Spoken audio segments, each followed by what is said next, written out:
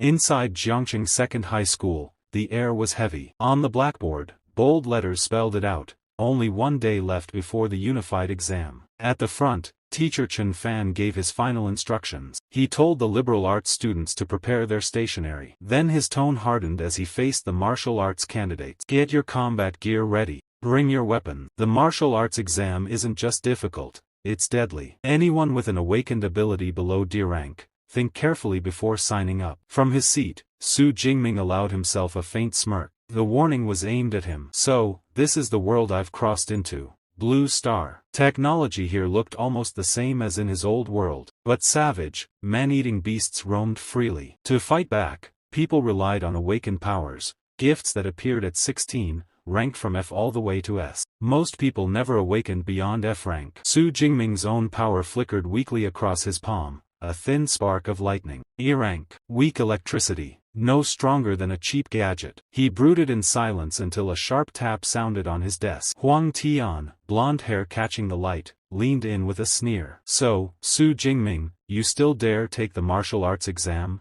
With trash like you, you'll only drag down the school's name. He smirked. Do yourself a favor. Stick with liberal art. Who knows? Maybe one day, you'll get lucky, be a clerk in my company. Before Jingming could answer, a chair scraped back. Lin Qinghuan stood, her voice clear. Mind your own business. Huang Tian scoffed, his confidence unshaken. Fine. During the exam, I'll show you all who really stands above. As he walks away, he throws one last vicious remark over his shoulder, predicting Su Jingming will die in the exam field. Once he's gone, Lin Qinghuan turns back to Su Jingming, her voice softer now. She tells him not to take Huang Tian's words to heart, suggesting that choosing liberal arts might not be such a bad path after all. Su Jingming stays quiet deep in his own thought. His eyes drop to his exam registration form. On it, his ability is clearly listed. E-rank elemental. In the Great Daxia Kingdom, the education system is split into 2 paths. Those with weaker powers can take the safer route of liberal art, living an ordinary life. But the martial path, it's a gamble with danger at every step.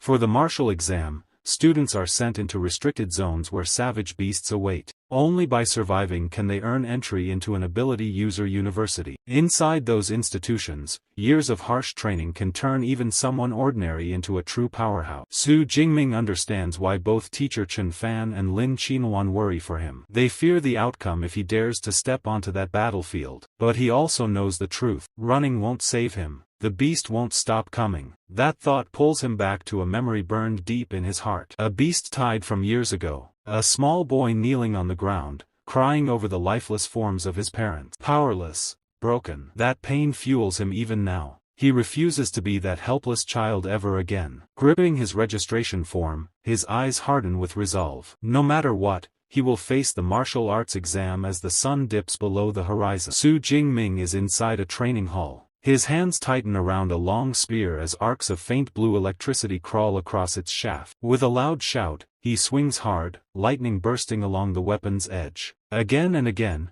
he repeats, pouring everything into his strikes until his body gives out. Exhaustion hits. He yawns wide, then slumps onto the floor, the spear clattering beside him. Staring at the ceiling, he mutters about his fatigue. For 2.5 years, he has trained with this spear. Yet, his mastery is still stuck at the beginner stage. He remembers the technique he bought. Lightning Gale Break.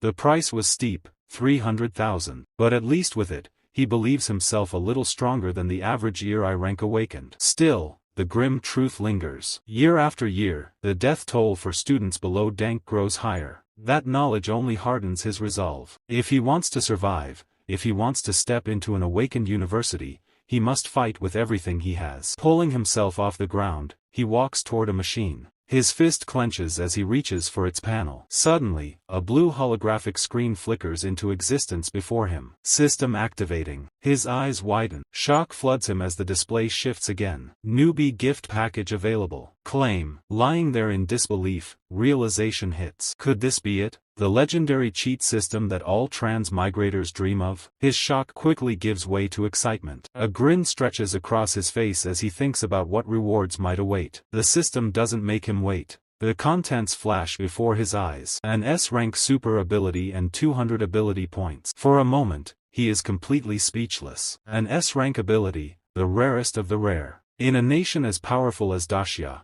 possessing an S-rank ability means immediate recruitment by the top universities and cultivation into a true powerhouse. Su Jingming is left stunned by the revelation. His heart pounds with disbelief, but also with hope. All his life, he carried the label of E-rank trash. Yet now this system had handed him a chance to rewrite his fate. His lips curl into a determined smile as faint sparks of his old weak electricity flicker across his palm. Claim. He accepts the gift without hesitation. In the next instant, 3 system windows unfold before him. Newbie package claimed. 200 ability points credited. S-rank ability. Purple Cloud Thunder God Lightning now distributing. The surge begins at his core. Energy floods directly into his heart. The sensation is unbearable, like being ripped apart from the inside. Violent purple lightning bursts through his body, shredding his shirt as if paper. A progress bar flickers in his vision, crawling upward as the storm within him grows wilder. The room cannot withstand the eruption. Windows shatter outward, walls crack, and debris scatters. Outside on the street, passers-by freeze at the sight of the explosion of light. A woman points upward in shock while her child tugs at her sleeve, asking what's happening. A young man fumbles with his phone,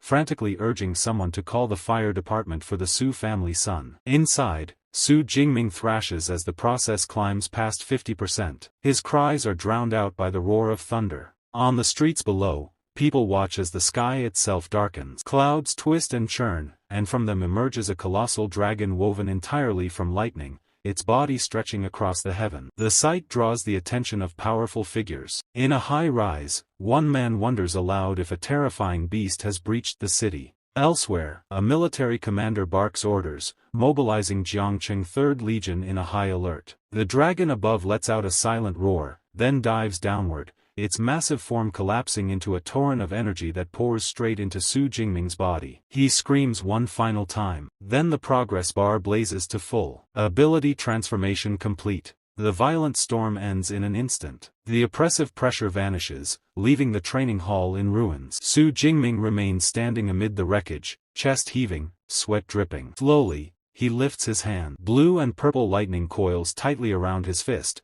sparking with destructive intent. A confident grin forms. This was no longer the feeble current of a stun baton. This was raw power, enough to obliterate with a single strike. But as his gaze shifts around the room, his excitement dims. The windows are gone. The walls fractured, the floor scorched. The commotion had been far greater than he intended. Relief flickers in him at the thought that he managed to suppress part of it. Then his eyes return to the floating system screen. The reminder of the second reward remains. 200 ability points. What are these used for? He mutters, reaching out to touch the interface once more. The system's voice explains. Ability points are earned by slaying fierce beasts. They can be spent to strengthen his body, his spirit, and his skills. A sly grin spreads across Su Jing's face. A cheat system this straightforward was everything he could have hoped for. Open system panel. At once, a detailed status screen unfolds before him. Name, Su Jingming. Level unranked awakened. Ability, S rank, Purple Heaven, Divine Thunder. Ability points 200. With a unified exam just one day away, his gaze sharpens. He knows these points must be used wisely if he's to maximize his strength. Blue sparks crackle across his fingertips as he commands. Allocate points. He thinks carefully. All abilities stem from the body and the spirit. Only by strengthening both can he unleash his full potential. He directs the system to divide the points between them. The upgrade begins instantly. His stats for physique and spirit skyrocket.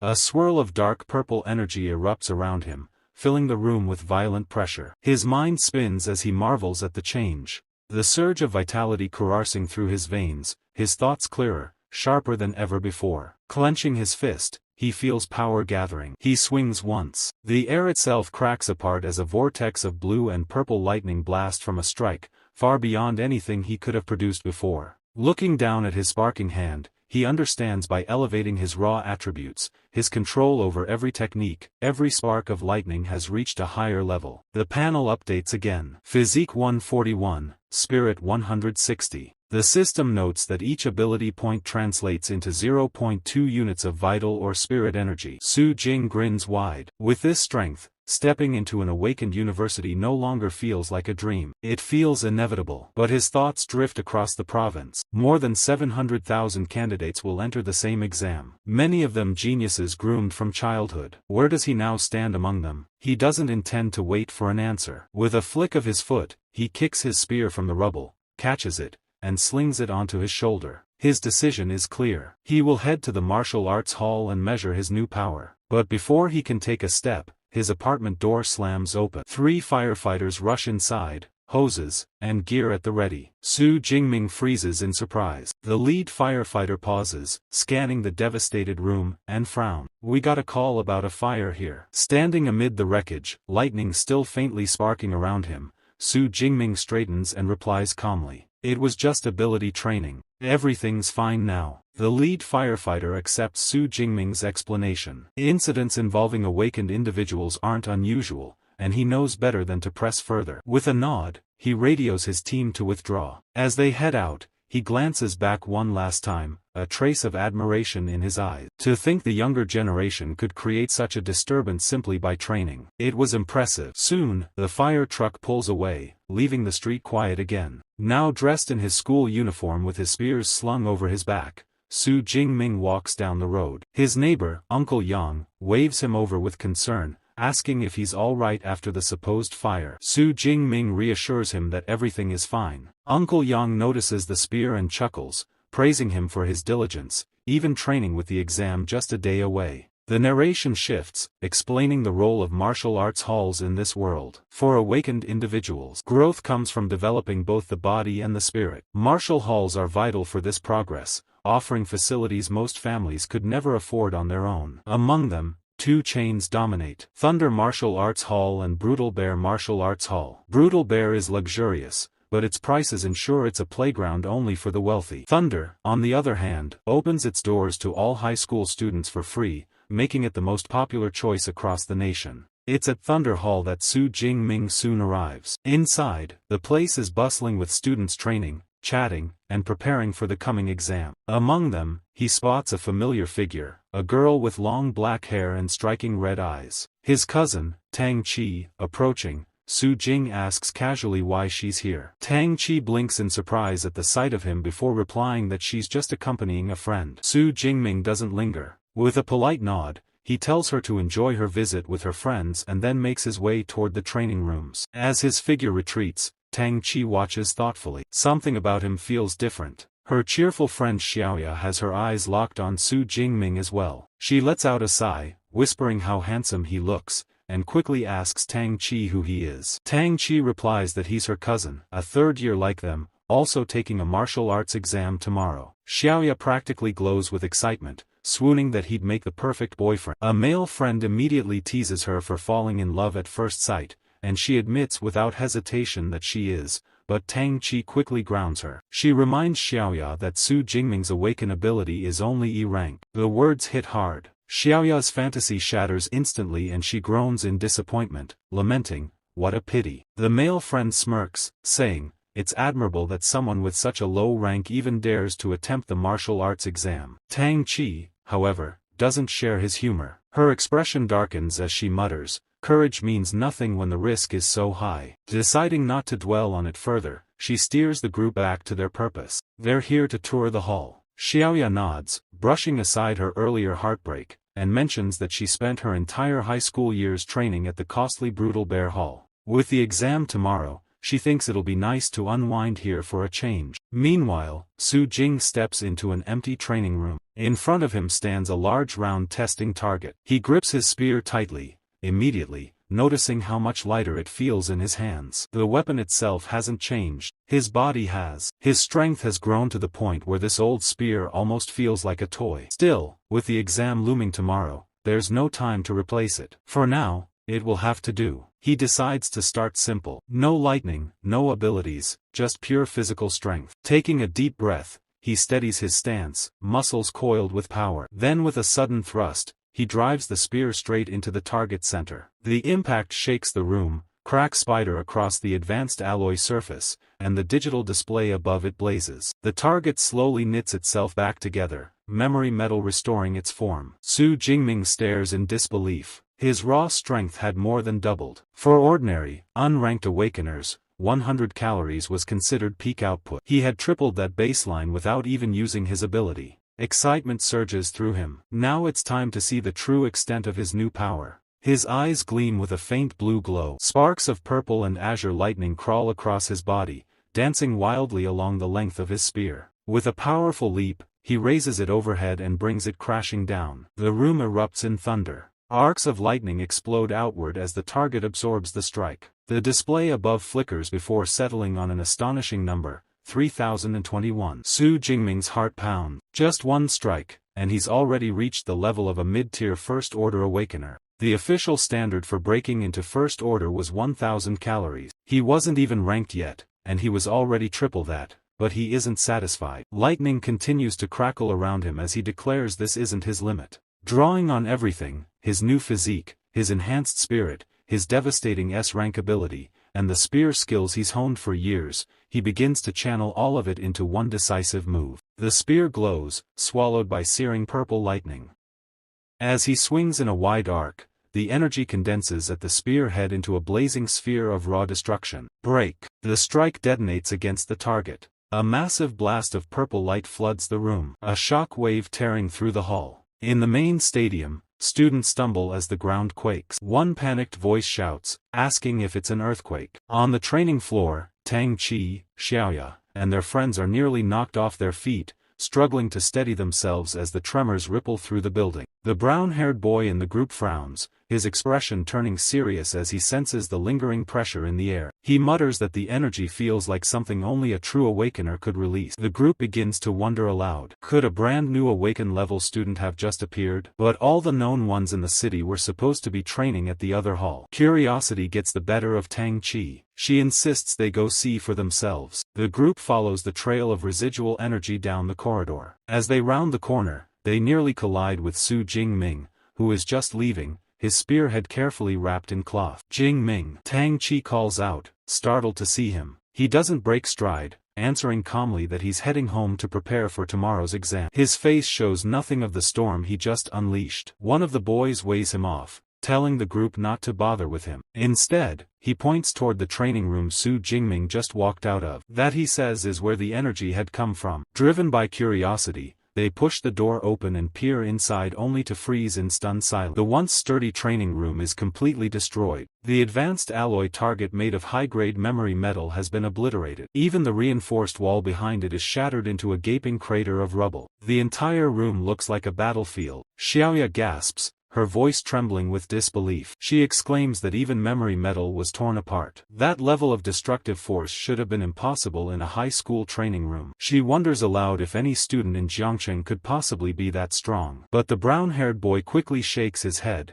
placing a hand against the crater's jagged edge. He says the residual energy is far too violent to belong to a student. His theory is simple. A powerful second-order ability user must have accidentally wandered onto the student floor. Another friend nods in agreement, adding that not even a genius from the provincial capital could cause this much damage, let alone someone from their small city. But Xiao refuses to let it go. Her eyes brighten with excitement as she blurts out her own theory that maybe, just maybe, Su Jingming is actually a hidden super genius. Her friends immediately burst into laughter. One teases her for reading too many novels, while another points out coldly that Su Jingming is a known ear rake. At best, his strikes would only hit 300, nowhere near this scale of destruction. The boy offers another explanation. Whoever caused the devastation must have left through another corridor. Then he turns to Tang Qi, who's been quiet the whole time, and asks what she thinks. Tang Qi doesn't argue. She only says one word. Maybe. Stepping past them, she runs her hand across the ruined wall. Her eyes narrow as she studies the marks embedded deep in the rubble. The grooves are unmistakable. They look exactly like the aftermath of a spear strike. The image of her cousin holding his spear flashes through Tang Qi's mind. A heavy doubt begins to settle in her chest. She silently wonders if Su Jingming taking the martial arts exam is really courage or just him overestimating himself. The next morning arrives bright and clear.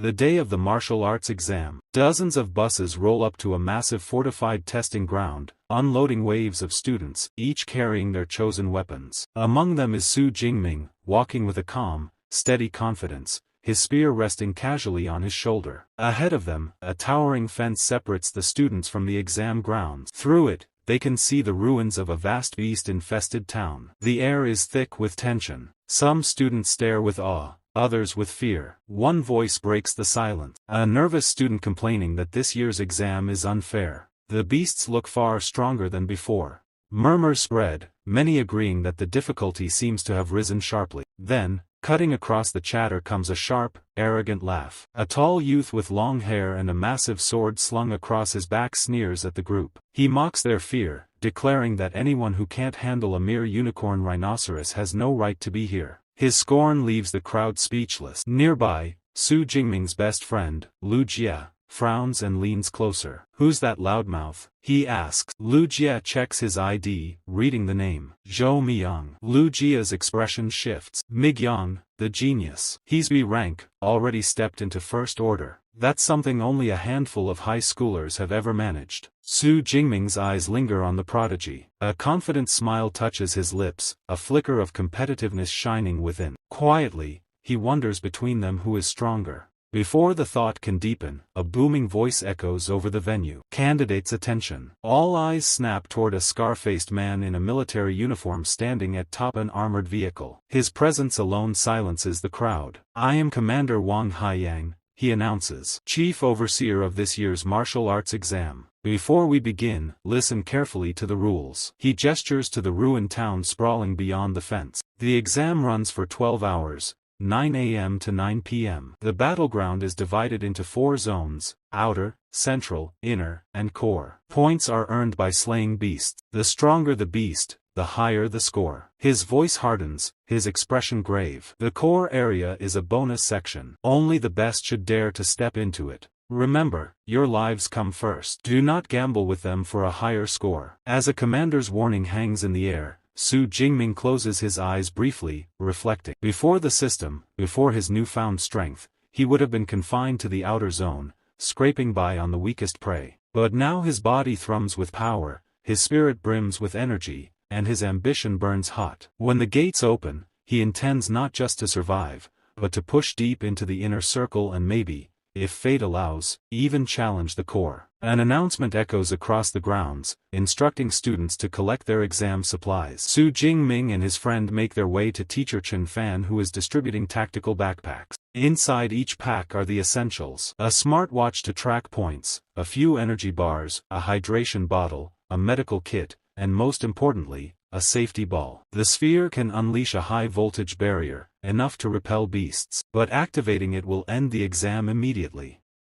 As Chen Fan hands the pack to Su Jingming, his voice softens. "Remember, your life matters more than your score. If it comes to it, don't hesitate to use the safety ball." Su Jingming bows his head slightly. "Thank you, teacher." Just then, a familiar voice calls his name. He turns to see Lin Qingwan running toward him, her expression warm as she invites him to join her team. At her side stands C Rank, who confidently assures Su Jingming that he'll keep him safe in the exam. But before Su Jingming can answer, another student cuts in sharply. He protests that this is a competition, not charity, and claims that dragging along an E rank will only lower their score. Another teammate quickly joins in, glaring at Lu for changing their plan without consent. The two of them make it clear they don't want Dead Wei holding them back. Lu bristles with anger, ready to defend his friend, but Su Jing calmly raises a hand to stop him. Smiling faintly, he declines the offer. "I appreciate your kindness, but I'll be going in alone." Lin Qingwan hesitates,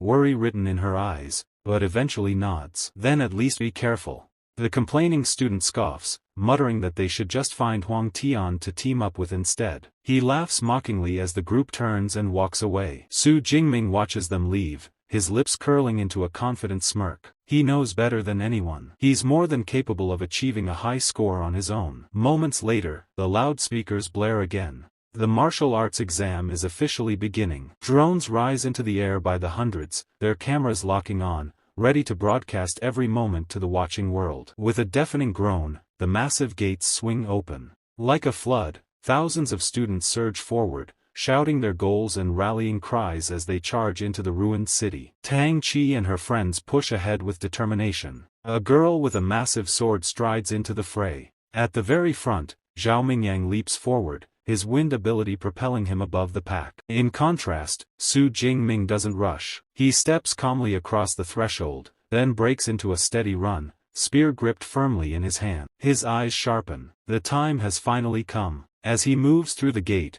he taps the smartwatch on his wrist. A holographic panel flickers to life, verifying his identity and displaying the real-time ranking. The leaderboard has already taken shape. At the very top sits with 7 points, 2 others trailing just behind him. Standing before the ranking board, Su Jingming takes it all in with quiet confidence. Xiao may have begun his hunt early, but instead of discouraging him, it only sharpens his own determination. While the rest scatter across the outskirts, fighting weaker prey, Su Jingming chooses a different path. He wastes no time. Heading directly into the heart of danger, the core area where the rewards are greatest, but so are the risks. The ruined city grows darker and heavier as he ventures deeper. Suddenly, he halts. Before him lies a chilling sight, a student sprawled lifeless in a pool of blood. A green safety ball untouched at his side. The attack had been so swift the boy never had a chance to activate it. For the first time, the brutal truth of the exam sinks in. The warnings from his teachers and the commander echo in his mind. Without the S-class ability he had received only yesterday, he could just as easily have been that body on the ground. With a firm breath, he steadies himself. Kneeling down, he retrieves the fallen student's smartwatch, sending out the signal for recovery. Opportunity always comes hand in hand with danger. He reminds himself, but then movement. A faint sound from the shadows. Out of a crumbling building emerges a massive clawed paw. A moment later, glowing purple eyes pierce the gloom. A shadow cat steps forward. In an instant, Su Jingming grasped the trap. The beasts left the corpse here as bait, and now the predator strikes. The cat burst forward, a blur of claws and shadow, its speed almost too fast to follow. Su Jingming moved just as swiftly, body tilting aside with calm precision, letting the strike cut nothing but air. The beast landed light as smoke, twisting with predator's grace, golden eyes fixed on him like blades. This was no ordinary monster. Its very name carried the weight of blood and fear, a nightmare for those untested. Muscles coiled, fangs flashing, its roar cracked the silence like thunder, a reminder that one bite could shatter bone. Su Jingming felt the weight of its presence pressing down, an aura meant to paralyze weaker souls. But instead of fear, his mind sharpened. He understood why others fell, yet he refused to let his spirit waver. Many young awakeners fall victim before even lifting a weapon. He remembers how the children of wealthy families train under protection, shielded by guards as they face this crushing aura from an early age. That privilege was never his. Now here he stands facing his first real battle with a fierce beast. His grip tightens around the spear. The shadow cat lunges again. The shadow cat closes in jaws wide. But Su Jingming doesn't even flinch. He plants his feet firmly, raising his spear. Purple lightning dances across the weapon, sparking wildly as he channels his strength. In a blur, the spear thrusts forward, the crackling tip tearing straight through the beast's head. The shadow cat crumpled to the ground, its lifeless form sprawled at Su Jingming's feet. He stared at it, a flicker of unease running through him. That crushing aura, the suffocating pressure meant to freeze prey, it hadn't touched him at all. Strange. Before the thought could settle, a blue holographic screen shimmered above his watch. Kill confirmed. Fierce beast eliminated. Target, shadow cat, unranked. Ability points +3. The text rolled on, reminding him of the system's cold order. Beasts ranked from 1 to 9. Anything beneath rank 1, just like human awakeners without rank, counted as unranked, weak on paper, deadly in reality. His gaze slid to the map glowing faintly on his wrist. 3 points. After all that, the reward felt painfully small. Unranked beasts are hardly worth his time. Now that he knows their aura has no effect on him, there's no reason to linger in the outer area. His goal is clear, the dangerous core of the battlefield. Without hesitation, he advances. Along the way, unranked beasts rush him. Shadow cats, iron-furred boars, wolf-like predators. Each one falls effortlessly, his spear cutting them down in a bloody trail. 3 points here, 5 points there. The numbers grow steadily, but something gnaws at him. This power of his, it's too overwhelming. Every strike ends a fight instantly. There's no real struggle, no chance to polish his technique. Worse, the energy drain is immense. He remembers his old E-rank ability, one he could maintain for hours without worry. But this new S-class power at full strength, he couldn't last even a single hour. And the exam is 12. He clenches the spear tighter. A new plan forming. From here on, he'll fight without relying on that devastating lightning. He'll conserve his strength and, more importantly, gain the battle experience he needs. The spear alone will be his weapon. But before he can put this strategy to the test, the ground trembles. A massive shadow looms ahead. Bursting through the ruins, a towering bipedal unicorn rhinoceros stomps into view. Its roar shakes the air as it lowers its head, hurling a wrecked car aside like a toy. The beast charges. Su Jingming doesn't retreat. He braces himself, spear in hand. The horn smashes into him with bone-crushing force, sending him flying back. Yet in mid-air, he twists his body with impossible agility,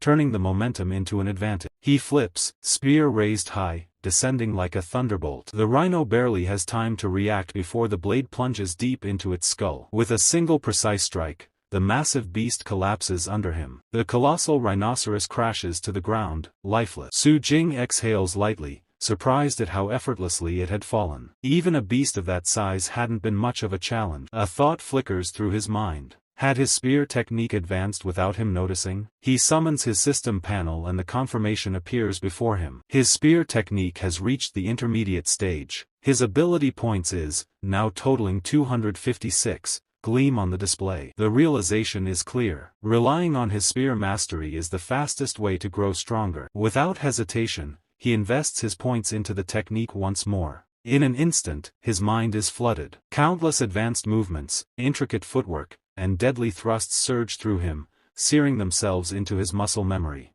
The weight of so much knowledge leaves him clutching his head. But when it settles, he feels reborn with a spear firmly in hand. Confidence radiates from him. He straightens, standing tall among the ruins, a predator awaiting his next prey. A grin plays on his lips as he whispers his anticipation. He can't wait to test these new skills against a ranked beast. In another corner of the outer zone, Lin Qinghuan moved with her team through the ruins, boots crunching over broken stone. She stopped suddenly, breath-catching, eyes narrowing at a fleeting silhouette in the haze. Was that Su Jingming? The thought slipped out in a whisper. One of her teammates scoffed, brushing it aside. Impossible. He's just rankless. Coming this deep would be suicide. The words made sense, yet doubt gnawed at her chest, a quiet weight of worry for the classmate she couldn't quite forget. Before the feeling could root itself, a sharp call snapped through the air. The team rushed forward, and when they saw what awaited them, every step froze. A massive unicorn rhinoceros lying dead in the street.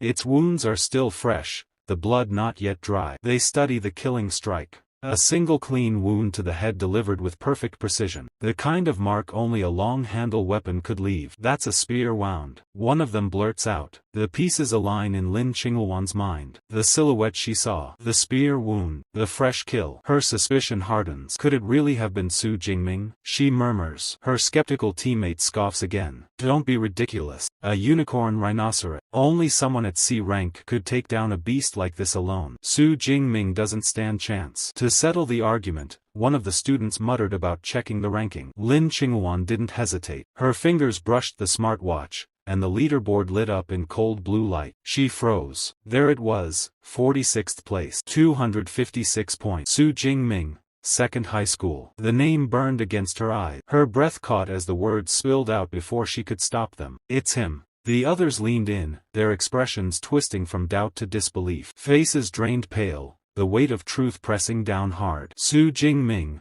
that Su Jingming, the one they mocked as useless, now standing in the top 50. No one wanted to believe it. Their voices stumbled over excuses, clinging to denial. A mistake, a coincidence, just someone with the same name. But their voices falter, doubt clouding their certainty. Far away from the battlefield, in a hall filled with massive viewing screens, officials and VIPs watch the rankings climb in real time. A spectator leans back with a satisfied tone. As expected, First High School is dominating. Look at the top 10. And Zhou Mingyang rank 1 with 412 points. At this rate, he'll surely be recognized as Juexing number 1 student. Another official chimes in, eyes narrowing. If he keeps this pace, maybe, just maybe, he could even break into the provincial top 100. Our city hasn't had that kind of talent in years. At the center of the group sits Zhang Wenshan, director of the Juexing Education Bureau. A smug smile spreads across his face. Zhou Mingyang is indeed the pride of our city. He will reach the provincial top 100. Mark my words. He turns with praise toward the principals of first and third high, complimenting their school's excellence. The two men bow politely, thanking him with practiced humility. But then, when Zhou Mingyang's gaze shifts, landing on Principal Zhao Yao of Second High, his smile turns cold, his words sharp. Principal Zhao, your school needs to work harder. Your so-called best student is only 18th, hardly worth mentioning. Zhao forces a nervous laugh, sweat trickling as he bows deeply. Yes, director, you are right. We will strive harder. Inside, however, he burns with silent rage. He knows Second High is struggling. Only 8 of their students made into the top 50. He ticks through their names one by one in his mind. Then he stops. Su Jingming. The name catches him off guard. He doesn't recall ever hearing it. Frowning, he mutters aloud. Who is this student? Why haven't I heard of him before? He turns to the teacher beside him. Chen Fan. Teacher Chen, do you know this Su Jingming? The reaction is instant. Chen Fan's jaw drops, his face stiffening in shock. He wipes the sweat from his brow, stumbling over his words. Su Jingming, that's the weakest rank in my class. The room falls silent. Chen Fan shakes his head furiously, struggling to process it. Could Su Jingming have been hiding his true power all along? No. Impossible. It makes no sense. Frustration boils inside him as he looks at the monitors. Only the top 10 students have cameras trained on them. And Su Jingming's name is far below that threshold, which means for now, nobody has any idea what he's doing or how an E-rank is tearing his way up the ranks so fast. Back inside the exam venue, Su Jingming has already broken through the outer area and stepped into the central zone where danger thickens with every step. The ruined streets are quiet, almost unnervingly so. A glass bottle crunches under his boot as he walks, pausing only to unwrap an energy bar and take a few steady bites. He notes the change immediately. Fewer beasts prowl here. That only means one thing. Ranked creatures. Beasts with intelligence, instincts, and territory of their own. The kind of opponents who truly test strength. Suddenly, he freezes. His senses sharpen, locking onto something ahead. His gaze narrows. Finally, my target arrives. A thunderous crash erupts as a striped monster bursts through a heap of wrecked cars. Muscles rippling, blades of bone jutting from its forelimbs. It's a first-rank fierce beast, the armed blade tiger. Su Jingming doesn't back away. Instead, he lifts his spear and chuckles softly. What luck! A first-rank beast already. Perfect. The tiger snarled, its roar shaking the ruins as it lunged, claws cutting through the air. Su Jingming stayed still, spear steady in his hands. At the last moment, he shifted, weapon spinning to meet the strike.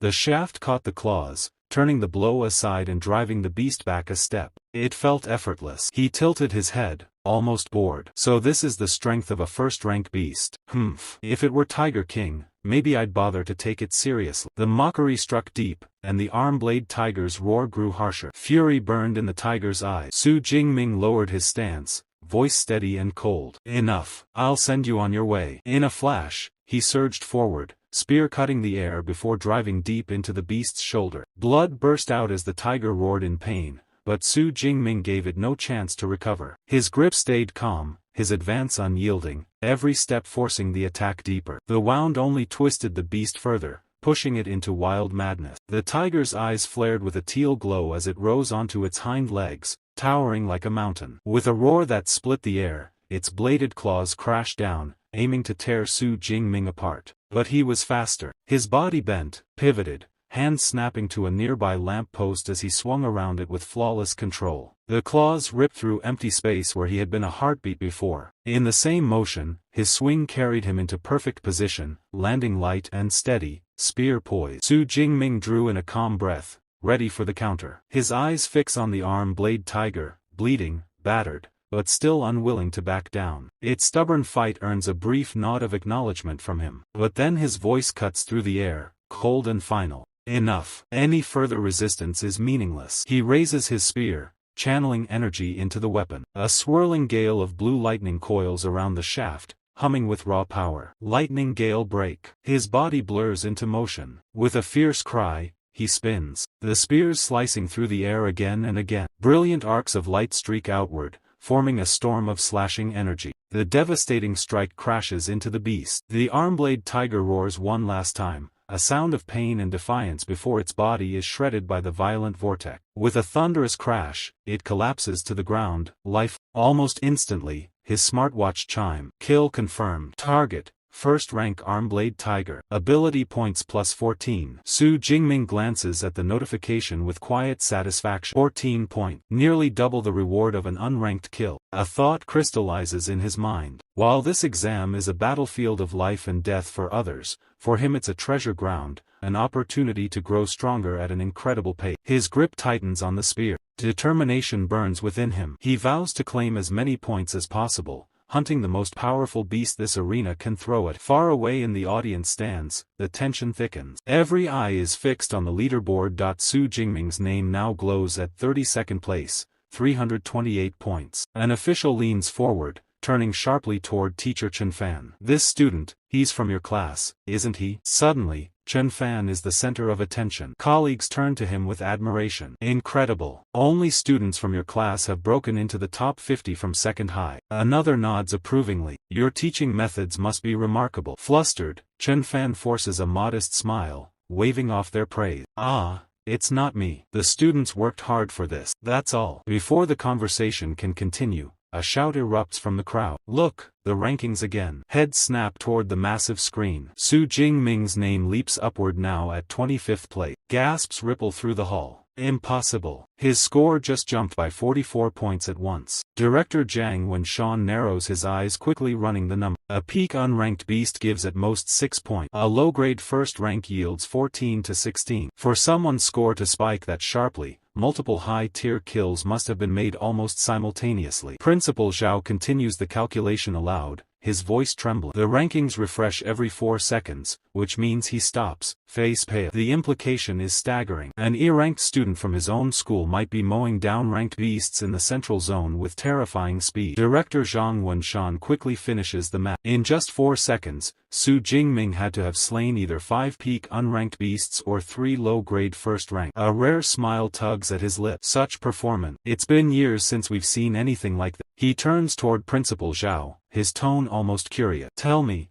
why have I never heard of this student before? He seems to be quite the prospect. Principal Xiao swallows hard, still reeling. I only just learned of him myself. We'll have to ask his homeroom teacher. He snaps his fingers, summoning Chen Fan forward. All eyes turn to the nervous teacher. Beads of sweat trickle down his forehead as he bows before the city's top official. Su Jingming. He awakened only an E-grade ability. Weak electricity. The words hang in the air like a thunderclap. The principal's jaw tighten. Are you certain? Could you be mistaken? Chen Fan shakes his head rapidly. No mistake. I was there. I even warned him not to join this exam. His ability was far too weak. A hush falls over the room. Director Zhang Wenshan leans back, eyes gleaming with intrigue. An E-grade, yet he's climbed this high. That means his strength comes from elsewhere. Interesting. Very interesting. He steeples his fingers, voice steady, but firm. We'll soon have our answer. With this momentum, he's bound to break into the top 10. Once he does, the cameras will be on him, and we'll see exactly how he's achieving this. His smile fades into a sharp edge. But if he's cheating,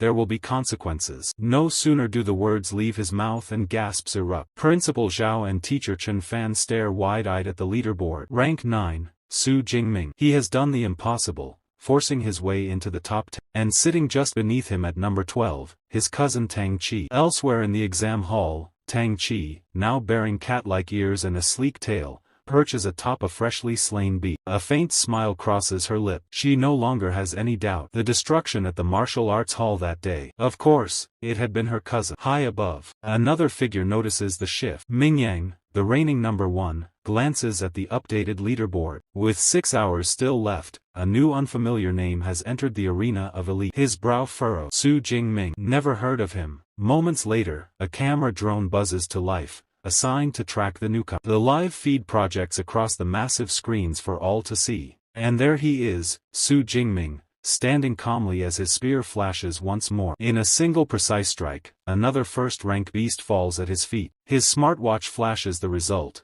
plus 14 points. Su Jingming glances at the notification and murmurs to himself. The efficiency of hunting beasts in the central zone far higher than outside. Su Jingming notices the drone hovering overhead.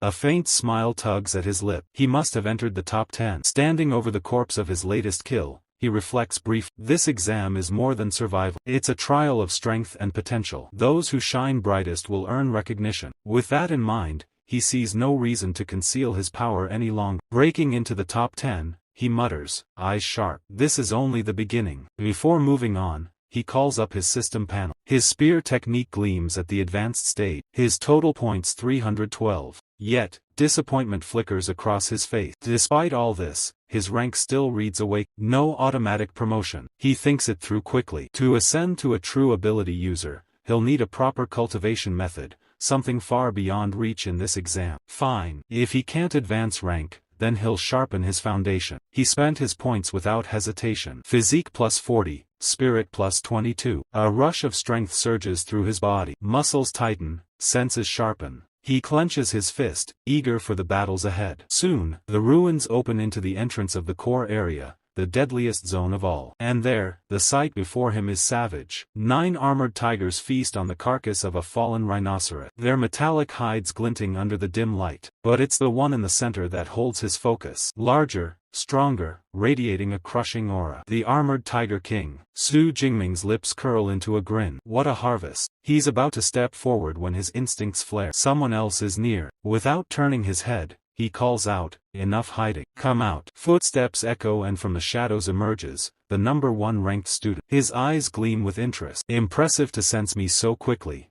I didn't expect the mysterious newcomer in the top 10 to be you. Su Jingming. Recognition clicks immediately. Su Jingming narrows his eyes. The top-ranked student. How did you know who I was? Mingyang chuckles, drawing closer. He had watched every strong candidate who could reach the core zone, but this name had climbed fast and felt unfamiliar. Who else could it be? He nodded toward the tigers feeding, hand resting on his sword hilt. I've been watching them, he said. The armored tiger king was a mid-grade first-rank beast with 9 at its side. No one person could face them all alone. Su Jingming tightened his grip on his spear, suspicion threading his voice. What, you want to steal my prey? Mingyang shook his head. Not at all. I do not need to. But that pack, no matter how strong you are, going alone is reckless. Join me and we will bring them down together. Zhao Mingyang's offer met 2 cold words from Su Jingming. No need. The tone left no room for argument. I'm more than enough by myself. He sounded calm, sure, and strangely distant. Without hesitation, he stepped into the open. Boots crunched over the shattered pavement, and every armored tiger turned its gaze toward him. A low chorus of growls rolled through the ruins. Atop the rhino carcass, the Tiger King threw back its head, roaring, its authority shaking the air. Su Jingming's eyes narrowed, taking in the scene. As expected from a king-led pack, they had formed a crude formation, stronger ones at the front, weaker flanking behind. They weren't mindless, they were disciplined. The tension snapped when one tiger broke from its rank, charging him with lethal speed from a hidden angle. Zhao Mingyang froze, eyes wide with disbelief and awe. Was Su Jingming rushing toward certain death, or was his confidence real? Su Jingming stayed still, spear held low, calm radiating from him. The tiger closed in, claws aimed to kill, until in a heartbeat the spear sprang to life. It spun so fast the shaft became a whirling circle, energy crackling in violent waves. Then, boom, a sweeping strike ripped through the air, a crescent of raw force wide enough to hit multiple targets. The first tiger didn't stand a chance, and the one beside it fell just as easily. Flesh and bones split cleanly as the spinning sweep rips through them. Blood erupts across the ruined street as 3-4 tigers collapse instantly. Notifications flare across his smartwatch. Ability points increased by 25. The pavement runs red as the broken bodies slump to the ground. In an instant, half the pack has been erased. The Tiger King's furious roar splits the sky, the air trembling with rage. Su Jingming glances at the carnage with only mild dissatisfaction. TCH, my body's still not strong enough. Could have ended them all in one strike. The surviving tigers regroup, circling him like predators, cornering prey. The king steps forward, its teal eyes burning with fury. Then it opens its jaws wide. The roar that follows isn't just sound. It's a sonic weapon vibrating with lethal force. The shockwave shatters every nearby window, sending glass raining down like a storm. The ground itself seems to tremble under the beast's fury.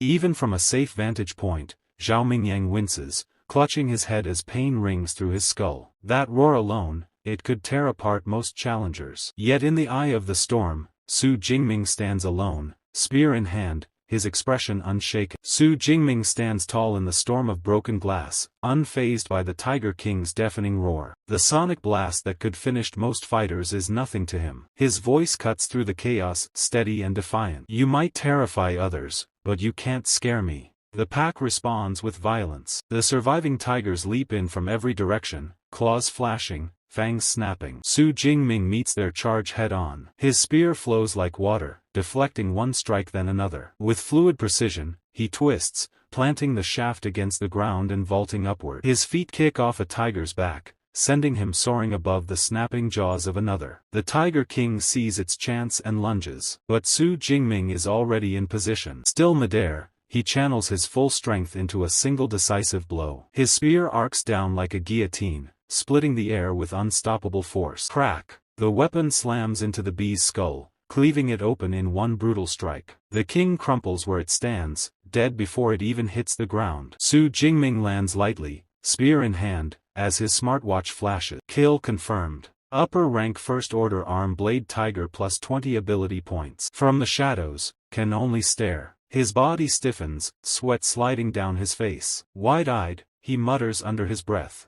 Impossible. He wiped out the entire pack by himself. What kind of monster is he? Su Jingming meanwhile is exhilarated. His points have surged. The tiger pack slaughter granting him a massive harvest. He grins, thoughts racing. If I keep this pace, how many points can I rack up before the 12 hours are over? The more I gain, the stronger I become. He turns to leave, ready to hunt again. But before he can take another step, Zhao Mingyang bursts from his hiding place. Wait, Zhao demands, his voice sharp. How did you do it? Crushing an entire pack like that with just a spear? Your ability? Is it some kind of reinforcement type? Su Jingming barely glances his way. With a powerful leap, he pushes off into the distance, calling back casually, lightning type. Zhao Mingyang freezes, rage boiling beneath his skin. He clenches his fist, teeth grinding. Lightning type. TCH. Does he think I'm a fool? He's mocking me. The thought burns deeper as realization hits him. If Su Jingming is killing this many beasts, his score must be skyrocketing.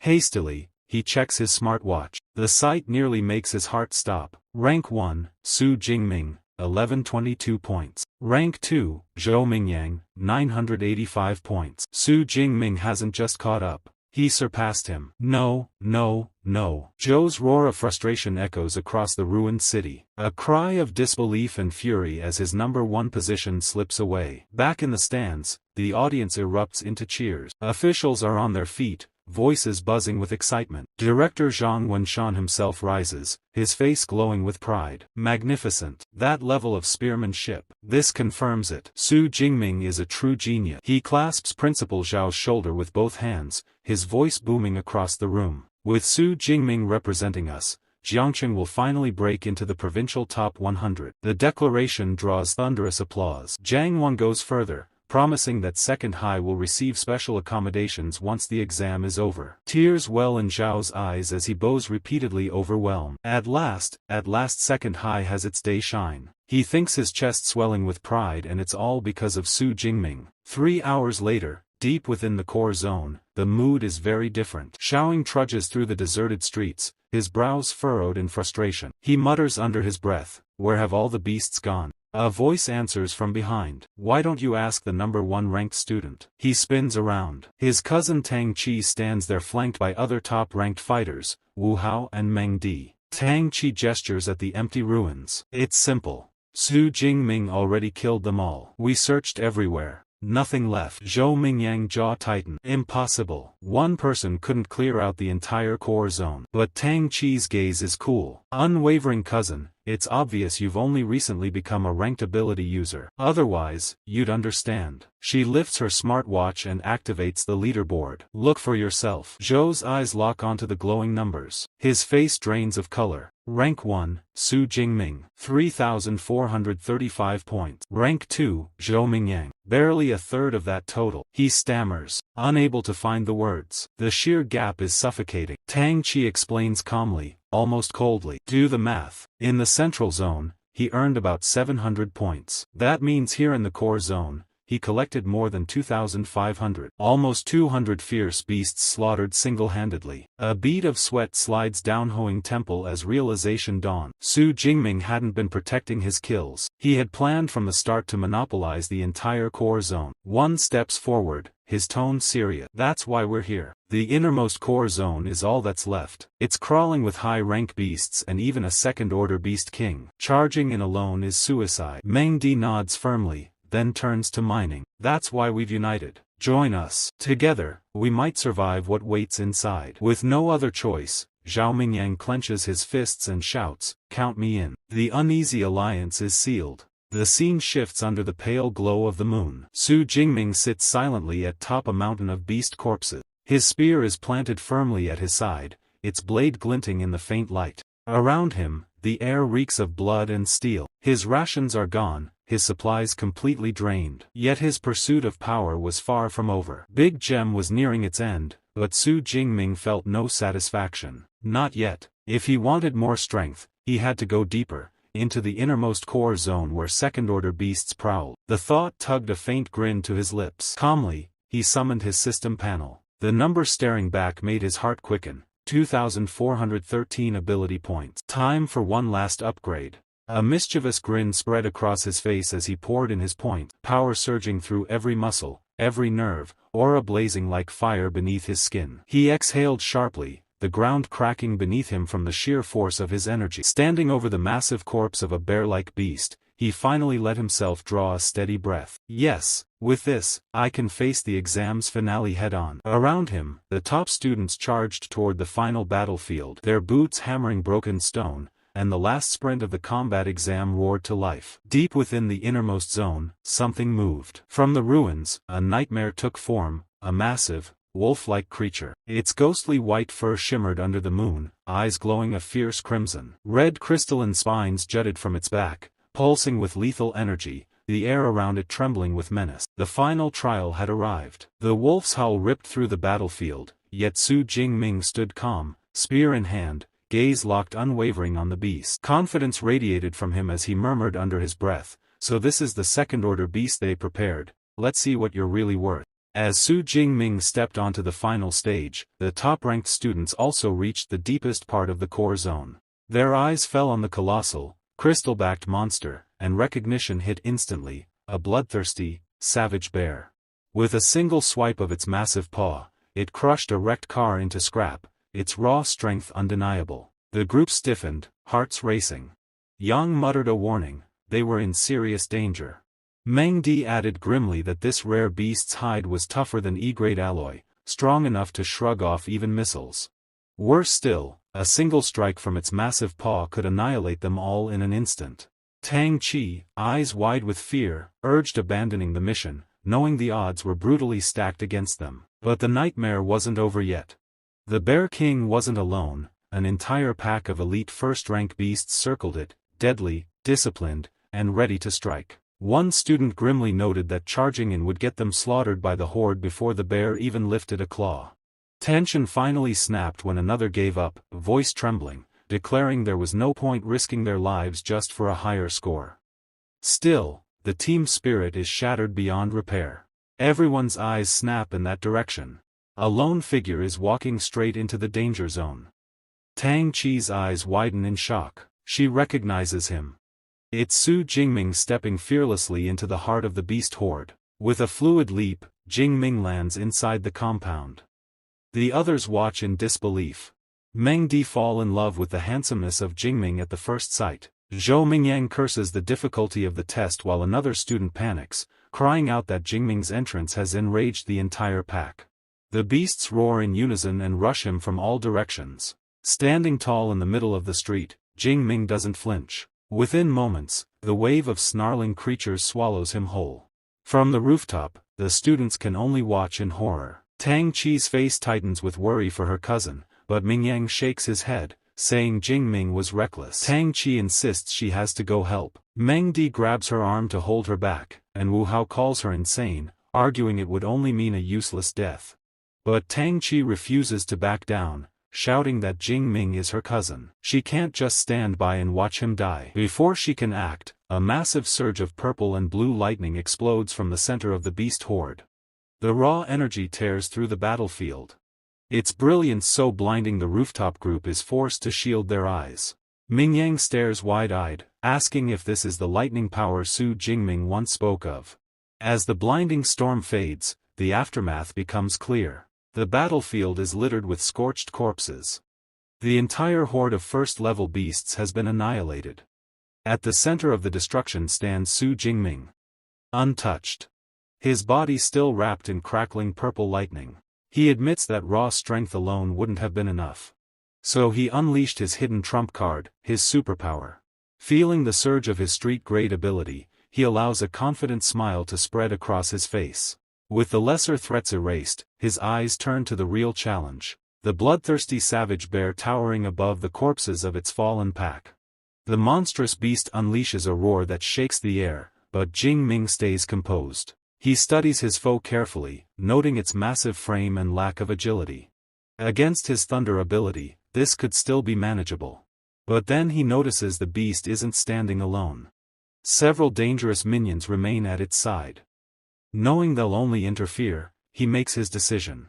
His gaze sharpens, his eyes glowing with fierce determination as he declares he will clear the battlefield first. In a flash, he bursts in emotion, lightning coursing through his body. His speed is blinding as he tears through the beasts. A high-rank shadow cat leaps at him, but he cuts it down instantly. His smartwatch chimes 13 points. Grinning, he marvels at how his thunder power amplifies his body, though he knows he can't maintain this heightened state for long. Still, it's more than enough to wipe out the stragglers. One by one, the lesser creatures fall beneath his spear. With a single sweeping strike, he cuts down a unicorn rhino, earning another 15 points as his watch flashes the confirmation. With the field finally cleared, the real battle begins. The savage bear bellows in rage, slamming its massive paws into the ground. The impact sends a shock wave ripping through the pavement, shaking the earth itself. Then it charges, every step, rattling the ground beneath it. Su Jingming, cloaked in his lightning aura, doesn't retreat. He launches forward to meet the beast head-on. At the last moment, he springs upward in a powerful leap, narrowly dodging the beast's crushing advance. His spear whirls in a deadly arc, smashing one of the large red crystals embedded in its back. The fight blurs into a furious clash. Jingming twists and dodges with precision. His counterattack striking true. One crystal after another shatters beneath his spear. Blood spilling as the savage bear's defenses crumble. His smartwatch keeps flashing, updating his points as he relentlessly dismantles the king of beasts piece by piece. The savage bear bellows furiously as its underlings fall one after another. Cloaked in lightning, Su Jingming sneers at the beast, asking if it's angry. He promises it'll be next. As he rushes toward the final rhino, the beast king's sharp eyes gleam with cunning just as Su Jingming prepares to strike. The massive bear lunged with terrifying speed. With a savage swing, it crushed its own minion into pieces, stopping the attack before it could connect. Su Jingming's eyes narrowed in shock. The creature had actually predicted his move. Then the bear king slammed its massive paws together, and the last minion was obliterated instantly. The impact sent a thunderous shockwave roaring across the battlefield, tearing the ground apart and shattering nearby vehicles. The rhino was caught in the blast, shredded completely, reduced to nothing, but the deadly blast missed its true target. Su Jingming, body crackling with lightning, twisted through the air with effortless grace, landing smoothly, untouched. The storm still hummed and sparked around him. The battlefield was cleared, no beasts remained, only the two rulers facing each other. His grin sharpened, electricity surging violently through his veins, eyes glinting with fierce anticipation. With fierce resolve he declared that with the minions gone it was time to see if the savage bear's armored hide could withstand the full force of his thunder. Su Jingming lifted his spear high and attacked the beast with all his strength, aiming straight for its massive head. The moment his spear touched the creature, a deafening thunder blast exploded across the battlefield, shaking the ground beneath everyone's feet. The drone camera hovering above captured every detail of the strike, and the people nearby felt a crushing pressure rolling out from that direction, almost as if a giant storm had descended upon them. The people watching the fight on the giant screen gasped in disbelief as the impact lit up the entire area like lightning flashing across a night sky. Among them, a fatty man could not contain himself and exclaimed to Principal Xiao, questioning if this was really just an E-class ability and accusing the principal of joking with them. Another person in the crowd pointed out that even by merely activating his ability, Su Jingming had instantly killed beasts before and could already fight on equal ground with rank 2 bosses, something even an A-class ability would find difficult to accomplish. An old man rubbed his chin and wondered aloud if what they were witnessing could be the result of an ability mutation, something rare and unheard of, but no matter the truth, everyone agreed that after this day, the entire Great Zia would be shaken by Su Jingming's performance. The crowd broke into laughter and chatter, but suddenly the scene shifted back to the beast on the battlefield. The mighty creature was not dead yet, only injured, and its glowing eyes filled with rage as it rolled across the ground and launched itself toward Su Jingming once more. Su Jingming stepped back, quickly realizing that his earlier attack had only left a superficial wound, and he landed lightly on the ground as his mind raced with thoughts. He assessed the beast, recognizing it as a rare species among rank 2 ferocious beasts, and he noted that its tough bristles made it impervious to ordinary blades and spears. Even more troubling was that its bristles did not conduct electricity, which meant that with his current strength it would be extremely difficult to kill this bloodthirsty violent bear in a single blow while crossing 2 whole tiers of power. The beast glared at him with fury, its body trembling with the release of an enormous amount of power that shook the surrounding air. At that instant, the beast's power surged higher, and it suddenly charged toward Su Jingming in a fit of rage, its heavy body tearing across the battlefield like a landslide. Su Jingming quickly twisted his body and dodged its strike, blocking another attack with his spear as he observed its movements. He realized that the beast had entered its berserk skill state so early in the fight, which proved that it truly hated him with every ounce of its existence. The beast's eyes glowed with red fury as it smashed objects in its path, roaring so loudly that it seemed the sky itself trembled, and then it lunged forward again. Su Jingming dodged swiftly, his body flowing like water, and he thought with awe about how astonishing the physical strength of the beast had become now that it was in berserk state. He also realized that while its strength was terrifying, the cost was that its already limited intelligence had now been completely destroyed, leaving it nothing more than a mindless killing machine acting only on raw instinct. Su Jingming turned in his movements and decided that he could not face the beast head-on, and for now, the safest strategy was to avoid its sharp edges and use his superior agility to keep it at bay. He ducked low and dodged again as the beast's massive claws struck the ground with a booming sound that shook dirt and rocks into the air.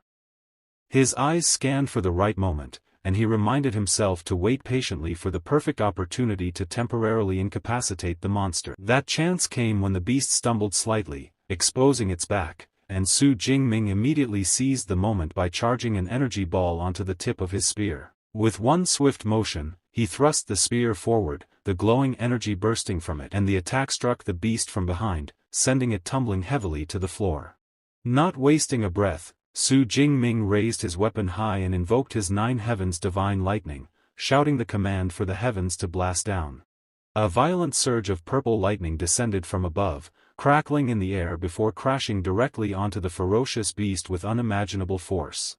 The power was so overwhelming that the entire battlefield was bathed in dazzling purple light, and a massive shockwave spread outward, shaking everyone watching. For a moment, the beast lay motionless on the ground, and Su Jingming exhaled as he thought the fight might finally be over. He muttered to himself that half a minute of purple divine lightning was enough to break even the toughest defenses, but before he could finish, the beast stirred again. Its bloodshot eyes opened wide, and with a furious roar, it dragged itself up and launched a desperate attack toward Su Jingming, refusing to die. But suddenly, its movements faltered, and the beast realized too late that paralysis from the lightning had finally taken hold of its body. Seeing this chance, Su Jingming declared that the time had come, and he unleashed his lightning gale technique, his body surging forward with electrifying speed. He struck the beast again with all his might, sending it flying high into the air before another explosive blast rang out as it slammed back to the ground. The creature's massive body shook violently, its skin scorched, and its chest bore a gaping hole from the lightning-charged strike, and at last, it was finally killed. Su Jingming heard the system notification in his mind, informing him that he had defeated a rank 2 low-tier bloodthirsty violent bear and had gained 24 ability points. Exhausted, he sat down on the ground with relief washing over him, muttering that it was finally over and that upgrading Lightning Gale for this fight had been the right decision. He acknowledged that the power had not disappointed him and admitted that although the battle lasted only 2 minutes, it had been the most exhilarating fight of his life. As he thought about the future, he wondered how many points he would gain if he cleared all the ferocious beasts in the core area. When the results were finally announced, the crowd was stunned to see Su Jingming sitting comfortably in first place with a staggering total of 10,835 points.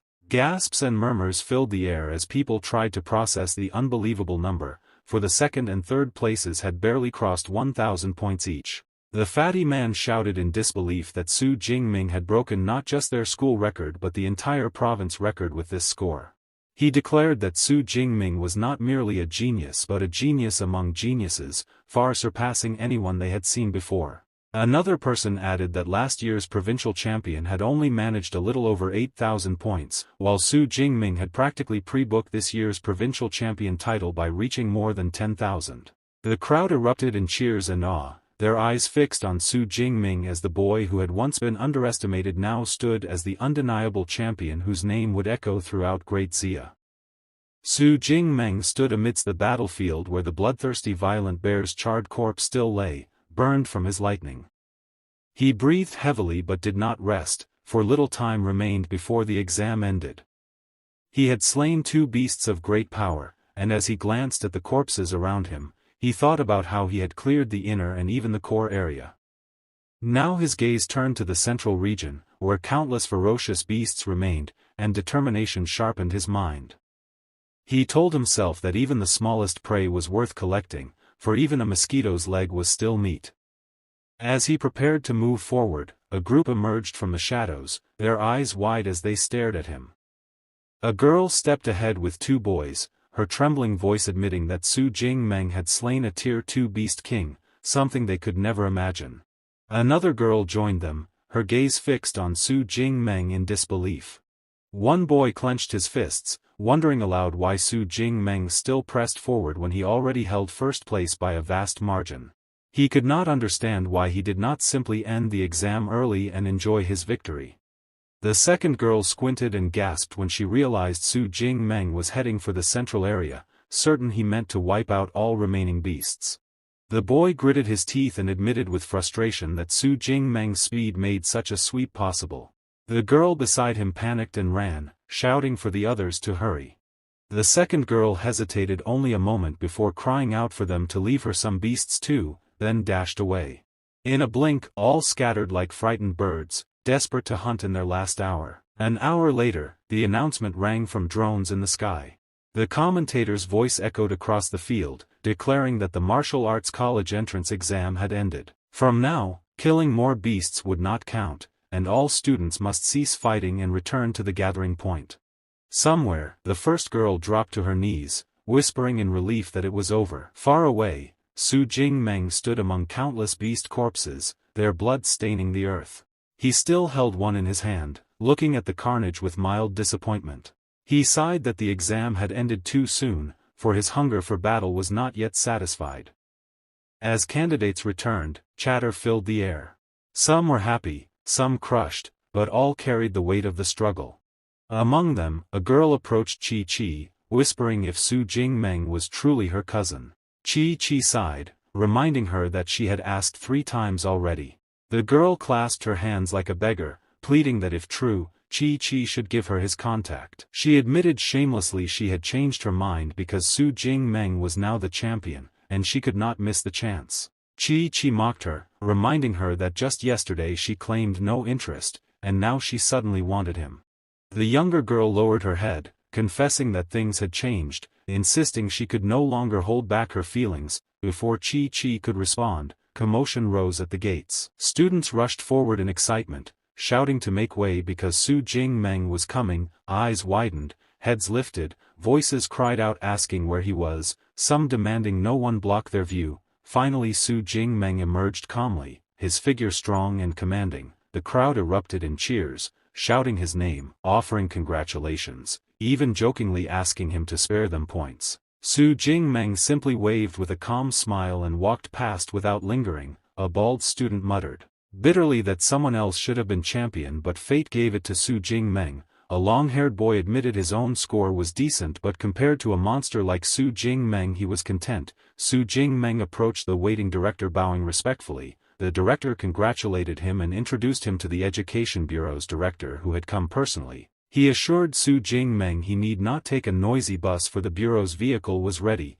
Su Jingmeng was relieved knowing a bus ride would mean endless chatter from peers. As he entered the sleek car he glanced back once at the students still watching with awe and envy. On the road the director asked whether he had decided on a superpower university. Su Jingmeng admitted he had not, for he had focused only on growing stronger. The director nodded and explained. He said that though hundreds of universities existed, the overwhelming majority of top superpower users came from the three great schools. First was Qingjing Superpower University, the pride of Great Xia, tied to the national system where graduates entered directly. Even the current Tier 9 National Guardian had come from Qingjing. Next was Moda Superpower University in the bustling port city rich in resources and competition. Finally Jiancheng Superpower University, over 2 centuries old, filled with heritage and powerful faculty. He emphasized that these three had top cultivation methods and guarded secrets not shared publicly, making them sacred to all students. Su Jingmeng asked curiously what top cultivation methods meant. The director explained that weaker methods required years for awakeners to advance, but with top methods one could reach superpower level in half a year. He assured Su Jingmeng that with his results he would certainly receive special admission offers from the top 3. Su Jingmeng nodded politely, thanking him, though his mind raced with possibilities. The car stopped and he finally reached home. The next morning steam filled the bathroom as Su Jingmeng finished bathing. He opened his status window, studying carefully. He muttered that 2,534 ability points were enough for any university.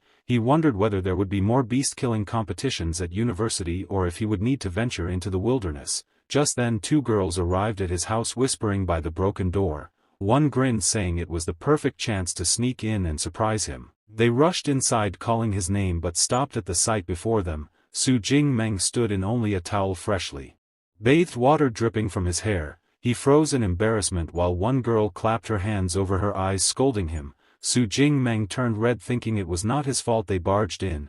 He remembered how his parents had died this year, leaving him grieving.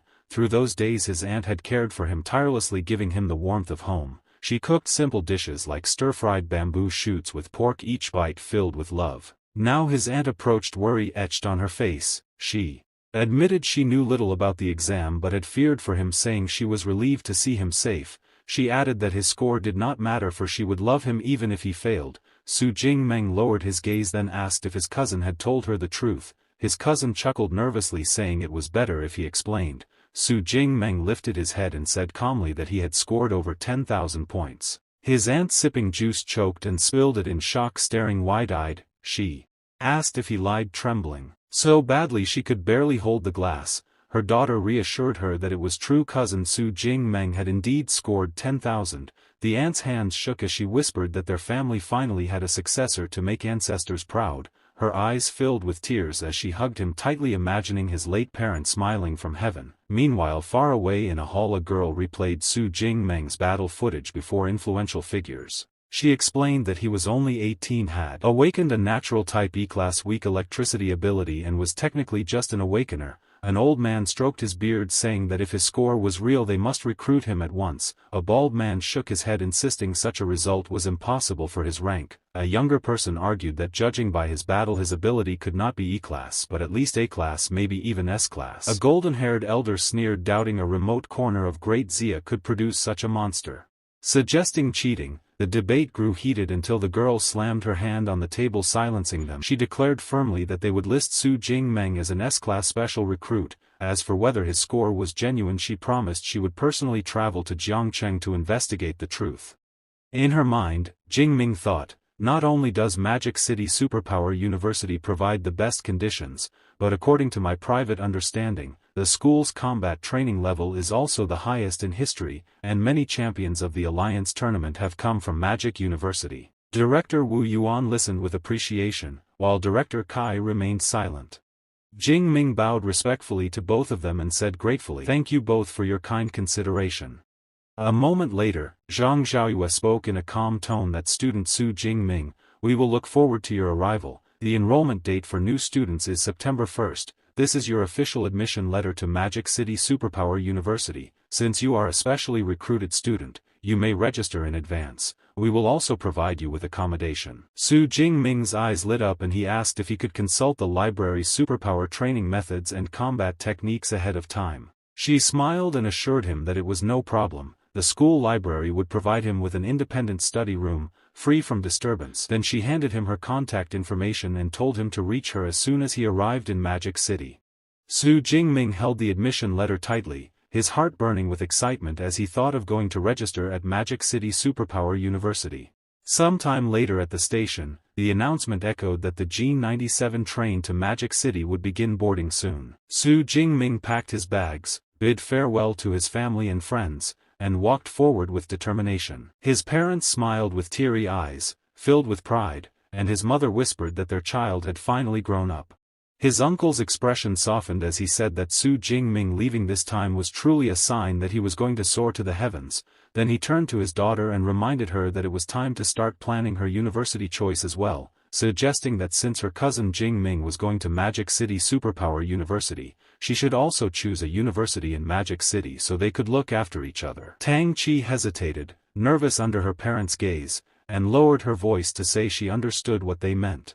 The scene then shifted back to Jingming, leaning against the train window flipping through a thick book and glancing at the clock, realizing there were still 6 hours until arrival and deciding he might as well review the superpower training method. Among the rewards for his college entrance exam, the most precious was the superpower training method known as the ABC method. Unlike ordinary explanations, this method was systematic and detailed, introducing various approaches focusing on speed, strength, and direction divided into beginner, intermediate, advanced, and top-tier levels, with higher levels granting faster progress.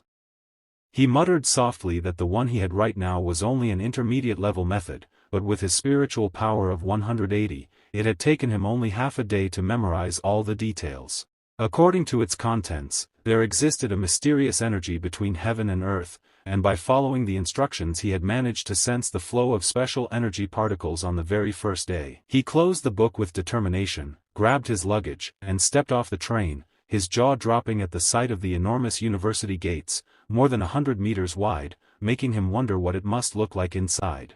Before he could finish his thought, a sleek sports car rolled up and a woman stepped out, greeting him with a calm smile as Jiang Yi, the director's assistant. Jingming respectfully greeted her as teacher Jiang Yi, and she invited him into the car, saying she would take him to handle the admission procedures first, then asked casually what he thought of the university. Jingming gazed across the enormous campus, noting that it covered more than 40,000 mu, a total of 26 square kilometers, with an average of 2,600 square meters per student, and explained that visitors could not even finish touring it in a single day, admitting that seeing it himself was truly better than hearing about it 100 times. Jiang Yi smiled at his composure and handed him a card, explaining it was his student ID and all-in-one card for dorm, library, and campus facilities. Jingming noticed the futuristic drones hovering above and compared them to those in his past life, recalling that during his PhD he had seen dorms ranging from 4-person rooms to single apartments, but never luxury villas for students. Reading his thoughts, Jiang Yi explained that every student lived in a villa, with luxury depending on performance, and since he was a provincial top scorer he had been allocated the most luxurious villa of over 800 square meters. She added that villas were assigned to 2 people, 1 per floor, so he need not worry about being lonely. Jingming widened his eyes in disbelief at such luxury, though in his heart he felt that while a double dorm wasn't bad, he still preferred the warm harmony of a 4-person dorm, having been an orphan before and after his transmigration. When they entered the dormitory, Jiang told him that all admission procedures were complete and she would now explain important things to note at the school. Jingming calmly asked her to continue, and she explained that there were 2 main points, the credit system and the exclusive mentor system. First was the credit system, where credits were everything, required for meals, purchases, equipment, and treasures, with each credit worth about 10,000 deoxy currency. Credits could be obtained in many ways, one being fixed distribution based on rating each academic year, so if his admission rating was S-class, he would receive 100 credits this year. She clapped her hands and summoned a small gadget, surprising Jing-Ming, and explained it was the artificial intelligence equipment provided in every dorm, called Aliva, a subunit of the school's advanced AI department, though still a level 4 AI capable of assisting daily life. Jing-Ming thought to himself that the AI technology on Blue Star was far more advanced than in his previous life. Jiang then described the exclusive mentor system, where every student could request a mentor they admired, though the mentor had to agree, and explained that the school's mentors were all high-level superpowered individuals with their own original combat techniques and methods, not shared with outsiders, which could only be learned as disciples. Jing-Ming asked if even freshmen could get one-on-one guidance, and she confirmed they could. She then recommended the dean of the Weaponry Academy, Yang Jingtian, as her top suggestion, describing him as 52 years old, a Tier 7 high-rank superpower with the A-rank lightning element and the wind-fire true thunder power, proficient with fists, spears, and swords but best with the spear, known as Thunder Spear, who had even slain the earth-shaken demonic veil. Su Jingming was amazed at this information, and Jiang added that aside from him, other lightning element mentors existed in the elemental and weaponry academies, but the choice rested with him. Jingming's eyes brightened with excitement, deciding Dean Yang was the best choice. Sometime later, as he approached Dean Yang's residence, Jingming noted its higher class compared to student housing, and suddenly a senior called from behind asking if he was here to seek mentorship. Su Jingming turned to see a senior student who looked annoyed and asked if he was really just an awakened, specially recruited student. Jingming calmly replied yes, and the senior frowned, explaining that usually specially recruited students were already Tier 1 high rank or mid-rank, not awakened. He introduced himself as Ming Yan of the Weaponry Academy and asked Jingming's name, who answered calmly that he was Su Jingming, a freshman who had just registered.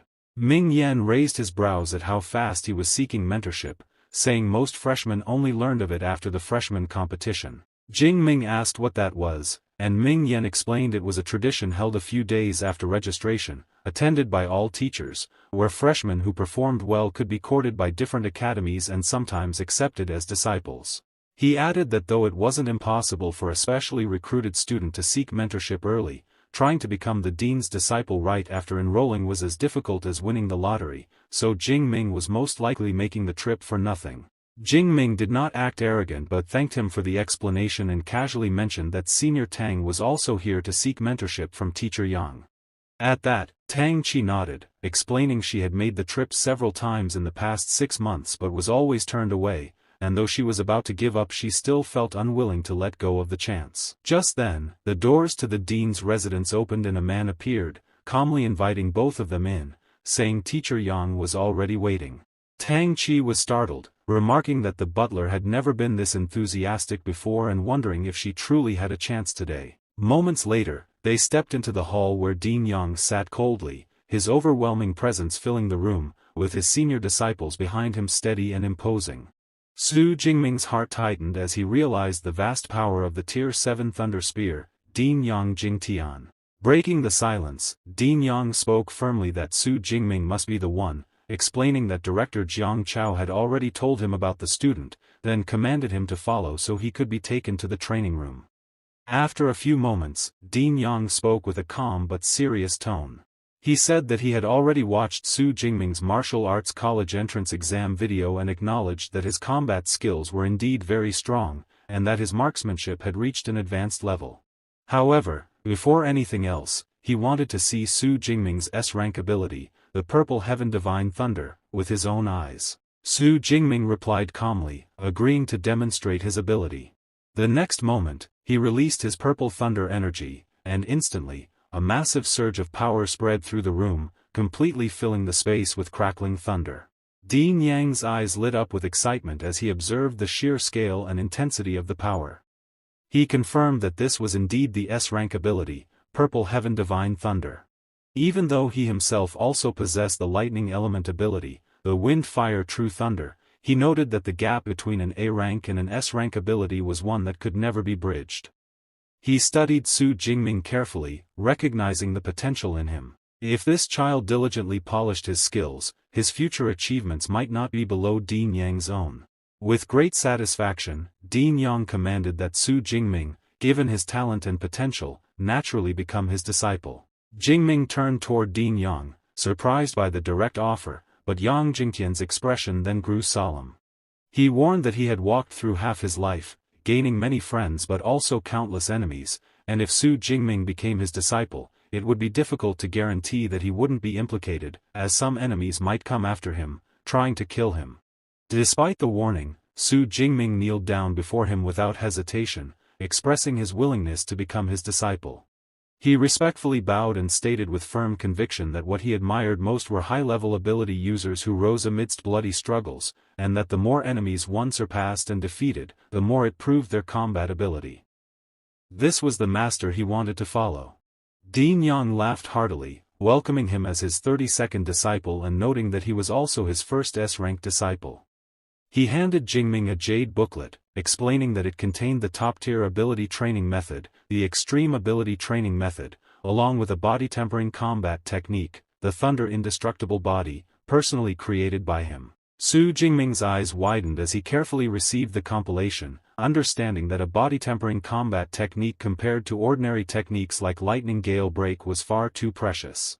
Yang Jingtian nodded, emphasizing that the ability training method was one of only 3 top-tier methods in the entire school, and that the Thunder Indestructible Body embodied his lifelong efforts. It had already been certified by both the Thunder Martial Art Hall and the Tyrant Bear Martial Art, and was rated as an S-rank combat technique. Jingming froze, stunned at the magnitude of what he had received.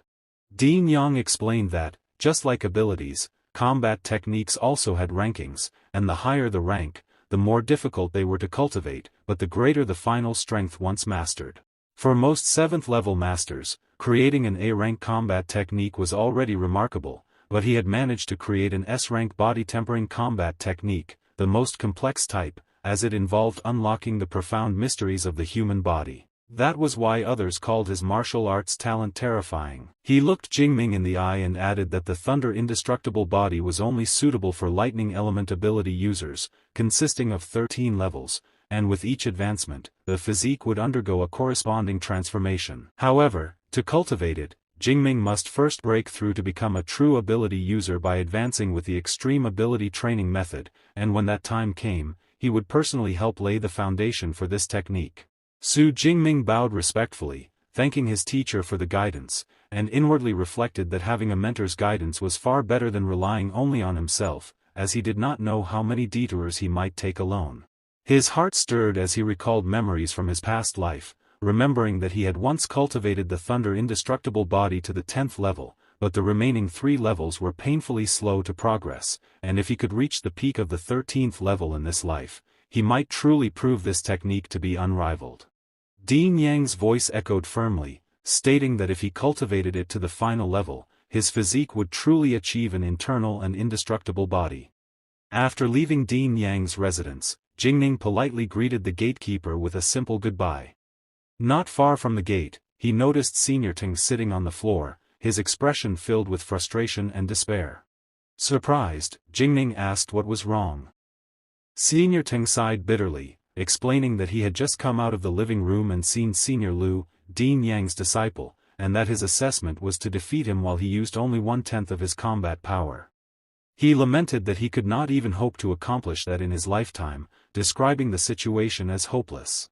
He glanced at Jingming and added that he assumed he had failed too, and offered to share some of his experience to help him be more prepared next time. Jingming smiled faintly and shook his head, explaining that there was no need, as he had already passed. Senior Teng's eyes widened, jaw clenched in disbelief, asking who he really was, noting that he had never heard of a dean-level mentor accepting a disciple before the freshman competition and wondering if Jingming was the principal's son, though he did not appear to be. While Senior Teng was still filled with doubt, Jingming simply bid farewell and returned to his dormitory. Inside, he entered the 2nd floor of his training room, sat cross-legged, and took out the Jade Manual, reflecting that as expected of a top-tier ability training method, the primordial energy it provided was far greater than a medium-level one. Without hesitation, he began cultivating, deciding that since he had already mastered the fundamentals of the training method, there was no need to go step by step and he could add points and advance directly. He checked his status panel, selected Add Points, and began channeling energy. His body trembled violently as waves of power surged within him. Unable to fully control it, thunderous energy burst from his body, filling the entire dormitory with crackling purple lightning. Clenching his teeth, he endured the pain and guided the energy with unyielding will. After what felt like an eternity, the surging energy finally stabilized, and he let out a long breath, smiling as he realized he had broken through and officially awakened his ability. The system notification confirmed that he had become a first-tier ability user. To test it, he summoned his purple heaven divine thunder, with sparks of purple lightning dancing across his fists. He marveled at the tremendous improvement, noting that his vitality and spirit had at least quadrupled, and that if he encountered a Tier 2 bloodthirsty tyrant bear again, he probably would not even need his spear, as his thunder alone could destroy it. He checked his stats, muttering that no wonder higher-ranked cultivators craved superior ability training methods, as ordinary methods would have only increased his vitality and spirit by 30 or 40 points, while the top-tier method had nearly raised them by 100 points in one go. Afterwards, he planned carefully, deciding to save the remaining ability points for future combat techniques, especially for the Thunder Indestructible body, noting that its comprehension would consume a huge amount of points, and he wondered how long it would take to fully master it. The next day, Jingning visited Dean Yang again. The dean was stunned when he sensed Jingning's aura, half-nervously commenting that he had taught at the Martial University for over 20 years, witnessed countless geniuses, and that even the best among them needed time to transform into ability users, yet Jingning had advanced so quickly, in less than 24 hours. Jingning gave a modest smile, claiming that perhaps the only thing worth being proud of was his speed of advancement, though he noted that even the introductory step of forging the foundation for the Thunder Indestructible body was not easy and that he was prepared to challenge it. Dean Yang nodded and explained that forging the foundation involved using the blood essence of a lightning element ferocious beast as a guide to temper muscles and bones, and that the final strength of the Thunder Indestructible body was directly tied to the grade of the beast blood used. He paused solemnly, stating that since Jingning had successfully advanced, he would help forge the foundation that day. Originally, he had planned to use the essence blood of a 7th-tier storm giant bear that he killed years ago, but hearing from Yang Chaui that Jingning could receive one S-rank resource per year, he petitioned the principal on his behalf, and together they secured the essence blood of an 8th-tier ferocious beast, the Thunder Transsource Aura Beast. Jingning's heart surged with excitement at the lengths his teacher and the principal had gone for him, vowing to repay their kindness in the future. Dean Yang placed a hand on his shoulder, encouraging him to begin immediately. On the second floor of the training room, the essence blood was prepared.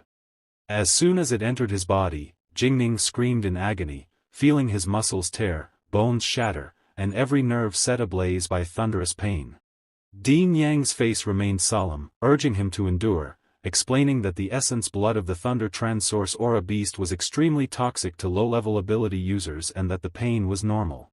He then used his Wind Fire True Thunder to help forge Jingning's foundation, with the wind, fire, and thunder interweaving and channeling into his body.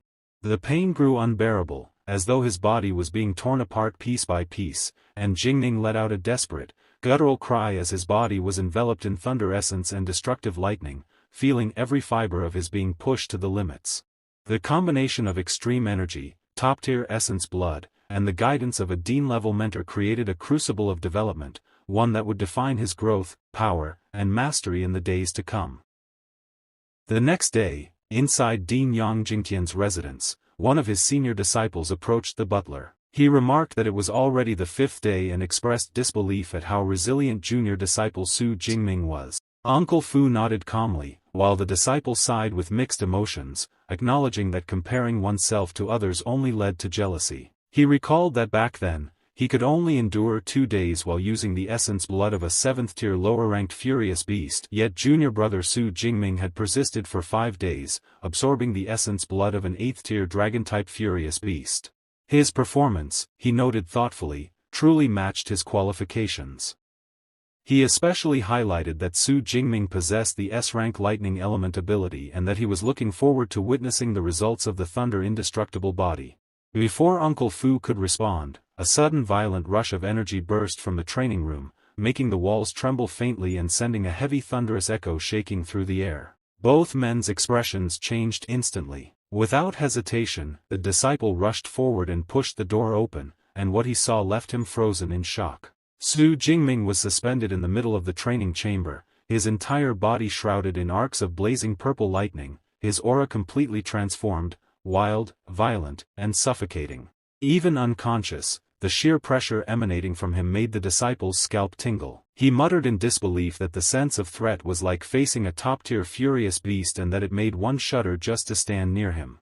But before he could regain his composure, Su Jingming's eyes snapped open, filled with violent, feral light. A surge of killing intent erupted, and without conscious thought, he lashed out with his power toward his senior brother. The disciple stiffened in horror, realizing he had no way to withstand this uncontrolled strike. At that instant, Yang Jingtian's voice thundered through the room, commanding Su Jingming to wake up. The word struck like a whip. Su Jingming froze mid-strike, his body trembling violently, and slowly clarity returned to his gaze. The raging thunder around him dispersed, leaving him staggering and breathing heavily, his face filled with confusion. He muttered in disbelief, asking teacher what had just happened to him and why he had felt such an overwhelming urge to destroy everything. Yang Jingtian stepped forward, his expression steady yet grave, and explained that the essence blood of the thunder trinos had likely influenced his mind, as the beast was infamous for its ferocity. Because his absorption capacity was abnormally high, he had experienced this side effect, but there was no need to worry. As long as his emotions remained stable and did not fluctuate too intensely, the influence would gradually fade as his strength increased. Su Jingming lowered his gaze, studying his hands, and calmed his breathing, but his heart carried a heavy weight. He murmured softly that he did not ever want to be controlled by his emotions or end up doing something he would regret in the future. When the thunder light finally faded, Dean Yang's face broke into a rare smile. He stepped forward with evident pride and declared that the forging was perfect, and that Su Jingming's absorption rate had reached 98%. A murmur spread through the room as Yang Jingtian noted that among the more than 20 disciples who had practiced the thunder indestructible body under him, the highest absorption had been only 92%, meaning Su Jingming had broken a record that had stood for years. The senior disciple who had observed the trial clapped him on the shoulder, congratulating him for successfully forging the foundation of the thunder indestructible body, noting that his path in martial arts would now be much smoother. Jingming glanced toward the senior, asking who he was. Yang Jingtian replied that he was Senior Lu, a peak third-tier ability user, and if he had questions about cultivation, he should ask him. Senior Lu stepped forward with a faint grin, stating that he had not prepared anything special, but as a greeting gift to his junior brother, he would transfer some credits to him. Jingming protested in surprise, claiming 200 credits were too much, but Lu waved his hand, insisting it was a welcome and that a senior should look after his juniors. Yang chuckled, adding that 200 credits were nothing and that a senior brother ought to care for his juniors, and that when Jingming had juniors in the future, he would understand the importance of preparing a greeting gift. Jingming bowed politely, expressing his gratitude and understanding. Yang Jingtian then shifted to a business-like tone, explaining that the foundation forging had succeeded after 5 days without food or water, and that he should rest well today, as tomorrow morning he would begin fist and spear techniques with Senior Lu. Jingming responded calmly, acknowledging the instructions. That evening, Jingming returned to his villa, where his new roommate burst out with excitement, introducing himself as Luo Wentao. Jingming responded with a modest nod as Wentao's eyes glittered, checking him carefully and noting that he was really Su Jingming, the top scorer from Jiangnan province, and calling him a dark horse. Wentao clapped Jingming on the shoulder like an old friend, expressing disbelief and excitement that they would be roommates. Jingming found the boy overwhelmingly talkative but warm, a chatterbox and oddly friendly, which pleased him as he had always hated loneliness. Memories of his past life in an orphanage surfaced, and he felt that if he were an orphan again, this roommate would make the experience bearable. Wentao boasted cheerfully that he was top 20 in Sichuan, an A-rank spiritual ability user at first-tier middle rank, planning to study tactics and one day command armies to slaughter furious beasts across Blue Star, laughing loudly, full of bluster and good humor. Jingming only smiled and stated that he was heading to the martial arts hall, keeping the conversation light while focusing on the task ahead. They walked together toward the martial arts hall, specifically the Thunder Martial Hall branch at the university. When they arrived, both paused at the sight of the hall, which was alive with energy and history, the air thrumming with controlled power. An orange-haired student released a burst of fire energy, shouting that his C-rank combat technique, Extreme Young Blazing Flame, was finally mastered. Observing beside Jingming, whispered that this was excellent for practice. Alaba stepped closer, explaining that the public training room could accommodate up to 300 students simultaneously and that the entire hall was infused with a C-rank LOD mixture and mental safeguards, so there was no need to worry about damage from abilities or combat techniques. She added that private training rooms were also available, but Jingming shook his head calmly, saying the public area would suffice.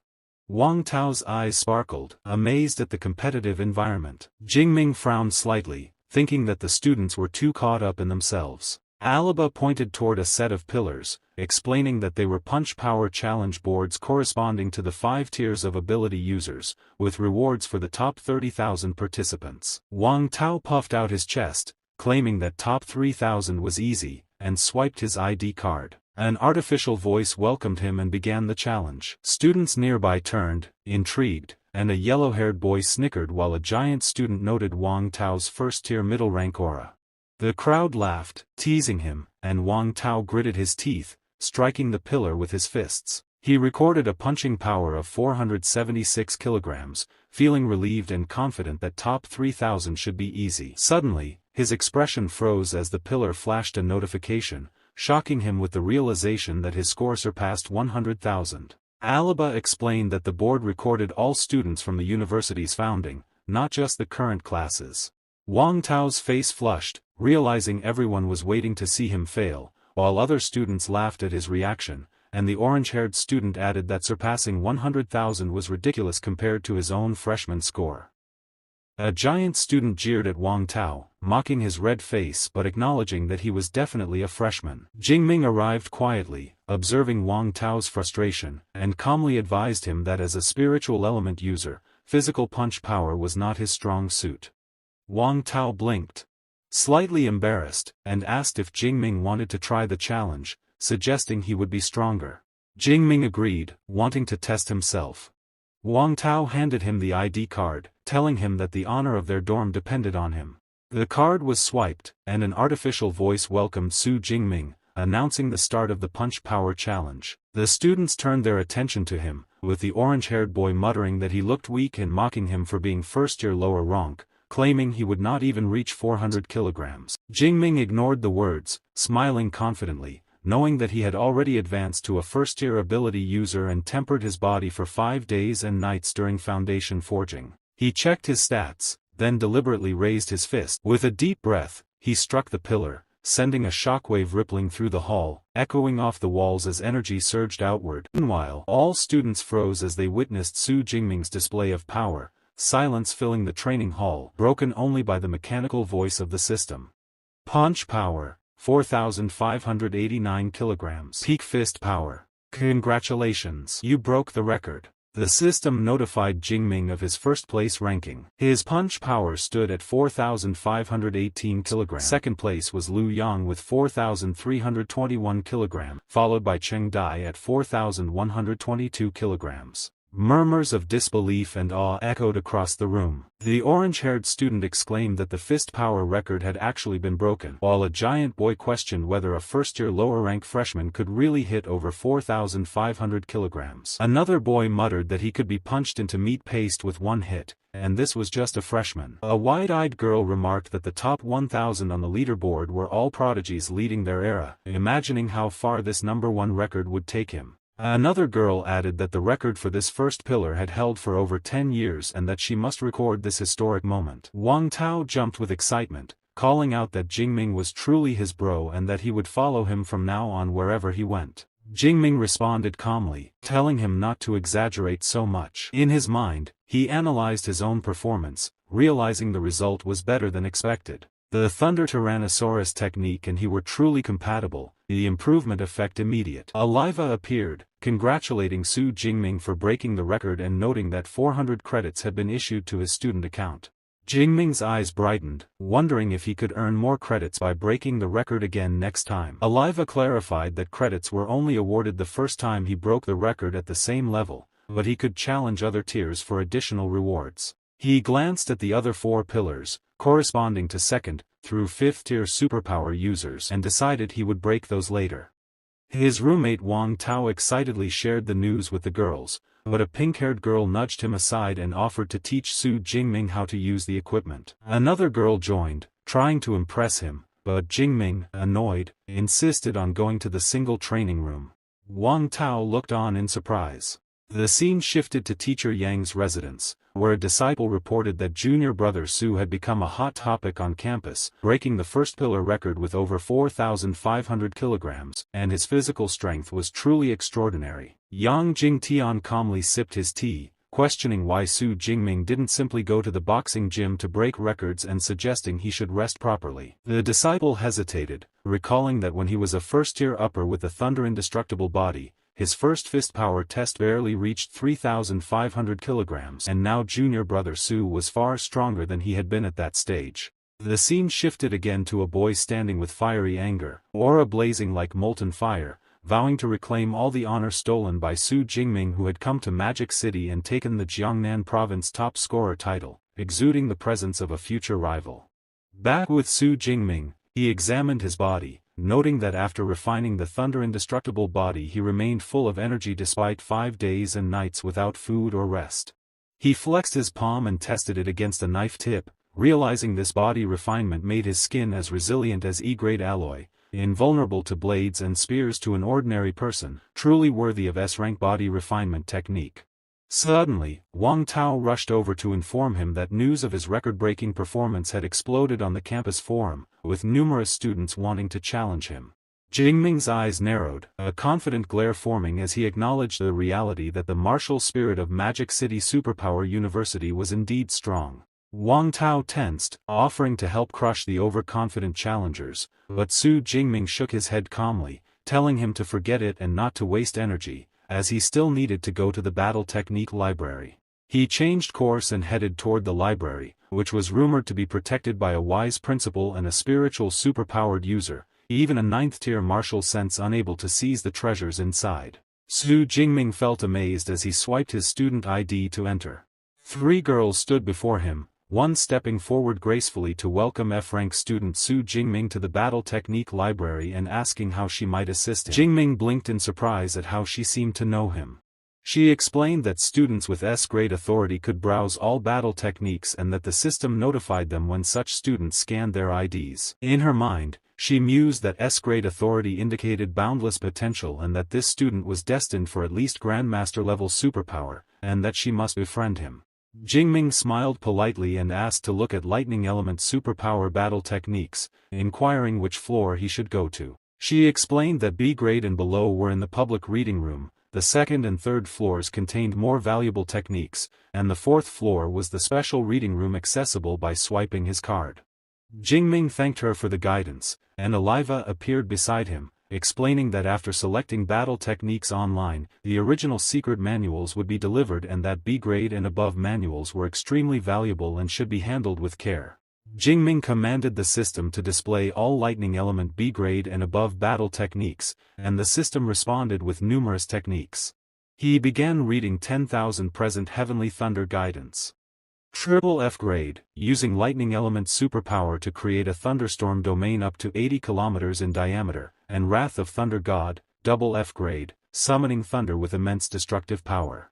A notice highlighted that these techniques were restricted to lightning element B-grade and above users and that only students of 4th tier level or higher could learn them. Jingming was shocked that F-grade and even triple F-grade manuals were available in a top university and wondered if he could study them freely. He realized that learning required meeting cultivation requirements for both superpower and tier and so could only select the most suitable battle techniques at the moment. Considering offensive, defensive, movement, elixir, and body refinement techniques, he found the selection overwhelming, but teacher Yang's prior recommendations saved him time. He instructed Aliva to provide more details, and additional screens appeared showing Chain Thunder, Thunder Prison, Thunder Flash, and Thunder Spear. All were A-grade techniques, each highly useful. Jingming decided to choose these four, analyzing them carefully: Thunder Spear as a Rage Strike type, Chain Thunder as a Long Attack type, Thunder Flash as a Movement type, and Thunder Prison for crowd control. Combined with the Thunder Indestructible body, he had almost no weaknesses. Aliva detected the selection and indicated that the average duration to learn each technique to elementary level was 6 months and asked if he wished to mix in lower-level techniques. Jingming replied calmly that these would suffice. A junior teacher then arrived carrying the original manuals, and Jingming's eyes gleamed, knowing that C-grade and B-grade techniques cost millions while A-grade was priceless, and having 4 at once was luxurious. He began practicing, absorbing the profound artistic concept and aura embedded in each technique, knowing that copies could never replicate the true manual's power. Time passed as he diligently studied and refined the techniques. Finally, Jingming completed a first pass through all 4, and notifications appeared. Thunder Spear consumed 200 superpower points and learned to elementary level. Thunder Prison consumed 200 points, Thunder Flash consumed 200 points, and Chain Thunder consumed 200 points. Checking his stats, his physique had risen to 391, strength to 289, and his body integrated the new combat skills. Jingming's eyes gleamed with excitement, marveling at so many battle techniques and wondering which lucky person would first experience the power of this set of techniques.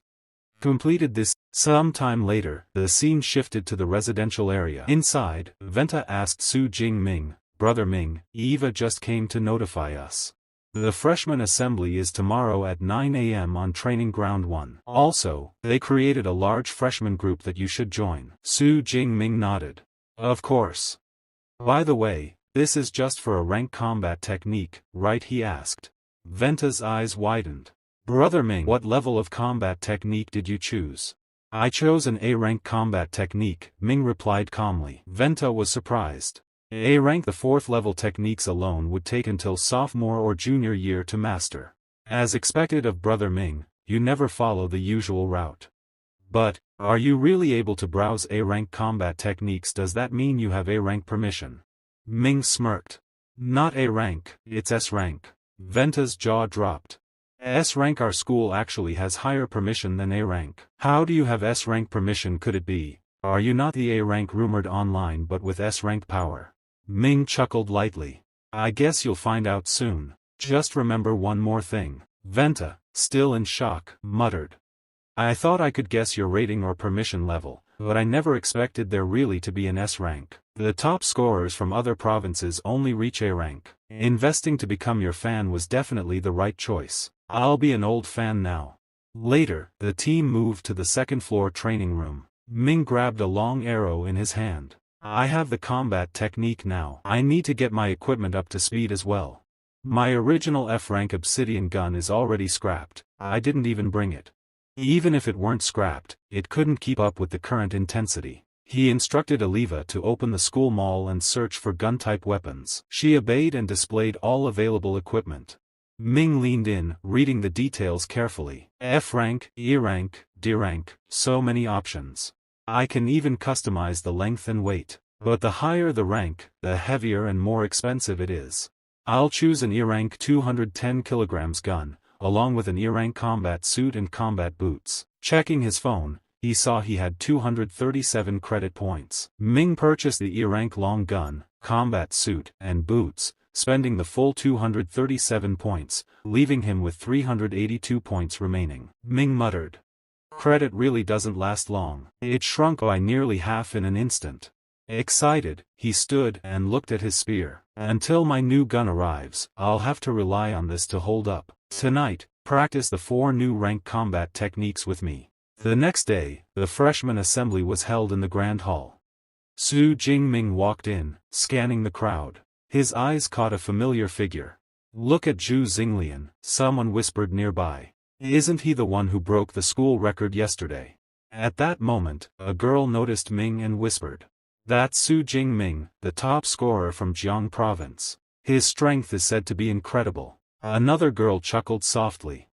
I thought he'd be some bulky, rough type, but he's unexpectedly handsome. Suddenly, a loud voice echoed through the hall. Su Jingming, I, Li Xiao, challenge you. Everyone turned in surprise. Someone gasped. That's Li Xiao, the second-place scorer in the Jiangnan Province Martial Arts exam, with a score of over 9,300. The students began whispering among themselves. I heard he was born with a silver spoon. Both his parents are tiered superpower users. Su Jingming looked calmly at Li Xiao. Sorry, he said, I'm not interested in a duel with you.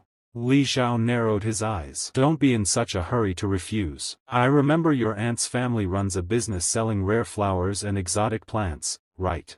He stepped closer and whispered. Coincidentally, my family happens to be their biggest buyer. Your aunt also owes us a large loan. If that payment isn't made on time, your aunt's family might face some trouble. Ming's expression darkened instantly. His aura surged, filling the hall with immense pressure. Are you threatening me? He said coldly. Li Xiao flinched under the overwhelming force radiating from him. What is this monstrous aura? He thought, frozen in disbelief. With a strained smile, Li Xiao muttered. No, not a threat, just a friendly heads-up. Ming's eyes glowed faintly. Time and place, he demanded. Li Xiao straightened. 7 days from now, at noon, on broadcast platform 3. Fine, Ming replied. I'll be there. Let's hope you don't regret it. Whispers erupted around them. The top scorer versus the second place. This is going to be exciting. Yeah, we should go early that day to get a good spot. Just then, an old man stepped onto the stage. He was one of the senior instructors. After the announcement, the instructor continued. We've gathered everyone here to answer a few questions regarding the credit system and the exclusive mentor program. However, before that, I want to introduce something new, the school combat power ranking. He paused for a moment and smiled. You will be using the virtual dev pod to battle in a hyper-realistic simulation. Your rank will be determined by the number of opponents you defeat. So, give it your best. The higher your rank, the greater the rewards. Then he raised his voice. Now, are you ready? The students started whispering excitedly among themselves. Everyone was curious about the new ranking system. Su Jingming, however, sat silently in his seat, bored. Finally, it's over, he thought to himself. The only interesting thing in this entire hour-long meeting was that virtual dev pod. I should give it a try sometime. For the next few days, Ming continued his daily training under his mentor's supervision and with the help of his senior brother, Luo Ming. Day after day, his mastery with the long spear grew sharper. 7 days later, Ming and Luo Ming were training together once again. The sound of clashing metal echoed through the air. Luo Ming lowered his spear and smiled. Junior brother Ming, you've already advanced to Tier 1, mid-level. How long has it been since your breakthrough? Ming gave a calm smile. Just luck, senior brother. But deep down, he thought, I deliberately waited a few days before advancing. That way, it only cost 386 credits per PowerPoint to go from Tier 1 low to mid-level. If I hadn't waited, I probably would have scared senior brother Luo half to death. Luo Ming chuckled. By the way, I remember you have a challenge match with another freshman this noon, right? Of course, Ming replied. Luo Ming laughed and said, all right then, I'll observe 3 minutes of silence for your opponent. I'll go with you later. I'd like to see what my junior brother's full strength looks like when he's serious. The scene shifted to the battle arena, already packed with curious students. A blue-haired student muttered. The freshman tournament is still over a month away, but this is a good chance to see the strength of the province's top scorer. Another replied. I checked the data. Su Jingming only got that title because of a remote exam location. I bet Li Xiao will definitely win. But someone else disagreed. Not necessarily. Su Ming recently broke our school's punch power record. A confused boy frowned.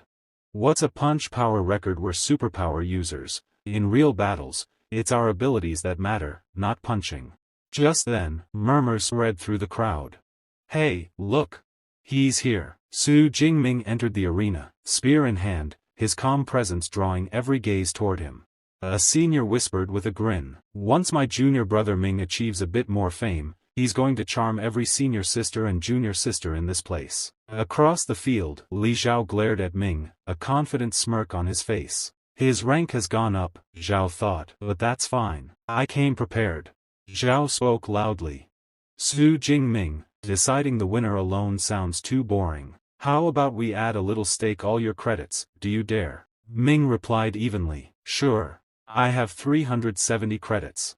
The referee for the match stepped forward, Instructor Zhao Yan, a Tier 6 mid-level healing-type superpowered being. Su Jingming glanced at her and thought, a Tier 6 healer, the school must have brought her to prevent any casualties. Battles between superpowered beings are too dangerous to risk a student's life. He checked his phone and muttered quietly, I'll definitely start this fight. Meanwhile, the crowd around the arena erupted with excitement. Wow, a gambling match worth 3.7 million credits, someone shouted. What a generous showdown, another yelled. Instructor Zhao Yan raised her hand for silence. I've received both sides' credit transfers, she announced. Prepare yourselves. Remember, once one party admits defeat or loses consciousness, the other must immediately stop attacking. Violating this rule will result in severe punishment. Do you both understand? Su Jingming gave a calm smile. Understood. He lowered into position, spear leveled before him, his expression sharp and focused. Across the arena, Li Xiao gripped his sword tightly, a twisted grin forming on his face. I understand too, he said coldly. Su Jingming, I'll take back all the honor you stole from me today. His body erupted with blazing red energy, a dense, scorching aura of fire surrounded him, the air rippling with heat. Element type, fire, someone in the crowd gasped. As expected of an A-rank superpower, so terrifying, another whispered. Even from here, I can feel like I'm burning alive. The entire arena shimmered under the heat as Li Xiao launched his fiery assault, a blazing slash tearing through the air toward Su Jingming. But Ming didn't flinch. He swung his spear in a swift, clean motion, a single normal strike, and the fire wave shattered like glass. The spectators stared in disbelief. Wait, he didn't even use a combat technique, the blue-haired boy exclaimed. Holy crap, a normal attack just broke an A-rank move, another shouted. Across the arena, Li Xiao gritted his teeth, eyes wide with rage. How is that possible? Ming's gaze hardened. Nothing's impossible, he said coldly. You're just too weak. He thrust forward, his spear piercing through the air and slamming into Li Xiao's chest. Xiao staggered backward, blood surging in his throat as Ming smoothly shifted his stance, ready to strike again. That moment Xiao coughed the blood of powerful attack of Ming. His strike so insane and powerful Xiao completely air-fly floated to the arena. At this moment some student are talk that is the end. Ming only attacked twins with his spear and he completely knocked down. Another boy say, who was the one saying Xiao's strength was even stronger than Zuming. Why was he instantly killed?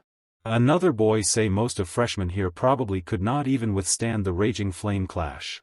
Another boy say in this belief all we can say in that Xingming's strength is miles ahead of all other freshmen. At that point Sincere looked and thought this is too boring. He did not even force out 1/12 of his hit. My junior brother strength. At that moment teacher announced the winner of this match is. But suddenly Xiao coughed blood and wiped. Say teacher stopped. I did not admit defeat. The match isn't over yet.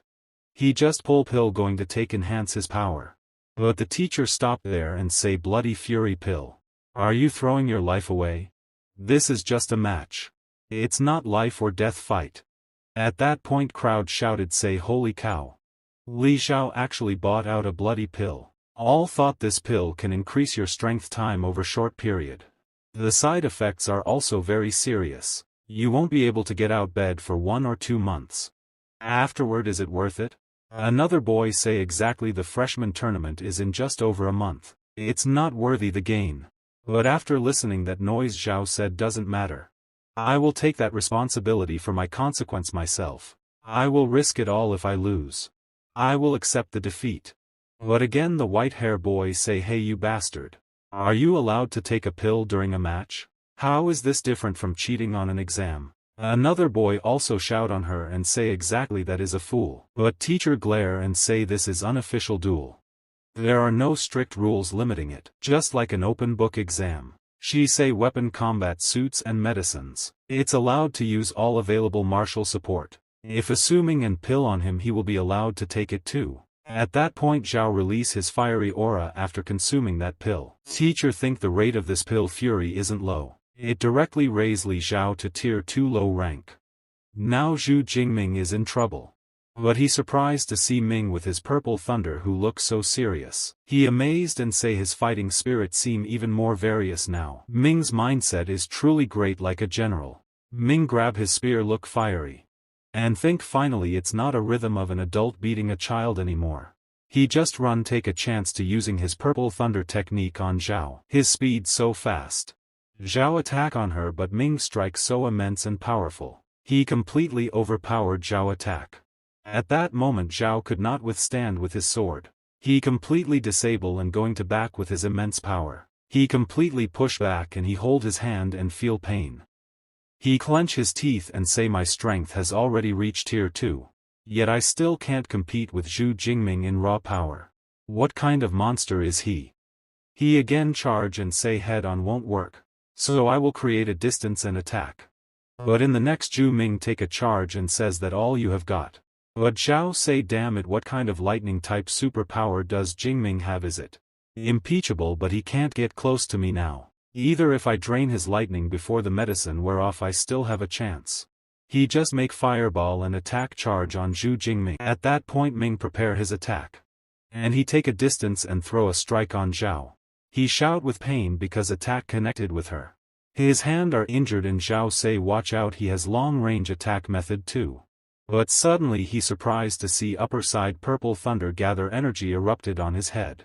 He tremble and say what kind of combat technique is this? Zhu Ming say with his child thunder prison. Xiao flaunt and say drain it. It's a restriction type combat technique. He also use his technique and say I can't get out but you won't be able to come in either. Let's see who can outlast the other. But Ming who is tapped forward to Xiao releasing his energy look so cool and say flame barrier it's a defense look descent. I wonder how many shot I can fire through it. He just take a charge attack on her with his multiple thunder spear attack hit on Xiao. At that point Xiao feel fear and say I am going to die. If I get preaching by that I will absolutely die here. At that time he close his eye and shout I admit defeat please leave me. At that point his eyes open with tremble. The Ming spear nearly stopped close his eyes. That spear so close if he did not want to stop so definitely that spear chop his head. At that point Ming spear his shoulder. He completely injured and kneel down in front of Ming. Teacher announced the winner of this match is Juexing Ming. Arena erupted. One senior say domination is really insane. Another guy say in just 4 or 5 seconds he consecutively execute for combat technique. Isn't that too exaggerated? Another man say the connection between the combat technique is also very smooth. This is simplify not the level a freshman should be at. Another boy say speak of which the power of Juexing Ming few combat technique look like pretty good. I feel like each one is B rank. Another boy reply for B rank combat technique amazing the best combat technique I have master is only C rank. At this point Senior Luo completely annoyed and grab his head and say B rank you are underestimating my junior brother. For A rank combat technique he really dare to choose them. What's even more outrageous is that they are all the at level ready to be used in real combat. He tense and say I only dare to choose only one A rank combat technique Thunder Flash. Even so it took me over 4 months just to learn it. Having a junior brother like this put an immense pressure on me. But suddenly Xiao say Zhu Ming thank you for diverting your spare point and sparing my life just now. I accept this defeat wholeheartedly. And the credits are all yours also I will make the payment to your aunt's side on time. But teacher arrived and say 50 credit and 3.2 million Dixie currency have been deposited into your student account. Ming smile and say good gambling duel truly bring in money quickly. At that point Wang Tao arrived and say awesome brother Ming you are become rich guy now. Want to go wander around the Medeo city center tonight to relax? Ming reply maybe not I still have training with my senior brother later. Senior say go on a balance of work and rest is the key to longevity. But Ming say you have been training for such a long time. Brother I also want to do more training. But Senior Lu say no just you need to relax first. Ming smile and say then I will listen to my senior brother words. Wang Tao stunt and say JD prevent True Thunder a lightning type a rank superpower. Lu Ming the vice president of Ash Society. He stunt and say the person look even more charismatic than in the photo. Wang Tao asks so it's settled for tonight brother Ming just follow me and I will arrange the rest of program. But Ming turn his face and say a program.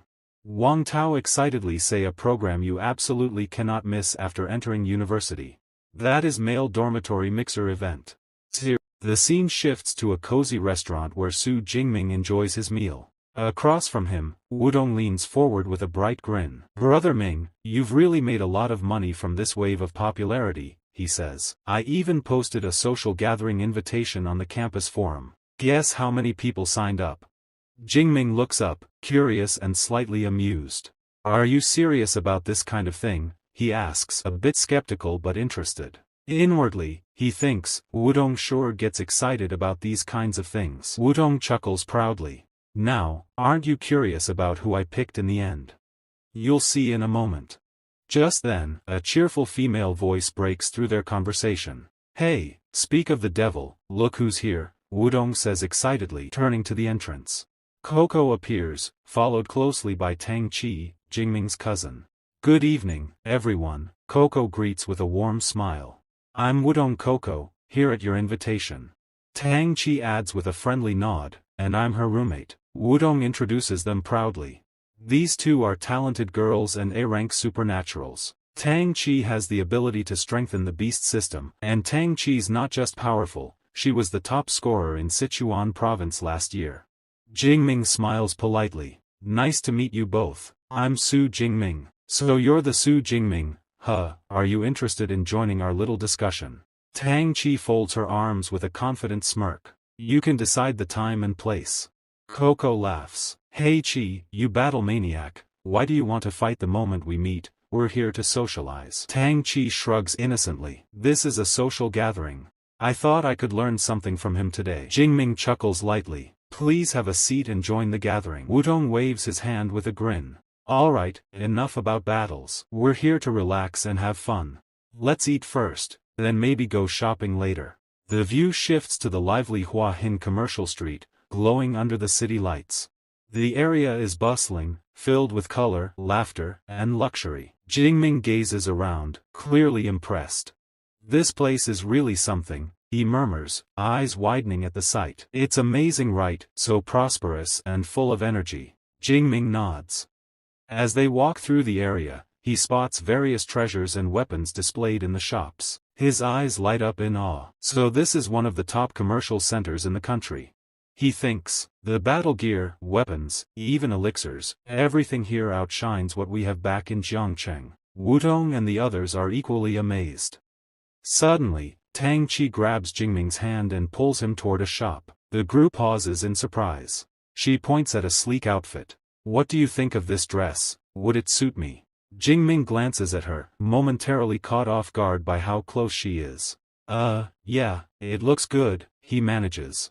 They spend hours exploring, trying on clothes, and enjoying the lively streets. By the end of the night, Jingming is holding a pile of shopping bags, sighing with a small smile. In just one evening, we've spent several million. He glances at Tang Qi, who looks simple and calm as ever, but her expensive taste says otherwise. As they step out into the cool evening air, Wudong laughs and says, Brother Ming, you don't know, she's not just rich. Tang Qi also has a very impressive background. Jingming raises a brow, surprised. Really? He asks curiously. Before Wudong can say more, Coco waves her hand and says, Gentlemen, could you please help me carry one more bag? It's almost time to head back to the dorm. Jingming nods politely, taking the bag from her. The group arrives at the dorm gates, the street lamps casting a warm glow around them. Coco turns to Jingming with a soft smile. You can leave the bags here. Thank you for today. Tang Qi adds, we had a lot of fun. Thank you, Jingming. He smiles gently. You're welcome. Have a good night. They start to part ways, but Tang Qi suddenly stops and calls out, Jingming. I was serious about what I said earlier, she continues. Someday in the future, I'll come to you for advice, to exchange ideas. Jingming looks a little surprised but quickly smiles. No problem. I'll be looking forward to it. Tang Qi's lips curve into a small, genuine smile. Standing beside her, Coco teases with a playful grin. Autumn Rhythm, ever since you enrolled, I've never seen you treat a boy so nicely. You're usually polite but distant. Looks like inviting you to this social gathering was the right call. Tang Qi blushes slightly but remains calm. She's wrong, she thinks to herself. My A-level ability, Dawn Light, can sense when a boy has impure thoughts toward me, but Su Jingming, he's different. Out loud, she says softly, Coco, you're mistaken. Su Jingming isn't like the others. When he looks at me, there's no ill intent. He simply appreciates, without a single impure thought. At that moment, Coco thought to herself, it really seems like she likes that boy. The scene shifted to Jingming, walking alongside Wudong. Wudong smiled and said, it's nice to go out for a walk once in a while. Jingming nodded slightly, thinking how refreshing it felt. Reaching the first level isn't enough, he murmured. I still need to push myself harder. 15 days later, Jingming was deep in training. His purple thunder roared and crackled around him as he focused on his breakthrough. Almost there, he said, his voice steady with determination. Moments later, a surge of energy burst from his body. His power points rose to 56, marking his advancement from first order middle to upper order. His body index reached 354, a sign of tremendous physical improvement. The purple thunder surrounding him became even denser and more powerful, radiating with fierce energy. After completing the process, Jingming took a deep breath and whispered, as always, class improvement enhances overall strength. He flipped through his manual, reading aloud, the second level of body strengthening focuses on reinforcing bones and muscles. Once someone breaks through to the third level, they can enter a special phase, the Thunder Stage. It temporarily boosts strength and speed to their extreme limits. Closing the book, Jingming smiled faintly. Li Jingtian, I'm really looking forward to it. Then, glancing at his nearly depleted ability points, he muttered, looks like it's time to take a short leave from the teacher and head into the wilderness. I need to hunt some fierce beasts to replenish my power points. The scene shifted to the teacher's dormitory, where Teacher Yang sat in disbelief after hearing the news. He looked at Jingming with wide eyes and said, what, you broke through again? Jingming nodded calmly and replied, yes teacher, I was just about to inform you that I had a breakthrough last night. Also, my thunder indestructible body has advanced to the second level. Teacher Yang froze for a moment, struggling to believe what he'd just heard. Both a level breakthrough and a body-forging breakthrough. He thought to himself, that's something even talented students can't achieve easily. Yet this boy, he makes it sound as simple as drinking water. With just an F-rank ability, his progress is insane. Just then, Senior Luo entered the room, chuckling. Teacher, I told you, didn't I, junior brother Jingming is completely insane, a real monster. It took me more than half a year to advance from the middle stage of first rank to the upper stage, but he's doing it in weeks. Teacher Yang composed himself and said seriously, Ming, class advancement is important, but you must not neglect practical combat. Have a sparring match with senior brother Luo. I'd like to see how much stronger you've become after this breakthrough. Jingming smiled and replied confidently, that's a great idea. Senior Luo grinned, rolling his shoulders. Alright junior brother, I'll suppress my strength to the lower second level. Use your full power against me. Both of them took their stances. The room filled with pressure as purple lightning danced across Jingming's spear. In the next instant, he dashed forward, his thunder force bursting outward like a storm. The shockwave made Luo take a step back. His eyes widened slightly. What a powerful force, he's actually accumulated this much strength already. His energy output rivals mine. Meanwhile, Jingming focused sharply, thinking, this is the first time I've faced someone equal to my power since obtaining the system. He thrust his spear forward and activated Thunder Prison, the same technique he had once used in battle. Arcs of lightning formed multiple spears, all descending toward Luo. But Luo quickly countered, summoning his own lightning. Impressive, but unfortunately for you, I'm not one of those freshmen you beat so easily, he shouted, unleashing his ability, Yunsha True Thunder. A massive explosion of energy engulfed the entire training ground. Jingming's thunder spears were obliterated by the overwhelming surge. 20 minutes later, both of them stood exhausted, the air around them still crackling. Jingming took a deep breath and admitted, Teacher, senior brother, my divine thunder is completely depleted. I've lost this match. Senior Luo smiled and shook his head. You didn't lose in skill, Jingming. You only lost because your energy ran out. Teacher Yang nodded in agreement, clearly impressed. Excellent, that was a remarkable fight. Jingming, your performance has far exceeded my expectations. I thought Luo would win easily, but you two were evenly matched until the very end. Luo turned to him with a proud grin. Junior brother, do you realize what level your strength reached just now? Jingming frowned slightly. What level? Luo crossed his arms and replied, second level, invincible. Hearing that, Jingming stood frozen, completely stunned. Teacher Yang announced, the practice training is over. Let's take a short break. He smiled and added, this refreshing and nourishing food can help dispel fatigue. It's perfect after an intense session like this. Su Jingming stepped forward and said respectfully, Teacher, I have something I'd like to ask. Yang looked at him curiously. What is it you want to know from me? Ming's expression turned serious. I'm planning to leave school and go into the wilderness. Yang's eyes widened slightly. The wilderness area? How long do you plan to stay there? Ming replied firmly, about a month. I came back from the freshman competition recently, and I want to continue improving. Yang's face darkened. The wilderness is nothing like the college examination hall. There are no guards, no army patrols, no safety measures. Furious beasts roam freely, and their locations are unpredictable. If you're not careful, you could easily encounter high-level ones. Staying there for over a month is extremely dangerous. After a pause, Yang placed a steady hand on Ming's shoulder and said calmly, never mind. Since you've made up your mind, go ahead. But remember, if things start to look bad, don't hesitate. Run. The path to becoming strong always passes through life and death trials. Since my disciple seeks progress, I won't stop him. Ming bowed deeply. Thank you very much, teacher. Yang nodded. By the way, which wilderness area are you heading to? Ming replied, a wilderness area near the outskirts of Yunchak City. Yang thought for a moment, then said, that's not too bad. It's close to the Magic City, and the highest ranked beasts there are usually around level 4 or 5, not too dangerous if you're careful.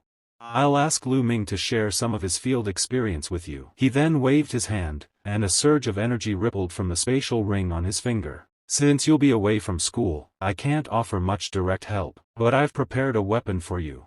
Ming's eyes widened as a long spear appeared, gleaming with a faint spiritual aura. Later, back in his dormitory, Ming admired the weapon and thought, this is truly a great gift. Time to make my preparations. He then called out, Eva, open the school task system. The AI interface appeared, and Ming said, according to the experience shared by my seniors, it's best to take on some field missions to earn credits before leaving campus. He scrolled through the list, carefully examining the options, determined to select the right mission to gain both experience and rewards. Su Jingming carefully reviewed the list of available missions displayed on his task panel. Task 1. Collect materials from a level 32 arm knife tiger. Its tendons were the target. Difficulty C level. Reward 60 credits. Task 2. Collect 20-year-old medicinal plants from the outer forest. Reward 43 credits. Task 3. Head southwest to practice combat against middle-level rank 2 and rank 3 beasts. Reward 600 credits. Difficulty S level. Task 4. Assist the Magic City Public Security Bureau in capturing a rank 3 fugitive named Qin Hong. Reward 200 credits. Difficulty H level. Ming sighed softly and thought, collecting beast materials, gathering rare flowers, capturing fugitives. These high-reward missions all involve real combat. It's basically pushing students straight into the fire pit. He gave a small smile and said, well, that's exactly the kind of harsh training model Magic City Supernatural University is known for. After organizing his supplies, Ming said to himself, preparations complete. Time to move. Eva, his AI assistant, responded cheerfully, good luck, master. A few hours later, Ming arrived at the Yunsha City Supply Base, a bustling hub for adventurers. Around him, hunting teams loaded with weapons and supplies were gathering. There were even a few elite C-rank squads, fully armed and ready for missions. Stalls selling elixirs, energy capsules, and beast materials lined the streets. Looking around, Ming smiled faintly. So this is the source water supply base. I finally made it. Time to begin. Inside the main supply building, a beautiful receptionist greeted him with a warm smile. Welcome, sir. Is there anything I can help you with today? Ming took out his student card. I'd like to register for the Heaven Adventurer ID. She blinked in surprise. You're a student of Magic City University of Supernatural Power, right? It's rare to see someone at your level entering the wilderness so early. Yes, Ming replied calmly. She nodded and began typing. It'll take a little while to prepare your adventurer certificate. Please take a seat and rest for now. While waiting, Ming glanced around the lobby. The area was crowded and lively, full of mercenaries, students, and adventurers. Suddenly, a loud voice broke the noise. Whoa! It's Goddess Jiang Chuan, a yellow-haired boy exclaimed, his eyes sparkling. Another chubby guy gawked. Oh my god, she's stunning. And that figure, unreal. A third one chuckled. As expected of a student from the Demon University, the aura she gives off is powerful and refined. Everyone turned to look. Walking through the crowd was a tall, elegant girl with long flowing hair and a calm yet dominant aura. Her every step carried grace, like a model on a runway. The men couldn't help but stare and whisper to each other, mesmerized. At that moment, the girl, Jiang Chuan, one of the top students from Magic City University of Supernatural Power, stopped and turned her gaze towards something, her expression sharpening slightly as if she had noticed someone familiar. At that moment, a few people nearby whispered among themselves, she looks so beautiful, like a goddess. One of them murmured. Another boy said, Jiang is heading to the wilderness to shoot materials again. I used to think all her videos were made by a big team. The quality is amazing, I've watched every one of them. A yellow-haired man added, by the way, Goddess Jiang has over 10 million fans online, right? Someone corrected him immediately. No, it's more than 50 million. If she were my girlfriend, I wouldn't mind living 10 years less. Hearing their talk, Ming frowned slightly and said in a serious tone, you call her a goddess, but even her looks can't compare to Tang Qi. Just then, the receptionist arrived and called his name. This is your adventurer card, she said with a polite smile, handing him a small device. And here's your satellite smartwatch. It includes a built-in map of the wilderness area. The activity and danger levels of the ferocious beasts in each zone are marked in detail. Ming accepted it carefully. Thank you, kind lady, he replied politely. As he turned away, a suspicious-looking man overheard their conversation and approached with a sly smile. First time entering the wilderness area, huh? The man asked casually. You won't last long without elixirs. How about it? Want to buy some? Ming looked at him calmly. What's the price? The man smirked. A first-grade healing pill costs 20,000 yuan per piece, and a first-grade detoxification pill is 50,000. The second-grade ones are even better, 40,000 and 30,000 respectively. Ming frowned. That's way too expensive. The man chuckled. You know what you're talking about? My pills are famous, cheap and effective. But Ming's eyes narrowed slightly. He smiled faintly, thinking to himself, even a first-grade pill costs at least 30 to 40,000 yuan each. This guy's prices are way off, something's not right. He must be a scammer targeting newcomers who don't know the market. He looked at the man and said calmly, you fooled a lot of newcomers with this trick, haven't you? The man's smile stiffened. He jabbed a finger at Ming's chest. So, you saw through me from the start? Are you playing games with me? Ming smiled back. What do you think? The man's expression darkened. Very good. You're the first one to ever mock me at the supply base. Before things escalated, a short-haired girl shouted from nearby, Zhao Chunling. You're deceiving newcomers again. The man, Zhao Chunling, turned to glare at her, then shot Ming a cold look. You're lucky, kid, he muttered. But his gaze turned sinister as he sneered, you'd better not leave the supply base today, or you'll regret it. Around them, whispers broke out. That newcomer's in trouble now. Someone said, yeah, why provoke Zhao Chunling? I heard he's already advanced to the middle stage of the second level. That kid's just at the upper stage of the first level, he doesn't stand a chance. A moment later, the short-haired girl walked up to Ming and said softly, you should be careful. Zhao Chunling is vindictive. Don't leave the supply base for now. Ming was taken aback but nodded. Thanks for the warning. But, isn't there anyone to deal with him when he cheats people like this? The short-haired girl warned Su Jingming again. Don't leave this area. Xiao has connections in the black market. Who would dare control him?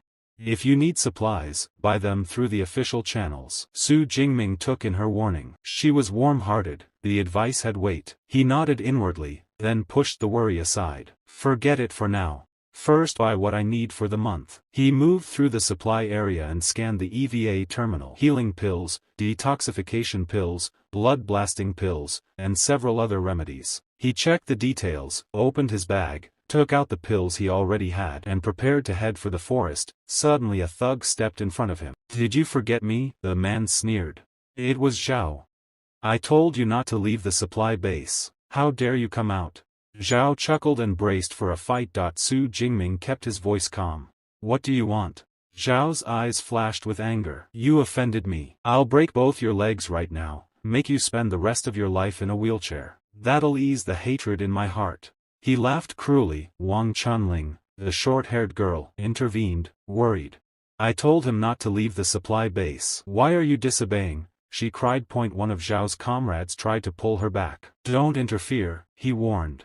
"Let him learn his lesson so he won't act on his own next time." Wang Chunling hesitated, but she pressed forward. Su Jingming watched her, noting the concern in her eyes. Zhao's arm flared as he released a dark, unfamiliar energy. His body shimmered with power, a metallic, sea-level aura that turned his skin hard and shining. He sneered, "With metallic skin and my D-class suit, your attacks can't break my defense." Su Jingming's tone hardened. "Unless you pay 1 million yuan in compensation and kneel to me, I won't let you harm anyone." For a moment Zhao was stunned. Su Jingming felt his own heart rate rise. His eyes widened as he prepared to act. He called upon his technique, the purple tender body, and let its energy flow through him. Su Jingming unleashed his thunder ability with a brutal kick that struck Brad Scammer. The man rolled across the ground and slammed into the earth, digging into the dirt. Every pupil around them gasped at the display of Ming's power. The girl's eyes widened in shock. Ming paid them no mind. He moved forward like a thunder dragon god, his steps calm and inexorable as he left the area. Whispers rippled through the crowd. "Instant kill." Terrifying, one boy breathed. "How did he do that? I could not even see it clearly," another muttered. A girl watching Zhao Chunling nodded grimly. "He has hit a wall this time." Someone else admitted they had underestimated him. "I did not expect him to be this strong," they said. Nearby a girl fretted. "How did he do that? I did not see the move." Her friend answered. "It was a whip kick." Zhao Chunling did not stand a chance. "Even if he survives, he will be disabled." The girl added. "As expected of a graduate from the Magic City, University of Supernatural Power. Ruthless and powerful." The shock and awe spread through the crowd as every person began whispering to one another about the overwhelming strength that Su Jingming had displayed in such a decisive moment. Some of the boys exchanged glances uncertainly, while the girls could not hide their wide-eyed amazement at the incredible display of power. The air seemed to vibrate from the impact of the thunder ability, and the remnants of energy still lingered in the area, creating a palpable tension as Ming moved past everyone, leaving them in awe and disbelief. Each observer tried to process what they had just witnessed and how quickly and effortlessly Ming had dispatched Brad Scammer, a feat that left everyone questioning their assumptions about strength, skill, and the limits of a first-level hunter facing such a formidable force. The collective murmurs of astonishment and speculation filled the space as people struggled to articulate the impossible scene they had just witnessed, realizing that Su Jingming was not merely strong but possessed a level of ruthless precision and supernatural ability that few could imagine or match in their lifetime. Wang Xiaoquan, the short-haired girl, blinked in surprise. "Demon University Captain, how do you know that?" she asked. It became clear the yellow-haired girl belonged to Demon University. The captain replied. "I recognize the battle suit. It is developed by the Magic University's equipment department." Wang smiled. Only their university could produce something like that. "Should we recruit him? Our team still lacks a strong attacker." The captain reminded her. "Wang Xiaoquan, didn't we agree that our team would be all female?" a girl teased Wang. Then another chimed in. "He's handsome, no objection from me." The girl blushed, embarrassed. The scene shifted back to Su Jingming. He activated his card. The adventure information was confirmed and they were authorized to enter the wilderness area. Ming stepped into Headwaters Wilderness, where a thick dark aura pressed in from all sides. Strange roars echoed, warnings that the beasts here were at least 4th level. Ming studied a small approaching creature and dismissed it. "You're not my target today," he thought. The headwaters split roughly into 2 zones: the ruined town and the mountain forest. The beasts in the ruined town were weaker, ideal for earning power points first. Ming checked his smartwatch for location data and scanned the map. Pink yarn country ahead looks good, he noted. Mostly second-level beasts, a few first-level and no third or fourth-level threats. The area was vast with at least 500 to 600 furious beasts. Ming grinned and sprinted toward it. Pink yarn country, here I come. A monster suddenly crossed his path, a two-shadow cat that did not appear especially strong. Ming gripped his spear. Two-shadow cat, your power points are mine, he said with a cold smile. He admitted to himself that the thunder's negative influence had stirred something dangerous inside him. The more he suppressed the urge to kill, the stronger the impulse grew. Now that restraint was breaking. His expression hardened and the creature trembled at the sight of him. The forest around them seemed to react to the tension and the immense energy emanating from Ming as every leaf and shadow appeared to hold its breath in anticipation. A month later, two hunters emerged from the wilderness exhausted. A girl asked, "Captain, what's going on in Pingyan country?" One of the men replied, "We've been wandering all day. How is it possible we haven't encountered a single furious beast? This was supposed to be a hunting expedition." Suddenly a bald man muttered irritably. "You ask me, who else should I ask?" Another hunter frowned. "There are at least 500 or 600 furious beasts in Pingyan country. Even if they were migrating, there's no way they could all move so cleanly without leaving a trace." Just then a massive monster appeared, the armed saber tiger. The hunter's eyes lit up. "Finally a furious beast," someone exclaimed. "Let's take it down." Excitement and tension rippled through the group as they quickly readied their weapons and focused their senses on the monster, aware that this was the kind of encounter they had been searching for in the wilderness. The tiger's presence brought a surge of adrenaline to each hunter as they carefully assessed its movements while also scanning the surrounding terrain for any signs of additional beasts or unexpected danger. Each hunter knew that one misstep could be fatal, and the collective energy of the group rose as they prepared for a confrontation that could determine the success of their expedition and their survival in the dangerous and unpredictable Pingyan country. They readied themselves for battle, but before they could strike, a surge of purple energy erupted across the area, accompanied by a deafening thunderclap. The powerful blast obliterated the tiger instantly. The hunters shielded their faces, staring at the immense explosion of purple thunder energy. One of them muttered, What was that just now? Some kind of new laser weapon?" The bald man shook his head. "No laser weapon could move that fast. It's some kind of lightning-based combat technique." None of them realized it was Su Jingming's thunder ability at work. Annoyed, the bald man said, "Let's go. Pingyan country must already be occupied by a powerful individual. That attack was likely a warning." The hunters hurried away, one boy remarking, "No wonder we couldn't find any furious beasts. They were probably all killed by that lightning expert." Another added nervously, "The thunder spear just now, the power was terrifying. My legs are still shaking a little." Each hunter's heart pounded in their chest as they retreated cautiously through the wilderness, aware that they had just witnessed an overwhelming display of power beyond their comprehension and that any further confrontation could result in complete annihilation. Their captain scowled. "Stop talking nonsense, you fools. Hurry, move too slowly and you'll incur the wrath of that strong man, then you're in real trouble." Meanwhile, Su Jingming moved through the wilderness with precision. He released his purple thunder energy and struck down a second-level armed saber tiger, gaining 19 ability points. The attack range of the lightning spear has now reached over 1,000 meters. Not bad, he thought. Checking his stats, he calculated that in 1 month he could accumulate over 80,000 ability points. He had advanced from the first level to the second, and his thunder immortal body had broken through to the third level. His supreme power had enhanced significantly. "I've reached intermediate proficiency in multiple A-level combat skills," he said aloud, a faint smile crossing his face. "Who else could do this besides me?" Satisfied, Su Jingming surveyed the area. "We're done here. Pack up, return to the supply base tomorrow, and then we'll continue deeper into the wilderness." At the source water supply base, Su Jingming calmly carried his haul. "Did I really just bring back the entire unicorn's flesh and blood? That's insane." But he merely smiled, adjusting the straps of his backpack. "Fortunately, I bought the Reforce tactical backpack," he thought. "Otherwise there's no way I could have fit over 400 kilograms of furious beast materials." As he approached the receptionist area, the girl looked up calmly. "Sir, what materials would you like to sell? Please place them on the waiting plate first." Ming opened his backpack, revealing the massive haul. "These materials are from second-level furious beasts weighing about 400 kilograms. Let's see how much this can be sold for." The receptionist's eyes widened in shock. Wow, this is incredible. Tiger tendons, arms, knees, rhinos, every part is pure essence. She smiled and immediately contacted the execution department. Sir, please wait a moment, you have far too many materials, I'll need more people to help with inventory. At that moment the head of the execution department arrived. With a calm and gentle smile he approached Ming and extended his hand.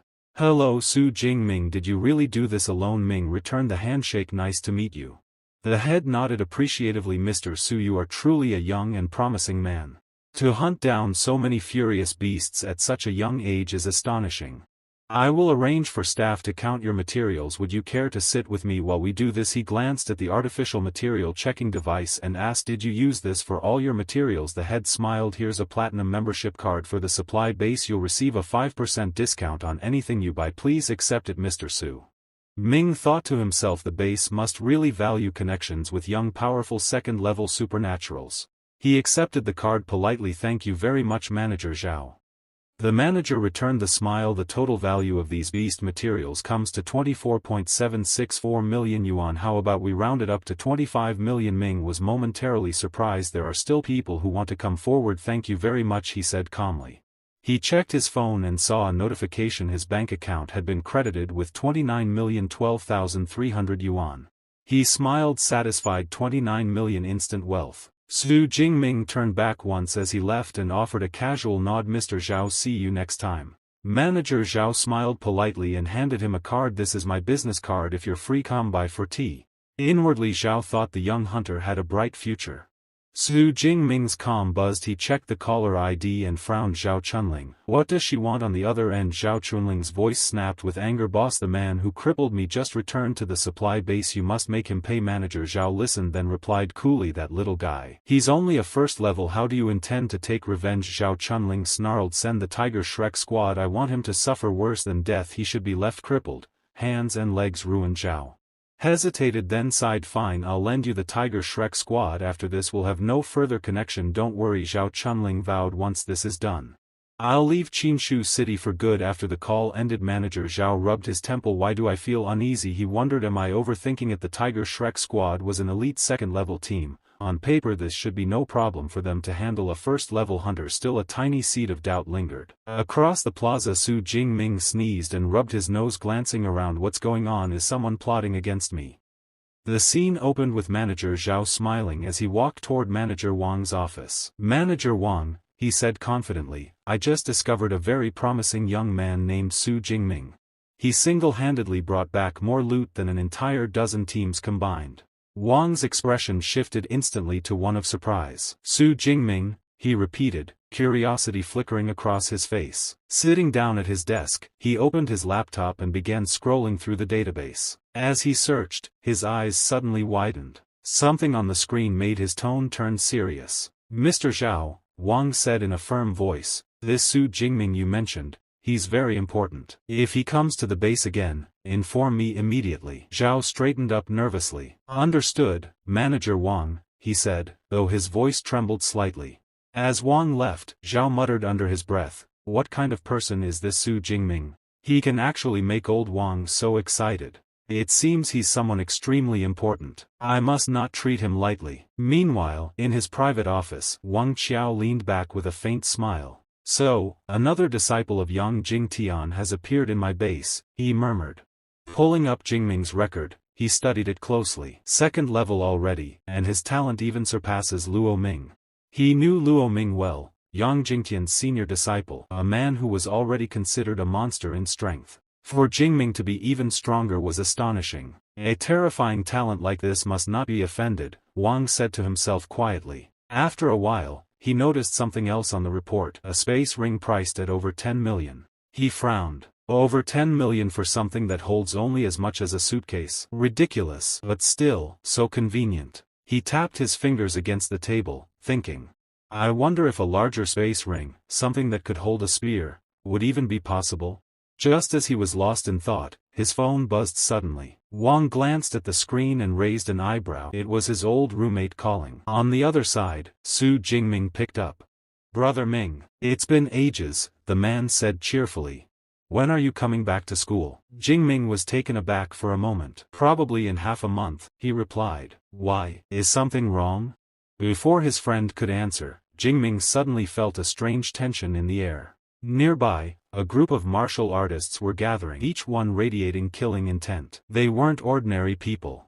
They had been sent by Manager Xiao under the secret orders of Wang Qianglin, the arrogant man Jingming had defeated earlier. Now crippled and confined to a wheelchair, Wang Qianglin was burning with humiliation and rage. He had sworn revenge no matter what it took. The arrogant Wang Qianglin sat in his wheelchair surrounded by several strong martial artists. His expression was twisted with hatred as he raised his hand and pointed toward the image of Su Jing. "That's him," he said darkly. "Your target is that bastard. Break his hands and feet, then bring him to me."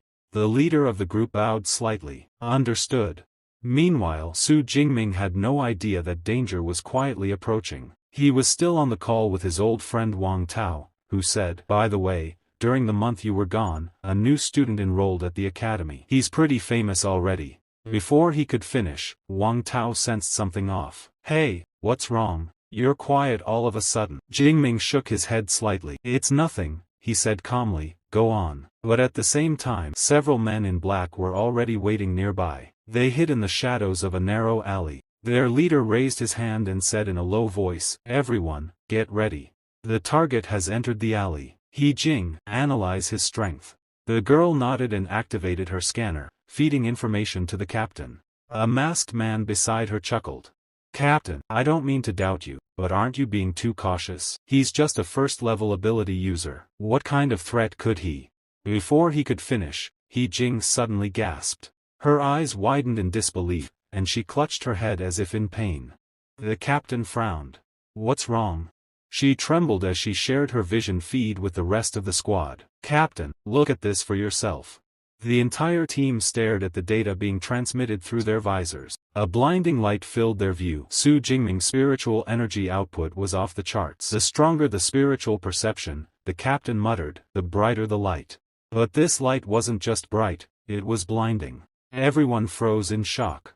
One of them shouted, "How is this possible? This energy, it's dozens of times stronger than a level 2 upper rank like me. A man like this could destroy our entire team." Terror swept through the squad. Around the alley, faint streaks of purple lightning began to flicker, Jingming's suppressed aura leaking into the air. Cold sweat rolled down the captain's face. "Damn it, Wang Qianglin tricked us. He sent us to die. The intelligence is wrong." He clenched his fists. "Abort the mission. We're pulling out. When we get back, we'll make Wang Qianglin pay for this." On the other side of the street, Su Jingming frowned as he felt several auras vanish. "What's going on?" he murmured. "They just ran away." A dark glint appeared in his eyes. "The only person in this base who holds a grudge against me is Zhao Qianglin. He must be unwilling to let it go and sent someone to take revenge." He smirked faintly. "He never learns. Next time, I'll make sure he remembers me properly." Elsewhere, Wang Qianglin was suddenly struck across the face. The impact sent him tumbling from his wheelchair onto the floor. "What are you doing?" he screamed. The squad captain glared down at him. "You dare ask? The target you gave us wasn't a level 1 beginner. It was someone at 2nd level with strength comparable to 3rd rank. Do you know what almost happened to us?" Blood dripped from Qionglin's mouth. What? That's impossible. It's only been a month. How could he advance so fast?" The captain didn't bother and turned around, and said coldly, "We're done with this. Let's go see Manager Xiao ourselves." A few minutes later, they stormed into Xiao's office. Manager Xiao looked up, surprised. "You're back already? Have you handled everything?" The captain's face darkened. "No. The mission's terminated. There's a problem with Zhao Qionglin's intelligence. The target isn't at level 1, he's already advanced to level 2, maybe even higher." Manager Xiao's expression stiffened. "Level 2? Yes," the captain continued grimly. "And according to He Jing's observation, his combat capability is comparable to level 3.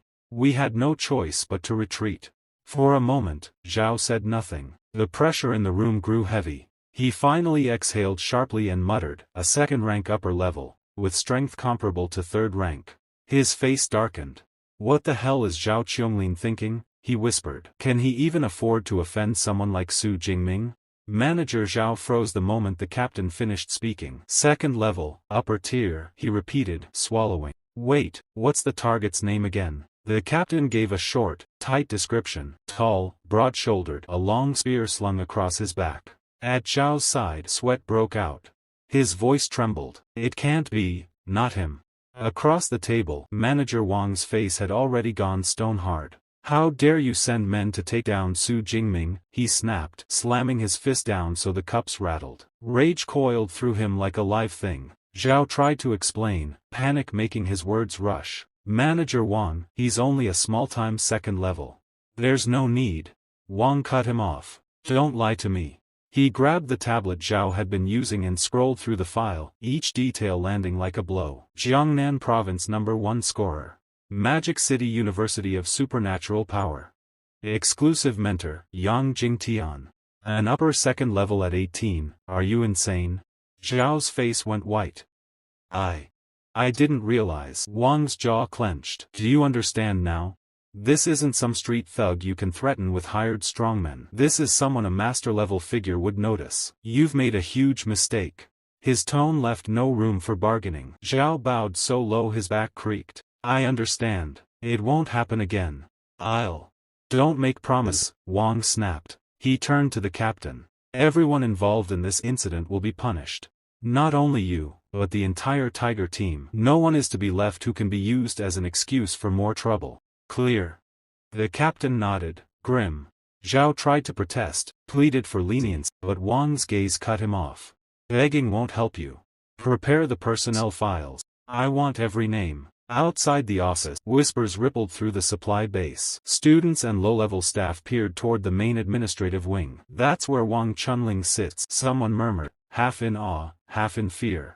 I heard Manager Wang came down himself. Su Jingming, who had been halfway to the mess hall, paused. He hadn't seen the whole confrontation, only felt the sudden shift in atmosphere, the way several squads abruptly aborted their patrols, the clipped voices, the urgency. He folded his fingers around the strap of his bag and let the tension register like static along his skin. Nothing here for him warranted concern, yet the base had a way of magnifying small things into crises. Inside, the fallout was immediate and brutal. Wang Qianglin, still sputtering from the blow that had sent him sprawling, tried to stammer excuses, to claim mistaken identity, to wriggle free. The captain shoved him back down, rage bright in his eyes. Your intelligence almost cost lives, he said. You put us in the path of a second level with third-rank capability. That's not a mistake.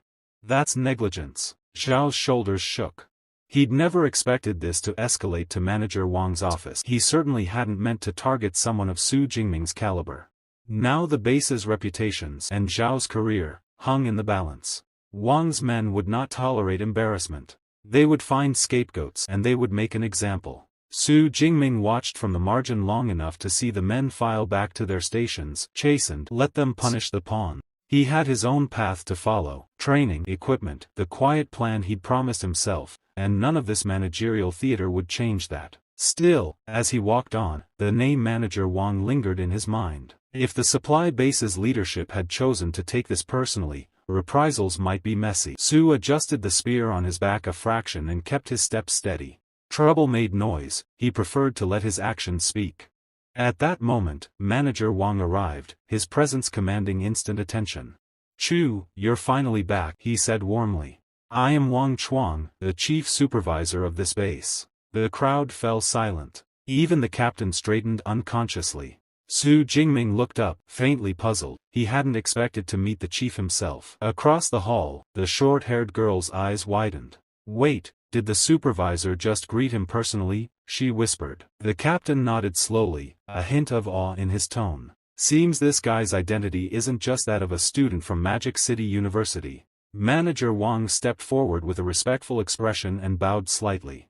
Mr. Su, our base bears an unshakable responsibility for Zhao Chunling's offense against you. He has already been executed on the spot.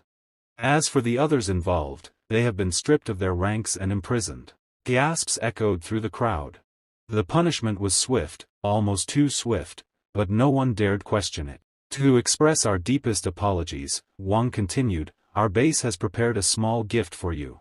He gestured, and a woman beside him stepped forward carrying a sleek, black card placed on a silver tray. Su Jingming's eyes narrowed slightly. He's ruthless, Ming thought silently. A man who can sit in such a position wouldn't hesitate to sacrifice anyone to protect his power. Manager Wang smiled faintly. This, he said, is the highest level black gold membership card of our base. From now on, your accommodation here will be completely free and you'll receive a minimum 20% discount on any item you purchase. He raised another object, a small, silver ring that gleamed with faint light. In addition, he said, this is a space ring, with a storage volume of 1 cubic meter. Consider it part of our apology. Su Jingming's eyes widened in surprise. A space ring with a cubic meter of storage. That kind of item was worth a fortune, far beyond what ordinary second-level awakeners could ever afford. Even he couldn't help but feel impressed. Meanwhile, Su Jingming sat quietly, his gaze fixed on the space ring in his hand. He thought to himself, a space ring with a 1 cubic meter capacity costs at least 50 million great Z coins. This Wang Chao, he's really sincere. And to even mention it openly in front of Manager Wang. Manager Wang smiled faintly at him and said, as expected of Mr. Yang's student, you truly act with forthrightness. Come to think of it, your senior brother Ling Ming also trained at the water supply base back then. Su Jingming was slightly surprised. That's really good to hear. You already know my master and my senior, he replied respectfully. And your kindness, it's more than enough for me. Manager Wang's expression remained calm but warm. Please, accept it. That gift is truly meant for you. If you feel tired, rest in the guest room. Don't go anywhere for now, it will be good for you. Sometime later, Su Jingming stood inside the guest room that Manager Wang had arranged for him. The black gold card had granted him access to one of the best suites, far more luxurious than even the dormitory villas. He looked around, noticing the fine decor and a chilled bottle of champagne waiting on the table. He exhaled softly. After a month of training, I finally get a day to rest, he murmured. Just then, he recalled Manager Wang's words before leaving. Next time you encounter any problem, just contact me directly. My word carries weight in Yunshao City. Su Jingming clenched the space ring in his hand, his eyes glinting slightly. So this is the power of background, he thought. If I were just an ordinary second-level or upper-level genius, Manager Wang would never treat me like this. Su Jingming closed his eyes, focusing his mind. The space ring must be imprinted with spiritual power and recognized by its owner before it can be used, he thought. My current mental power is quite high, 972 haze. That's far above the 600 to 700 of ordinary second-level superior ability users. This should be easy. He took a deep breath and concentrated. A faint glow shimmered between his brows as his spiritual power flowed into the ring. Moments later, a connection was formed. A delighted smile appeared on his face. All right, he murmured with excitement. It seems I can take items out just by thinking, and store them simply by touching them with my body. His eyes gleamed with satisfaction. Apart from the fact that living beings can't be stored inside, this thing is incredibly convenient. Just then, his communicator buzzed. Su Jingming quickly answered. Yes, teacher, he said, I just came out of the wilderness. There's another thing I need to report to you. On the other side, his teacher, Mr. Yang, sounded shocked. What? They actually dared to send someone to kill you? A heavy silence followed before his tone turned cold with fury. And now they think compensating you with a space ring will make it right? That's far too light. Mr. Yang's voice grew sharp, carrying suppressed rage. If anything had happened to you, Su Jingming would have destroyed their entire supply base myself. At that moment, Su Jingming felt a bit awkward and spoke nervously. Master, please don't be angry.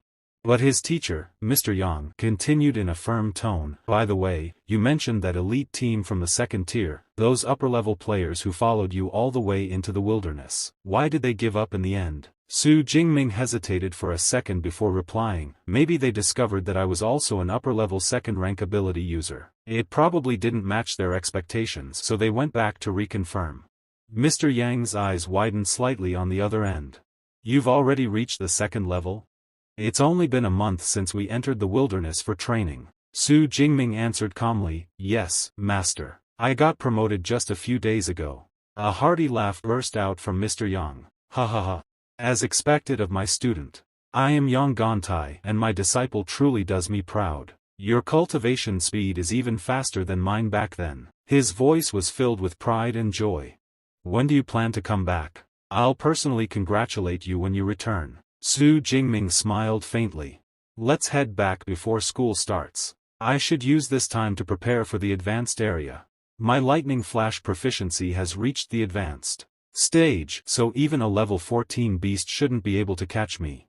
And if I really encounter a level 5 beast, I can still use a bloodthirsty pill to survive. Mr. Yang nodded approvingly, his tone softening as he gave further instructions. Good. Always stay cautious, Ming. You're talented, but don't let arrogance cloud your judgment. Su Jingming smiled gently. I understand, Master.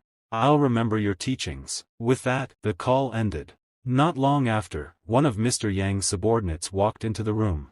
Seeing the calm joy on his teacher's face, the man smiled. Sir, I haven't seen you this happy in a long time. Mr. Yang chuckled proudly. Jingming isn't just an outstanding student in training, he's also a capable fighter in real combat. His promotion speed is unheard of. They say life and death crises temper the strong, but for Jingming, it's almost like a cheat. Meanwhile, the scene shifted deep within the wilderness area, a forest surrounded by mist and towering mountains. Su Jingming walked calmly through the dense foliage, his hand gripping his spear.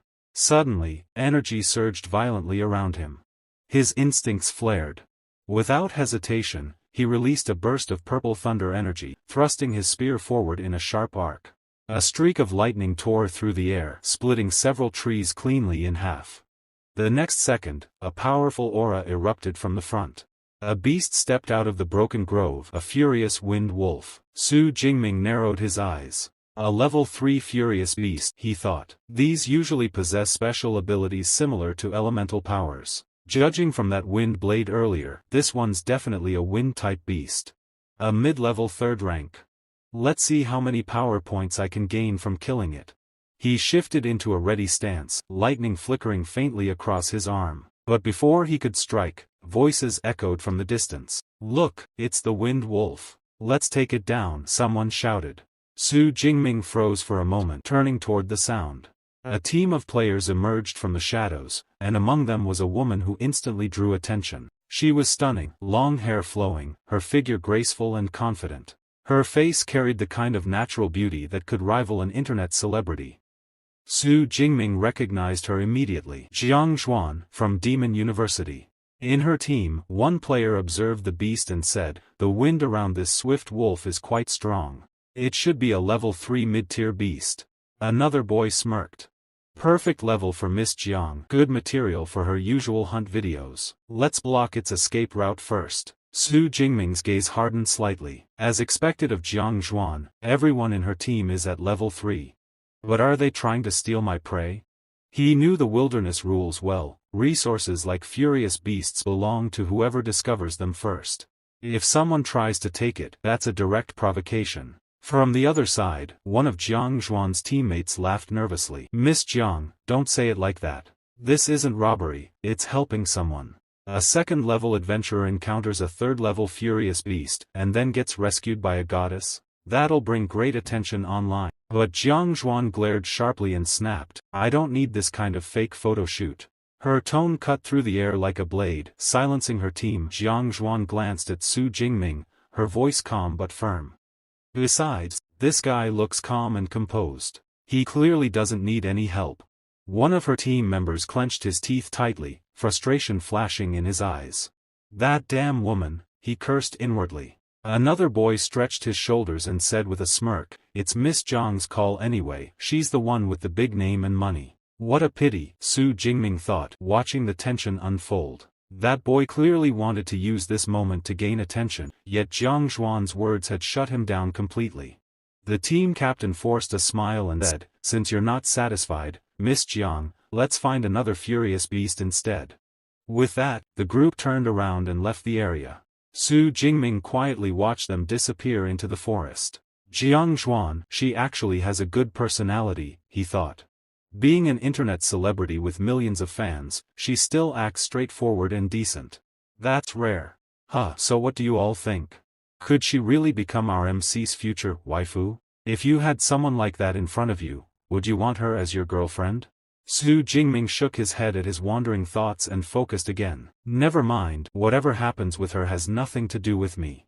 His eyes turned serious. That captain earlier looked furious. Seems like he doesn't have strong control over his team. He gripped his spear and exhaled slowly. Well, enough distractions. Time to hunt. Just then, the wind wolf lunged at him again from the side, its claws slicing through the air. Su Jingming stepped back swiftly, his cheek grazed by the wind blade. He frowned. You were so quiet when they were here, but now that they've left, you attack like a mad beast? What kind of nonsense is that? The wolf growled deeply as if mocking him. Su Jingming smirked faintly. You really look down on me, don't you? You think I'm not worth taking seriously? And I'm just saying, our MC really talks too much sometimes. But hey, that's the charm of Su Jingming. The beast clearly didn't care about words. It roared furiously and charged again. In the next moment, Su Jingming's expression hardened. Fury flared through him like a live current and he unleashed a concentrated thunder strike straight at the monster's head. Energy rippled through the clearing, scattering leaves and sending a spray of blood into the air. A system notification chimed in his mind. Level 3 Viridium Wolf defeated, plus 34 power points. Su Jingming's lips curled into a wild, satisfied smirk. Gaining more than 30 points from a 3rd level Furious Beast, not bad at all. He let out a low, delighted laugh. The last 10 days, this is incredible. The beast's body convulsed as residual energy flickered along its fur, then collapsed. Before he could relax, another creature, ape-like and ferocious, sprang from the undergrowth. Su Jingming tightened his grip on the spear and struck again, channeling his strongest thunder attacks in a furious barrage. One by one, the monsters fell, bodies thudding to the forest floor. Pain flashed across him from a grazing wound, but he pressed on. When the largest ape leader finally lay defeated, Su Jingming stepped forward and surveyed the field. He observed the fallen leader coolly, the corner of his mouth pulling into a cold smirk. The lightning spear alone couldn't finish you instantly, he murmured. Truly befitting the leader of a band of 3rd-rank giant apes. He raised his spear and spoke with quiet menace, his voice low and steady. The rest of your small fry don't make a sound. I'll make sure every last one of you dies by my hand. At that moment, it became clear, Su Jingming's personality had shifted. Whenever his body entered its thunder state and absorbed the blood energy of a furious beast, something inside him darkened. Kindness and mercy seemed to vanish, replaced by cold, ruthless instinct. His eyes glowed faintly violet as he moved without hesitation. One by one, he slaughtered the remaining apes right before their leader's dying eyes. The forest echoed with the crack of thunder and the sound of tearing flesh. Su Jingming smiled, but it was not the smile of a hero. It was sharp, twisted, and filled with madness. For that brief moment, he looked less like a man and more like a monster born of lightning and rage. Within minutes, the entire ape troop lay dead. Blood steamed against the ground, the air thick with the metallic scent of death. Breathing heavily, Su Jingming lowered his spear and looked around with grim satisfaction. He exhaled slowly. More than 3,000 ability points, he murmured, glancing at his stat display. That should be enough for me to return and learn an S-level combat skill. I've been waiting for this moment for a long time. Checking his wristwatch, he noticed a flashing alert. A distress signal was being transmitted nearby. What's this? He muttered, scanning the signal source. But before he could move further, a sudden noise broke through the rustling forest. From the opposite side, Jiang Zhuan appeared, her movements swift and precise. Her figure leapt through the trees, hair fluttering in the wind, eyes sharp with resolve. In that instant, Su Jingming froze in mild surprise. She wasn't here for glory or video footage, she was jumping straight into danger.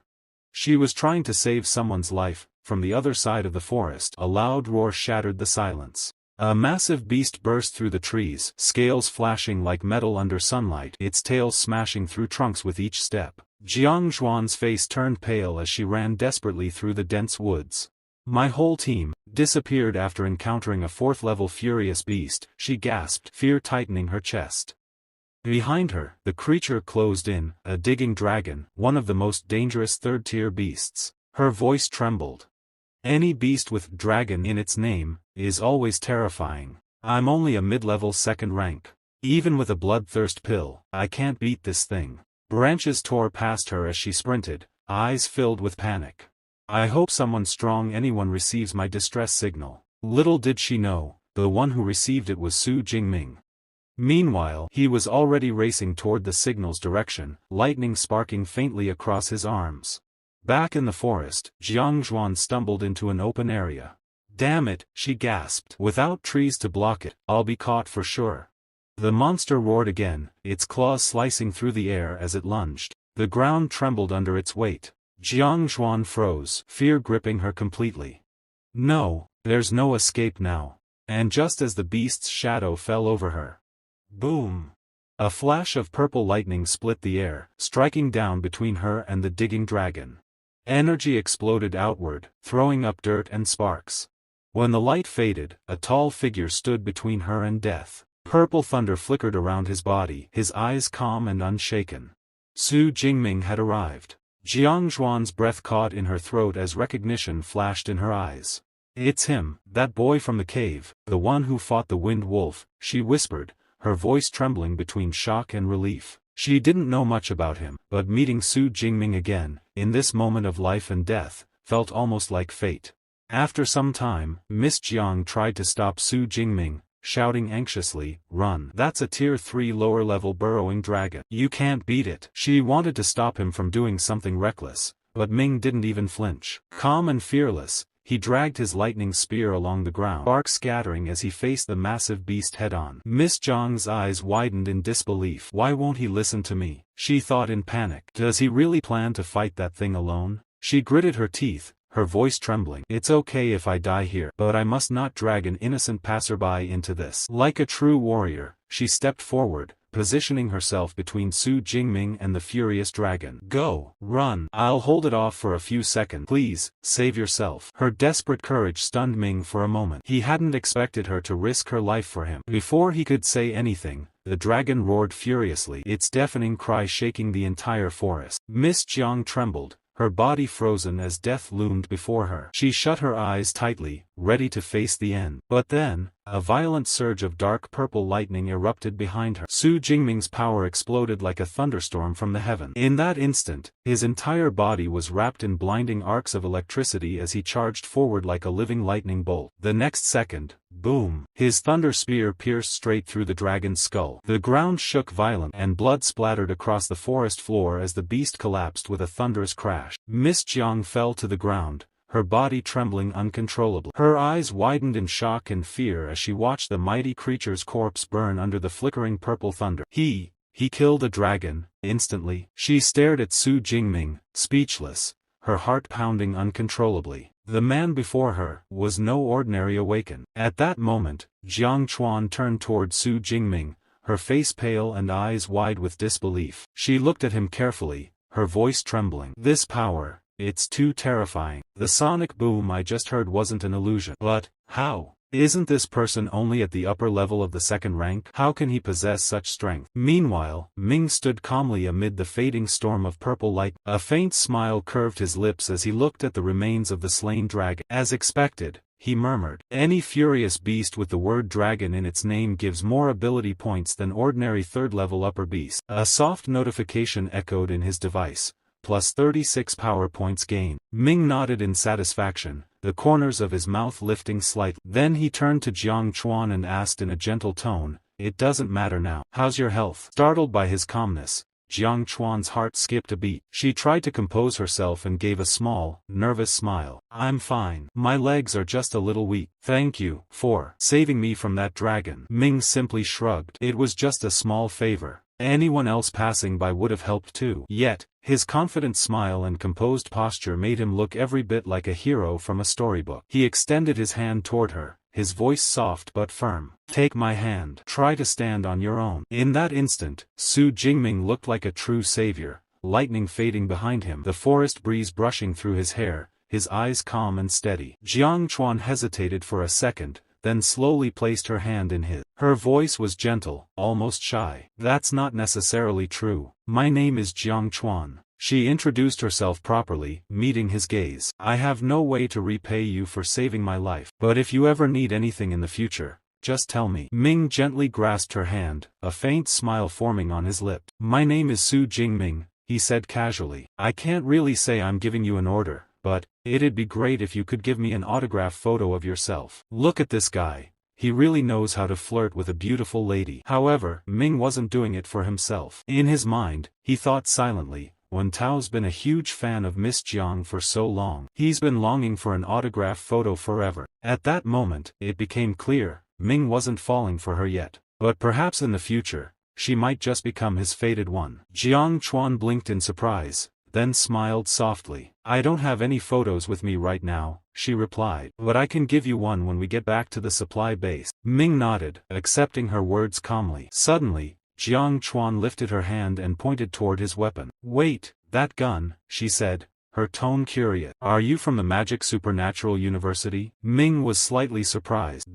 It's a gift from my teacher. You recognize it? She smiled confidently. Of course. That model is too heavy for most first and second level physiques. Even many third level users can't handle it. Equipment like that usually belongs to upper third level or higher elite. She extended her hand again, formally introducing herself. Let me reintroduce myself. I'm Jiang Chuan, from Class 2 of the Department I, Elemental Academy. Ming reached out and shook her hand politely. Hello, Senior, he said with a calm smile. Jiang Chuan's eyes brightened. She wasn't expecting him to address her so naturally. Ming, however, was slightly amused in his thoughts. So she's a senior. That means she's probably an ordinary student from Demon University. Most of them don't reach the upper second level until their third year. He smirked inwardly. But seeing how much she admires me, there's no need to spoil her excitement. He said softly, well, I'm glad to meet you too. Jiang Chuan's eyes sparkled with excitement. Senior, you're truly powerful. Even though the digging dragon was a lower third level beast, it's as strong as an ordinary upper third level one. I can't believe you killed it in a single strike. Before Ming could say anything, he turned slightly, his expression calm again. It's getting late. I should head back. He started to walk away, but Jiang Chuan called out, her tone flustered. Wait, why are you leaving so suddenly? Ming stopped and turned his head slightly. Because it's already been too much time, he said flatly. And staying longer isn't necessary. Jiang Chuan hesitated, her face turning faintly red. Then, with a hint of nervousness, she stepped closer and whispered, Senior, can I stay with you for a while? Her cheeks flushed pink, her voice soft as the forest breeze. Miss Jiang brushed the dust from her sleeves and looked a little embarrassed. I got separated from my escort team, she said softly. I can't handle this area alone. Su Jingming glanced around the forest, then nodded. All right, he said calmly. I'll take you to the city ruin. From there, you can make your way back yourself. She smiled gratefully, her expression filled with appreciation. Thank you, Senior. You're really kind. But after a moment's pause, curiosity flashed in her eyes. By the way, Senior, do you want to take a look inside the Earth Digger's cave? There might be something valuable in there. Otherwise, that dragon wouldn't have come out to chase me. Ming didn't hesitate. Let's go and have a look, he replied, tightening his grip on his spear. They began walking together through the dense forest. The air was heavy with the scent of soil and fresh rain. As they moved, Jiang Chuan glanced at him again. Senior, which college are you from? I think I know your dean, young Jin Tai. He's known as Young King, right? He's very fearless. Ming turned his head slightly, surprised. Weapon Academy, he said. He's my teacher. Jiang Chuan's eyes widened in shock. Ah, I'm so sorry. She stammered, her face turning bright red as she waved her hands nervously. For a moment, Ming couldn't help but notice how adorable she looked, like a flustered little girl. But then, his expression turned flat again. He thought silently, didn't people call her the cool, frosty goddess of Demon University? Turns out, she's more like a chatterbox. He sighed inwardly, slightly annoyed by her endless talking. After a short walk, they finally arrived at the entrance of the cave. Jiang Chuan pointed ahead. Senior, this is it. Are you really going inside? Ming stepped closer, scanning the dark entrance. I'm not sure what's inside, he said cautiously. If there's danger, stay behind me. He raised his weapon, the faint hum of thunder flickering around him. Jiang Chuan stood close, her eyes wide as she peered into the glowing depths. A faint, sweet fragrance drifted out of the cave. It smells so good, she whispered, captivated. Ming's eyes narrowed as he recognized the source. V-level Qinling grass, A-level flame flower, C-level hypnotic grass. He frowned. How can so many rare and exotic plants be growing in one place? He stepped forward, the purple glow of his thunder energy lighting the cave walls. This is amazing. Suddenly, Jiang Chuan's eyes widened in excitement. This is the spring liquid that condenses the essence of the earth, she said breathlessly. It's a healing medicine below the 4th level, and this one is even rarer, an S-grade Earth Spirit Spring. Su Jingming froze, his expression turning serious. Are you sure? He asked. That kind of medicine herb is extremely rare. Jiang Chuan quickly knelt beside the shimmering pool, her face glowing under the soft golden light. I'm certain, she said with confidence. The Earth Spirit Spring nourishes the surrounding plants and transforms them into exotic flowers and rare herbs. Her excitement was pure and bright, like a child who had found treasure. She looked radiant, holding the luminous petals in her delicate hand. Ming scanned the cave around them. The flowing water glimmered like liquid crystal, and the entire cavern was filled with vibrant herbs and fragrant blossoms. There's no doubt about it, he murmured. This is truly the Earth Spirit Spring. He turned to Jiang Chuan and smiled faintly. I didn't expect you to have such in-depth knowledge about natural treasures. She smiled proudly. I passed the second-grade medicine exam at my school. Ming raised his brow in mild surprise. You're a second-grade pharmacist. I've heard that exam is extremely difficult to pass. Jiang Chuan's cheeks turned slightly pink. Thank you for your kind words, senior. With this Earth Spirit Spring, we can prepare at least 5 portions of S-grade healing spring fluid. She paused, then added sincerely, all of these spiritual resources should belong to you. Ming shook his head. 4 portions for me, 1 for you, he said firmly. And we'll each take half of the exotic flowers and herbs. Her eyes sparkled with gratitude. Thank you, senior. But just as they finished dividing the spoil, the faint echo of footsteps reached them from the mouth of the cave. Captain, a voice called. There isn't a single monster in here. What good stuff could possibly be hidden inside? Ming instantly tensed, his hand tightening around his weapon. He glanced at Jiang Chuan, his sharp instincts alert. More figures entered the cave, their torches flickering against the stone wall. Judging from the traces, one of them said, this must have been the nest of a 3rd-level dragon. Jiang Chuan turned in surprise. Captain Wang, you scared me, she exclaimed, her tone mixed with relief and confusion. How did you find this place? The man at the front smiled slightly. Miss Jiang, we've been searching for you everywhere, he said politely. We didn't expect to meet you here of all places. But Ming's eyes darkened. He could sense something off about this group. Their gazes lingered too long on the glowing spring, too covetous. He thought silently, if this so-called allied team discovers the Earth Spirit Spring, Jiang Chuan might be in real trouble. The captain's gaze shifted toward Ming. His expression hardened. Miss Jiang, he said coldly, the person beside you doesn't seem to be the same one from before. He looks unpleasant and dangerous. The cave fell silent for a moment, the soft sound of dripping water echoing through the air. The tension between Ming and the newcomers began to rise. Jiang Chuan smiled innocently, oblivious to the tension tightening around them. This person is actually a senior from my school, she said brightly. I met him by chance on the road and invited him to come see this place. These exotic plants are high quality, let's share them. The captain forced a polite smile. Thank you, Miss Jiang. But one of the men beside him frowned and muttered,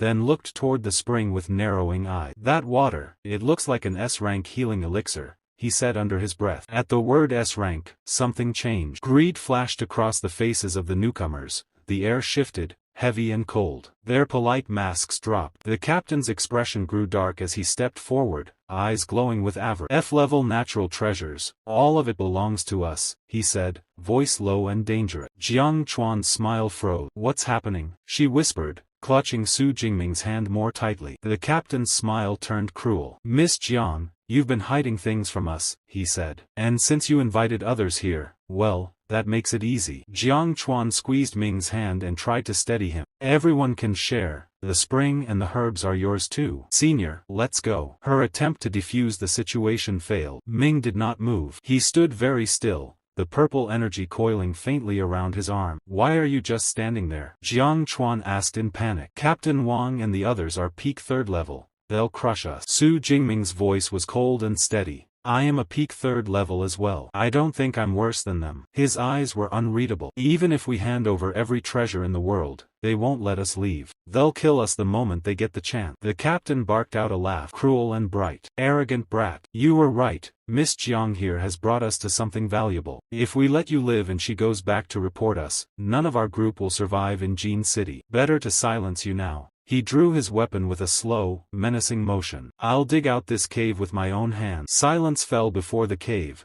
only the distant drip of water and the threat of steel slicing the air. Su Jingming's grip tightened around his spear. She looked Jingming say Senior, I can't wait for more than she takes but on an object of profound and dangerous power, the blood-burst pill. On that moment Jiang Chuxian held that pill in her hand.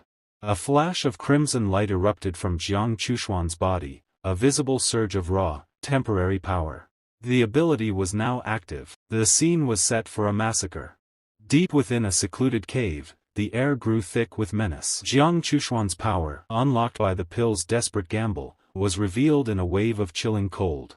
A nature-type, ice-type ability, a formidable A-rank manifestation. Tension spiked, sharp as a blade. The enemy team fanned out, their intent to kill as tangible as the frost forming on the cave walls. The enemy captain, a man with a voice like grinding stone, gave his orders. Leave Jiang Chuxian to me. Zhou Chong, deal with her lover first. Everyone else guard the cave entrance. Got it. Zhou Chong grinned, a predator eyeing easy prey. The captain turned his full attention to Jiang Chuxian, his gaze pitiless. Miss Jiang, sorry, but you'll have to leave your life here today. As if to emphasize the point, the captain activated his own ability. His body contorted, muscles bulging and coiling with feral strength. An enhancement type, beast system ability, a C-rank manifestation of a saber-toothed tiger. The other opponents revealed their vile nature, their taunts slithering through the cavern. Captain, take it easy, don't kill her too fast. We'll make sure to enjoy you thoroughly and record the whole thing while we're at it. Yeah, such a beauty, killing her right away would be a waste. Overwhelmed and cornered, despair washed over Jiang Chuxian. These beasts in human skin, she thought, her mind reeling. Am I really going to die here today? I can't accept this. Her thoughts, thick with guilt, turned to the man she had dragged into this nightmare. And I've dragged Senior down with me too. Wait, Senior. A blur of motion. A shockwave of displaced air. Ming moved. It was too fast for the eye to follow. Zhou Chang's predatory grin vanished, replaced by a choked gurgle as Ming's spear had erupted from his back in a spray of crimson. His eyes bulged, incomprehension his final emotion. Ming stood over the collapsing form, his assessment calm, almost clinical. Looks like even a third-tier fighter isn't much after all. The remaining opponents stared, their bravado shattered. So fast, one stammered. The captain's eyes widened, his calculations upended. Zhou Chong was a mid-tier third rank. He shouldn't have been obliterated in a single move. His gaze snapped to Ming, the truth dawning. So you're the troublesome one after all. I really misjudged you. With a roar, the captain lunged, his weapon sheathed in devastating energy. Tiger roar slash. The attack met Ming's raised spear in a concussive blast of force. Judging by attack strength alone, Ming analyzed internally, his muscles straining. This third-tier peak captain is much stronger than me. The conclusion was instantaneous and absolute. Then I can't afford to hold back anymore. A decision was made. A seal, self-imposed, was broken. A surge of energy, raw and electric, erupted from Ming's core. It tore through him, a storm contained within flesh. Jiang Chuxian could only watch, her breath catching in her throat. Senior, she whispered. The enemy opponents recoiled in terror. What kind of monster is this? One shrieked. Ming's new form was revealed, crackling with arcs of blue-white lightning. His aura intensified, pressing down on them like a physical weight. This feeling of power. Ming thought, the energy coursing through his veins like a drug. It's incredible. The enemy captain, trying to reclaim control, scoffed. Amazing. Acting all mysterious. Turns out it's just a special mode. Ming didn't respond with words. He moved, energy coalescing around his spear into a vortex of wind and lightning. The captain reacted instantly, earth energy solidifying around his body into a thick, stony carapace. Combat skill, stone armor. He boasted, confidence returning. Useless effort. Any attack below tier 4 can't break through my protective stone armor. Rah! Ming's battle cry was a thunderclap as he thrust forward. The two forces collided in a cataclysmic explosion of light, sound, and shattering stone. Ha! Ming thought, his enhanced senses tracking every fracture. My body is now 3 or 4 times stronger than before. Even your iron skin can't withstand me now. With a final, deafening crack, the captain's defense failed. He was hurled backward, his armor crumbling to dust, his body broken from the force. Ming's control was absolute, his power at its zenith. Seeing his captain fall, another opponent lunged from the shadows, claws wreathed in fire. Flame Demon Claw. But Ming, without even looking, swung his spear backhand, dissipating the attack effortlessly. My flame demon claw got blocked? Impossible. The man thought, his mind screaming in denial. That's a B-rank combat skill, and I've mastered it at advanced level. What kind of monster is this? As expected of a third-tier peak, Ming acknowledged coolly. I'll finish it with one more shot. Realizing the end was upon him, the captain, broken and bleeding, began to beg. Don't kill me. He tried to bargain, a frantic gleam in his eyes. You can have the Earth Spirit Spring. And I've got over 100 million in savings, it's all yours. Ming looked down at him, his expression icy. Begging now? Too late. Jiang Chuxian watched the final act, unable to process the reality before her. Is this a dream? Her mind raced. Hiring this team cost 6 million per job, and their captain was said to be invincible among third tiers, yet he died just like that. She stared at Ming's lightning-wreathed form, a new, terrifying understanding dawning. Unbelievable. I've never heard of any student in the academy having a record like this. Stronger than even an A-rank ability. Could it be S-rank? As the adrenaline faded, Ming felt it, a familiar, violent thirst that he had subdued after his last evolution. It was rekindling, fed by the battle and the immense power he had unleashed. The violent, bloodthirsty urge that had faded after leveling up, seems to be rekindling again. His gaze, now tinged with a predatory light, swept over the remaining opponents. Now it's your turn. The terrified men saw not a man, but a demon. Demon, one choked out. Demon? Ming repeated, his voice cold and flat. He saw the bodies they had left in their wake, the cruelty in their eyes. Compared to scum like you, murderers and robbers, I think I'm still more human.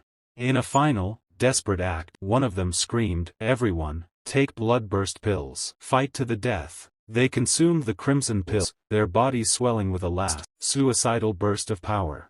The final battle was not a fight, but a purge. Ming moved among them like the lightning he commanded, a force of nature. He was a whirlwind of overwhelming force, his spear a blur that ended each enhanced life with brutal efficiency. When the last body fell, silence returned to the cave, broken only by Ming's heavy breathing. The lightning around him flickered and died. Thunder Extreme Mode is powerful, but the drain is heavy, he thought, his body feeling leaden. Using it for just over 10 minutes is more exhausting than fighting beasts for hours. Senior, are you okay? Jiang Chuxian rushed to his side, her voice laced with concern. I'm fine, just tired, he reassured her, his voice rough with fatigue. Let's gather the Earth Spirit Spring and the rare herbs first, then rest for a bit. They approached the small, glowing spring at the back of the cave. Good thing, Ming observed, the Earth Spirit Spring wasn't tainted by blood. They worked quickly, filling their containers with the precious, earth-attuned liquid. Ming felt a flicker of satisfaction. Nice, there's even half a bottle more than expected. In a gesture of fairness that spoke of his character, he handed Jiang Chuxian a larger share. You get 1.5 bottles, after all, you fought hard too. Thank you, senior, she said, her gratitude profound. For a moment, they simply sat in the aftermath, the scene calm, the immediate danger past. It was a quiet moment of respite, the glittering spring the only light in the dark cavern. However, the price for Jiang Chuxuan's own desperate power was coming due. A sudden, sickening weakness washed over her, her veins feeling like they were filled with fire and ice. Her eyes widened in alarm. Not good, Jiang Chuxian thought, a cold dread seizing her heart. The blood-burst pill's side effects are kicking in. In the crushing silence that followed the battle, the true cost of victory was revealed. Jiang Chuxian crumpled, her body betraying her. A wave of absolute weakness washed over her, so profound it felt like a void where her strength and spirit had been. My whole body is weak, she thought, the panic a faint flutter in her numb mind, and I can't even use my mental power. She struggled to draw breath, each inhale a shallow, desperate gasp. Her thoughts spiraled into a pit of humiliation. I can't even take clothes out of my spatial ring, how embarrassing. Her gaze, heavy-lidded and blurry, drifted toward Ming. A new dread, sharper than the physical agony, seized her. If my senior sees me like this and misunderstands, I'll leave such a bad impression. Ming's voice cut through her spiraling thoughts, calm and practical. The side effects of the blood-burst pill are strong. I'll take you to rest over there first. He moved with a careful efficiency, his touch surprisingly gentle as he helped her to her feet and half-carried, half-supported her to a clearer spot near the cave wall.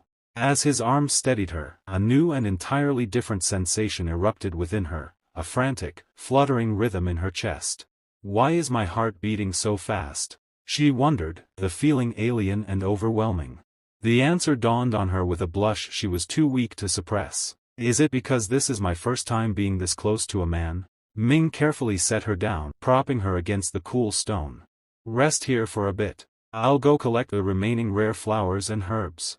Left alone as he moved away, Jiang Chuxian watched him, her chaotic thoughts settling into a warm, quiet realization. Senior is really gentle. Ming moved methodically through the grisly aftermath, stripping the spatial rings from the fallen opponents. He quickly assessed the loot from the elite squad. Cash, rare herbs, beast materials, and C-rank combat skills. A flicker of disappointment crossed his mind. This Tier 3 elite squad didn't have anything valuable after all. His practical side took over.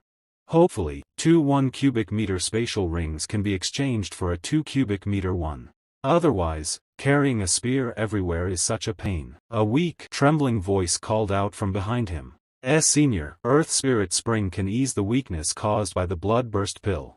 Ming turned, his interest piqued.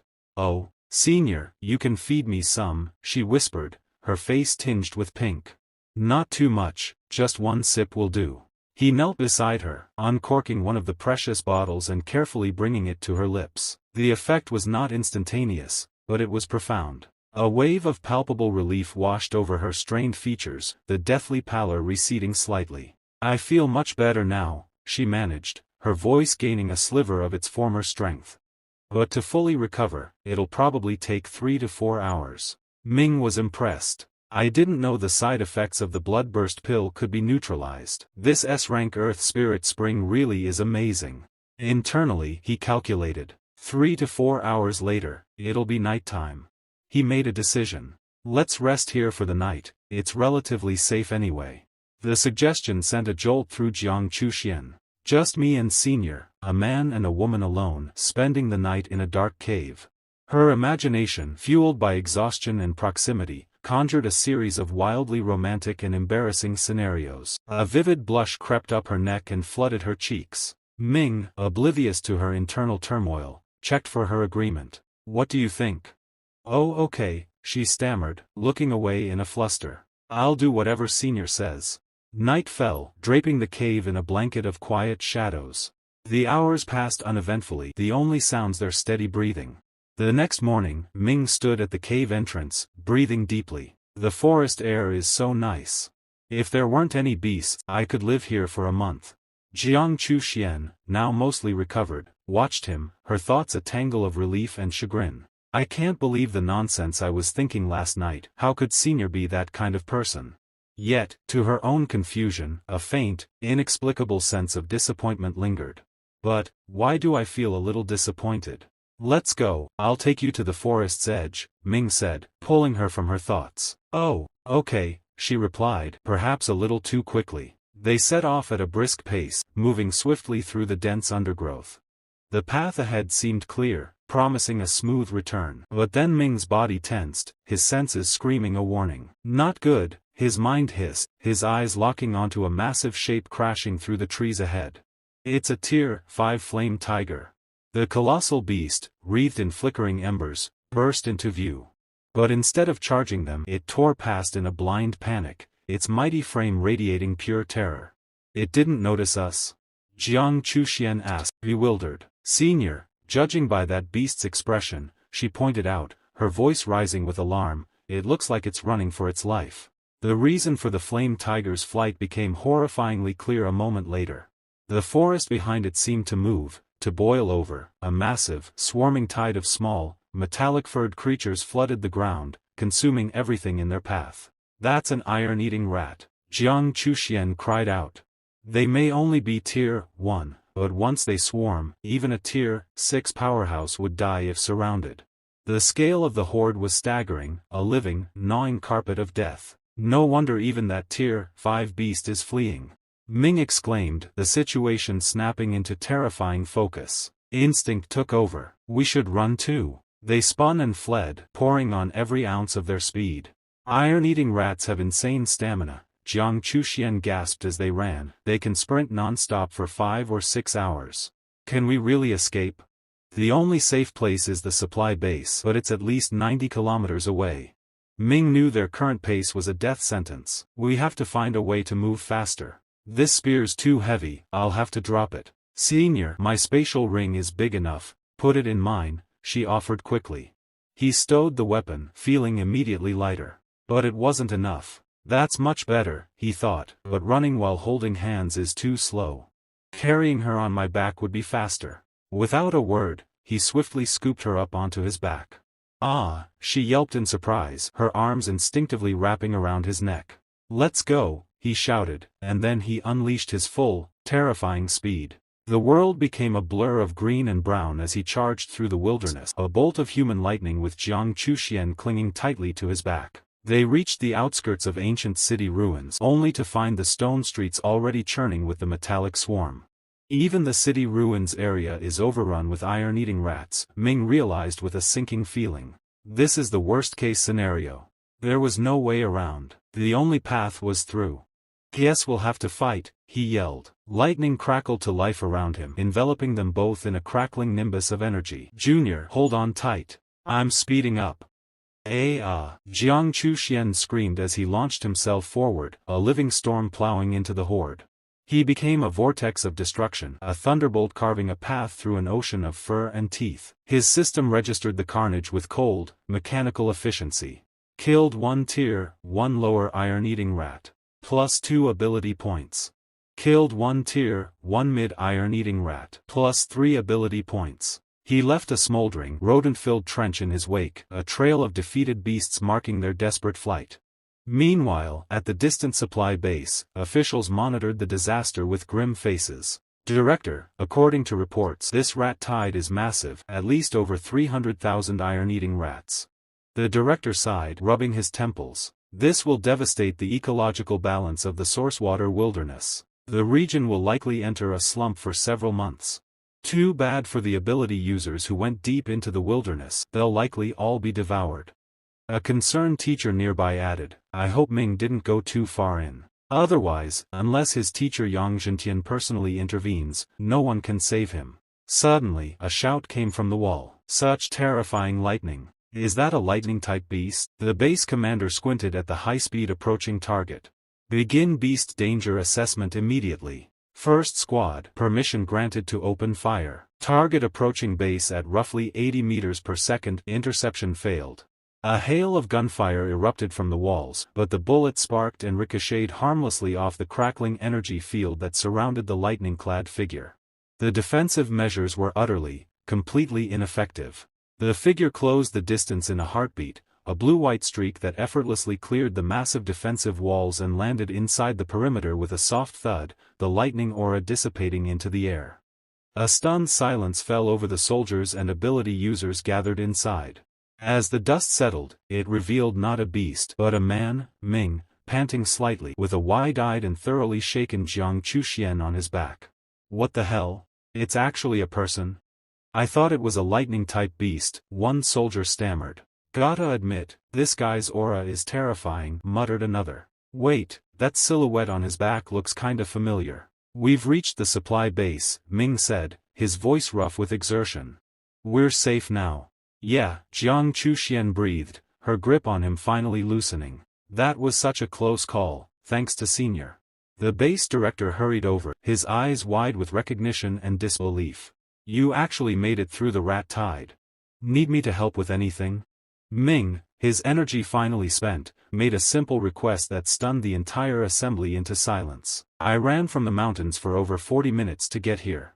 I'm a bit tired, just get me a room to rest. The mountain region. The director thought, his mind reeling. That's over 90 kilometers away. Even Tier 4 ability users couldn't necessarily escape that. Ming actually pulled it off. I'll arrange a room for you right away, the director said, recovering. Someone help Student Sue.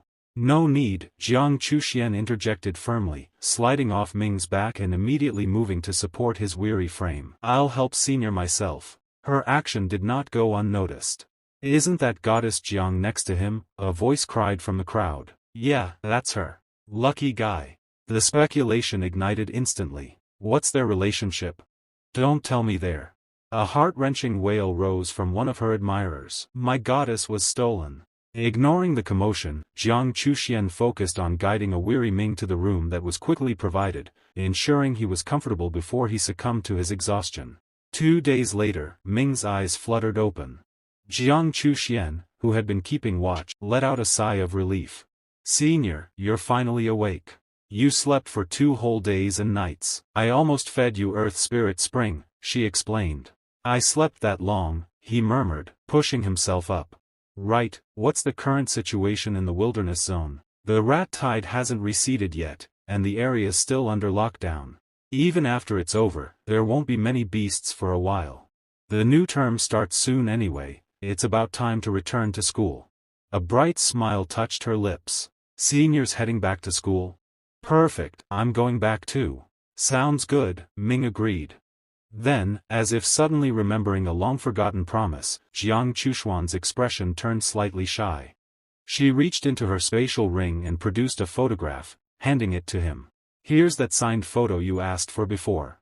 Ming took the photo, his eyes scanning it. His face, which had been a mask of calm composure, instantly dissolved into a deep, crimson flush of utter embarrassment. There, smiling back at him from the glossy paper, was Jiang Chuxian, wearing nothing but a vibrant, and very revealing, bikini.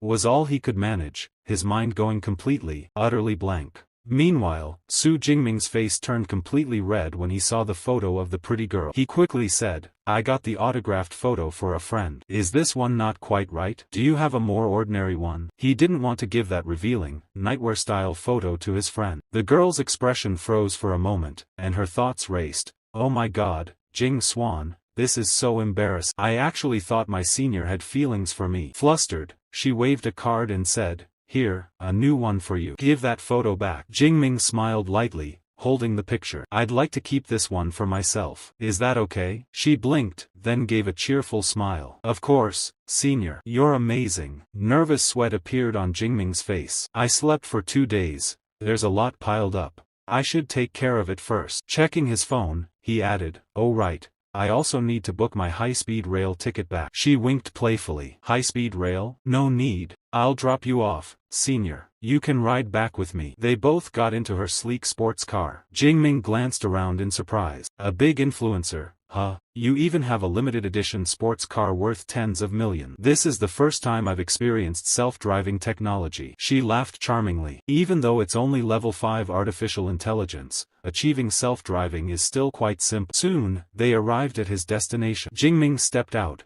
holding his bag, while nearby students began whispering. What a handsome guy, one said. He's tall, confident, and has that dangerous aura. Another girl sighed softly. Too bad. Looks like he already has a girlfriend. And she's stunning. Su Jingming completely ignored the whispers around him. In just a month and a half, the change in my strength has been absolutely earth-shattering, he thought. Beside him, she looked at him in surprise. Jingming pointed ahead. That's Zone 3, he said calmly. She nodded, stepping aside. I'm in Zone 2, so let's part ways here. But just as Jingming turned to leave, she stopped him. If you ever need my help in the future, just let me know. Jingming smiled lightly. I'll definitely ask for your help when I get the chance. Before he could react, she stepped close, so close that he could feel her breath. Her hand tightened around his, and in the next second she kissed his cheek. For a moment, time seemed to stop. The scene looked unexpectedly soft and lovely, his first real, innocent brush with affection. The prodigy who faced countless battles now stood frozen, his face burning crimson. Waving her hand playfully, she said,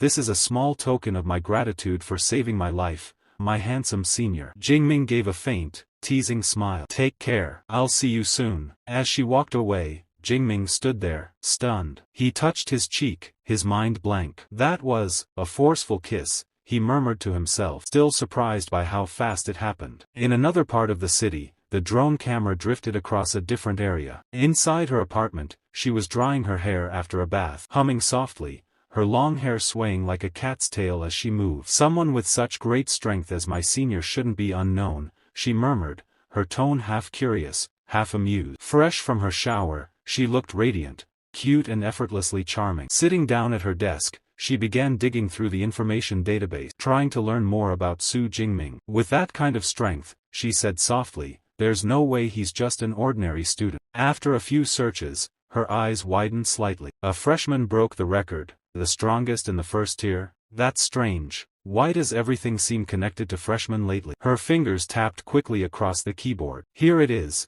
his detailed information. She read the data, and her expression shifted from curiosity to mock outrage. Puffing her cheeks, she glared at the laptop screen. So he's actually a freshman. I even called him senior.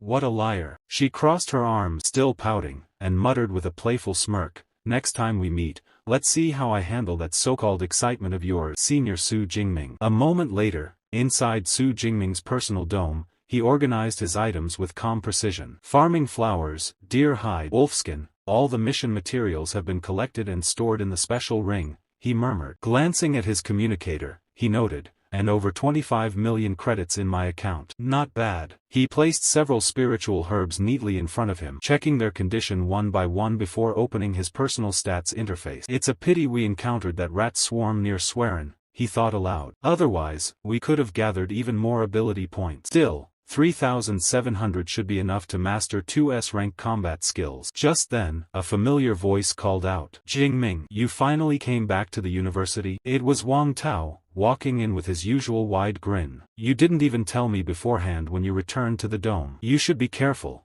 There's been a rat infestation recently. I was worried about you. Jingming gave a faint smile. You're right. There was a rat infestation, but the army's already handling it. Wang Tao's expression shifted from relief to shock. Wait, what the? Did you break through to the second tier? To be precise, Jingming replied calmly, I've reached the superior stage of the second order. I went through several life and death situations out there, but I was lucky each time. Not only did I survive, I broke through as well. Wang Tao whistled, both amazed and a little envious. As expected of you, Ming, you can't be judged by normal standards. I guess near-death experiences really do make people stronger. Makes me want to try it too. Jingming frowned slightly. Don't. I had special circumstances. The wilderness area is dangerous. If you go now, it'll only put you in trouble. Wait until you reach tier 2 before you even consider it. Wang Tao laughed nervously, raising his hand. Relax, I'm just saying. I wouldn't actually go yet. Oh, by the way,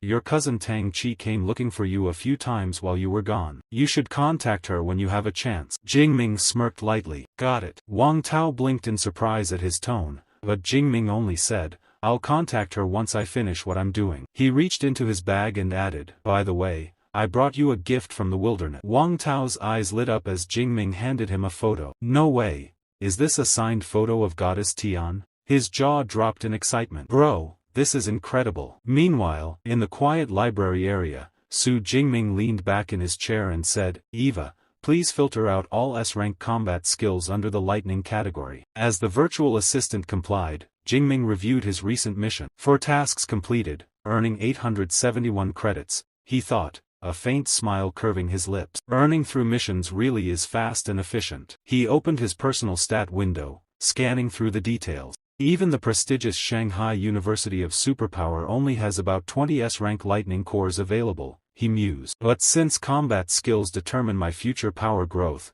I have to choose carefully. He pointed at two techniques displayed on the screen. There are two that stand out. One focuses on pure offensive rage-type lightning, while the other is more defensive. Both are strong in their own ways. A confident smile appeared on his face. Other people might specialize in one area, either technique or close combat, but I don't have that limitation. I've got my own advantage, my own cheat code. I'll take them all. Then his eyes stopped on a particular entry. Heavenly Thunder Technique, the prerequisite skill for the SSS rank lightning system combat art, 10,000 Poison Heaven Thunder Gaiden. His voice dropped slightly in awe. It's far more profound than even the Thunder Undying Body, another S-rank skill. He frowned, feeling the mental strain as he studied the material. This technique's complexity, it's worse than pulling an all-nighter back in my doctoral studies in my previous life. Exhausted, Jingming rested his head against the desk. Finally got a basic understanding, he muttered. Time to integrate it into the system. Raising his hand,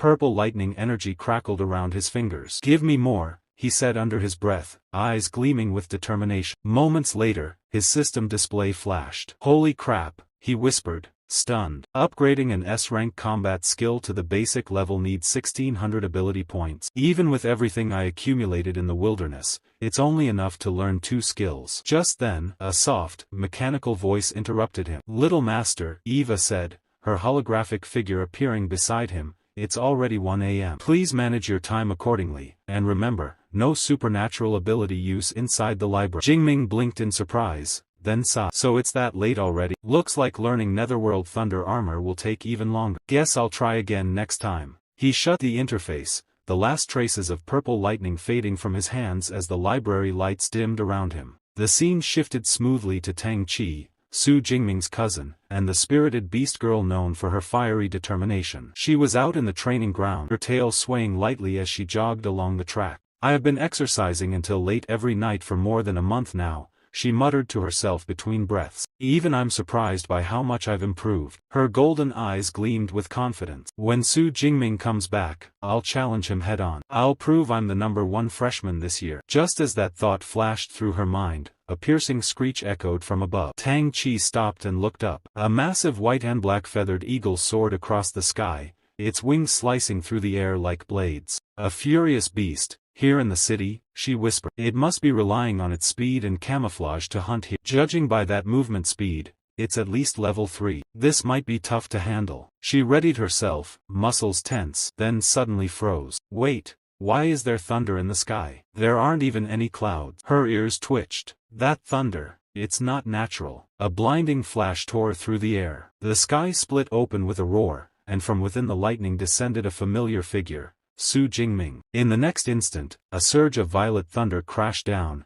engulfing the eagle completely. The beast let out a final shriek before its body shattered into ash and scattered with the wind. Tang Qi stood there, speechless. That lightning, it actually disintegrated. Her heart pounded as she stared at the dissipating smoke. Was that a high-level lightning-type ability user, or a professor? But as the stormlight faded, she caught sight of him, Su Jingming, standing calmly amidst the residual crackles of purple thunder, the energy coiling around his body like a living storm. Jingming lifted his hand, examining the faint electric current dancing across his palm. A small, confident smirk crossed his face. Such power, even in a simple The S-rank combat skill Heavenly Thunder technique is truly astonishing. Su Jingming's stats rose sharply after defeating the Tier 3 mid-level White Ring Blackfeather Eagle. He gained 34 ability points, and the surge of power made his blood pulse with excitement. The Heavenly Thunder technique is even more powerful than I expected, he thought, feeling the thunder energy still humming within his veins. Its range can easily reach a kilometer, incredible. It even overpowers high-speed beasts like that eagle. Satisfied, he made his way back toward the dormitory. Not far behind, a man watched him with sharp eyes, his tone filled with curiosity. "That must be Su Jingming, the famous freshman everyone's been talking about," he murmured. "Interesting." Inside the dormitory, Wang Tao looked up as Jingming entered. "You're out so early again?" he asked, half amused, half tired. "The freshman competition is starting in a few days," Jingming replied, adjusting his uniform calmly.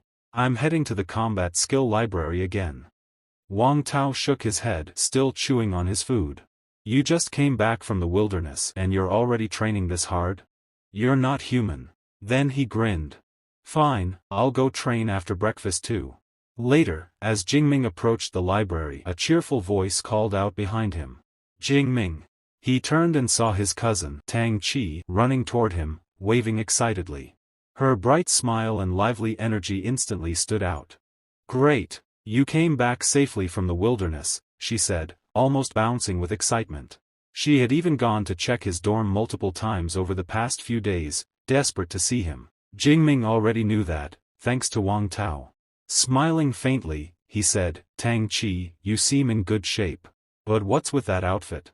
Before he could say more, she leaned closer, eyes gleaming mischievously. "You should remember, you promised to spar with me, right?" she said in a teasing, almost kitten-like tone. Jingming blinked, surprised. "Are you sure you want to spar with me?" "Of course," she replied proudly. "I was the top scorer in the San Juan province exam. Don't underestimate me." Before he could respond, she grabbed his hand firmly. Come on. Jingming sighed softly but nodded. Alright, we'll find some time later for a friendly match. Why later? She insisted. Let's do it now. The training room on the second floor of your dorm is perfect. She pulled him along, her excitement practically glowing. Jingming glanced at her, thinking how energetic she always was. No matter where she's from, she's truly relentless, he thought with a faint smile. Tang Chi's cheeks flushed slightly as she stole a glance at him. I can't wait to see his face when he realizes I've already advanced to the second tier, she thought, her heart pounding. When they reached the dorm's training hall, Wang Tao and Tang Chi's friend were already there, surprised to see them both. Jingming took hold of his spear and stepped forward.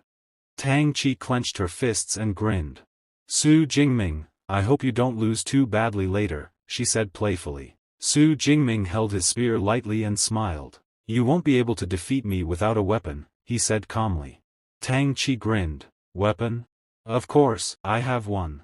A faint glow flashed between her fingers as she pointed forward. In the next instant, a long, jet-black weapon appeared in her hand. Its design was slender yet deadly, and its tip shimmered with faint lightning. Jingming's eyes widened slightly. A hell barret? A girl actually uses such a rare weapon, impressive. Tang Chi twirled it once in her hand and took a battle stance, her expression turning serious.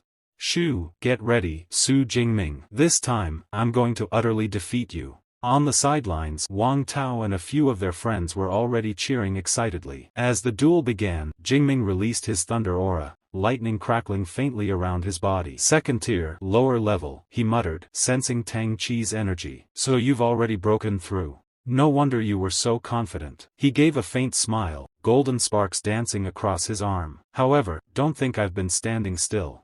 When his heavenly thunder power flared to life, the entire training room brightened as if struck by stormlight. Tang Chi's friend gasped. Second-tier superior level? How is that possible? Wang Tao crossed his arms with a smug grin. Told you, your song can't beat our Jingming. Tang Chi herself froze for a moment, astonished by the power radiating from him. Second-tier superior? Even the provincial elites couldn't suppress that kind of strength, she thought, her confidence shaking for the first time. Jingming tilted his spear and asked calmly, do you still want to continue? Tang Chi took a deep breath, forcing a smile. Of course, just don't use too much force against me. He nodded politely. As expected of the top scorer from Sichuan province, flexible and adaptable. Don't worry, I won't take the initiative. Come at me.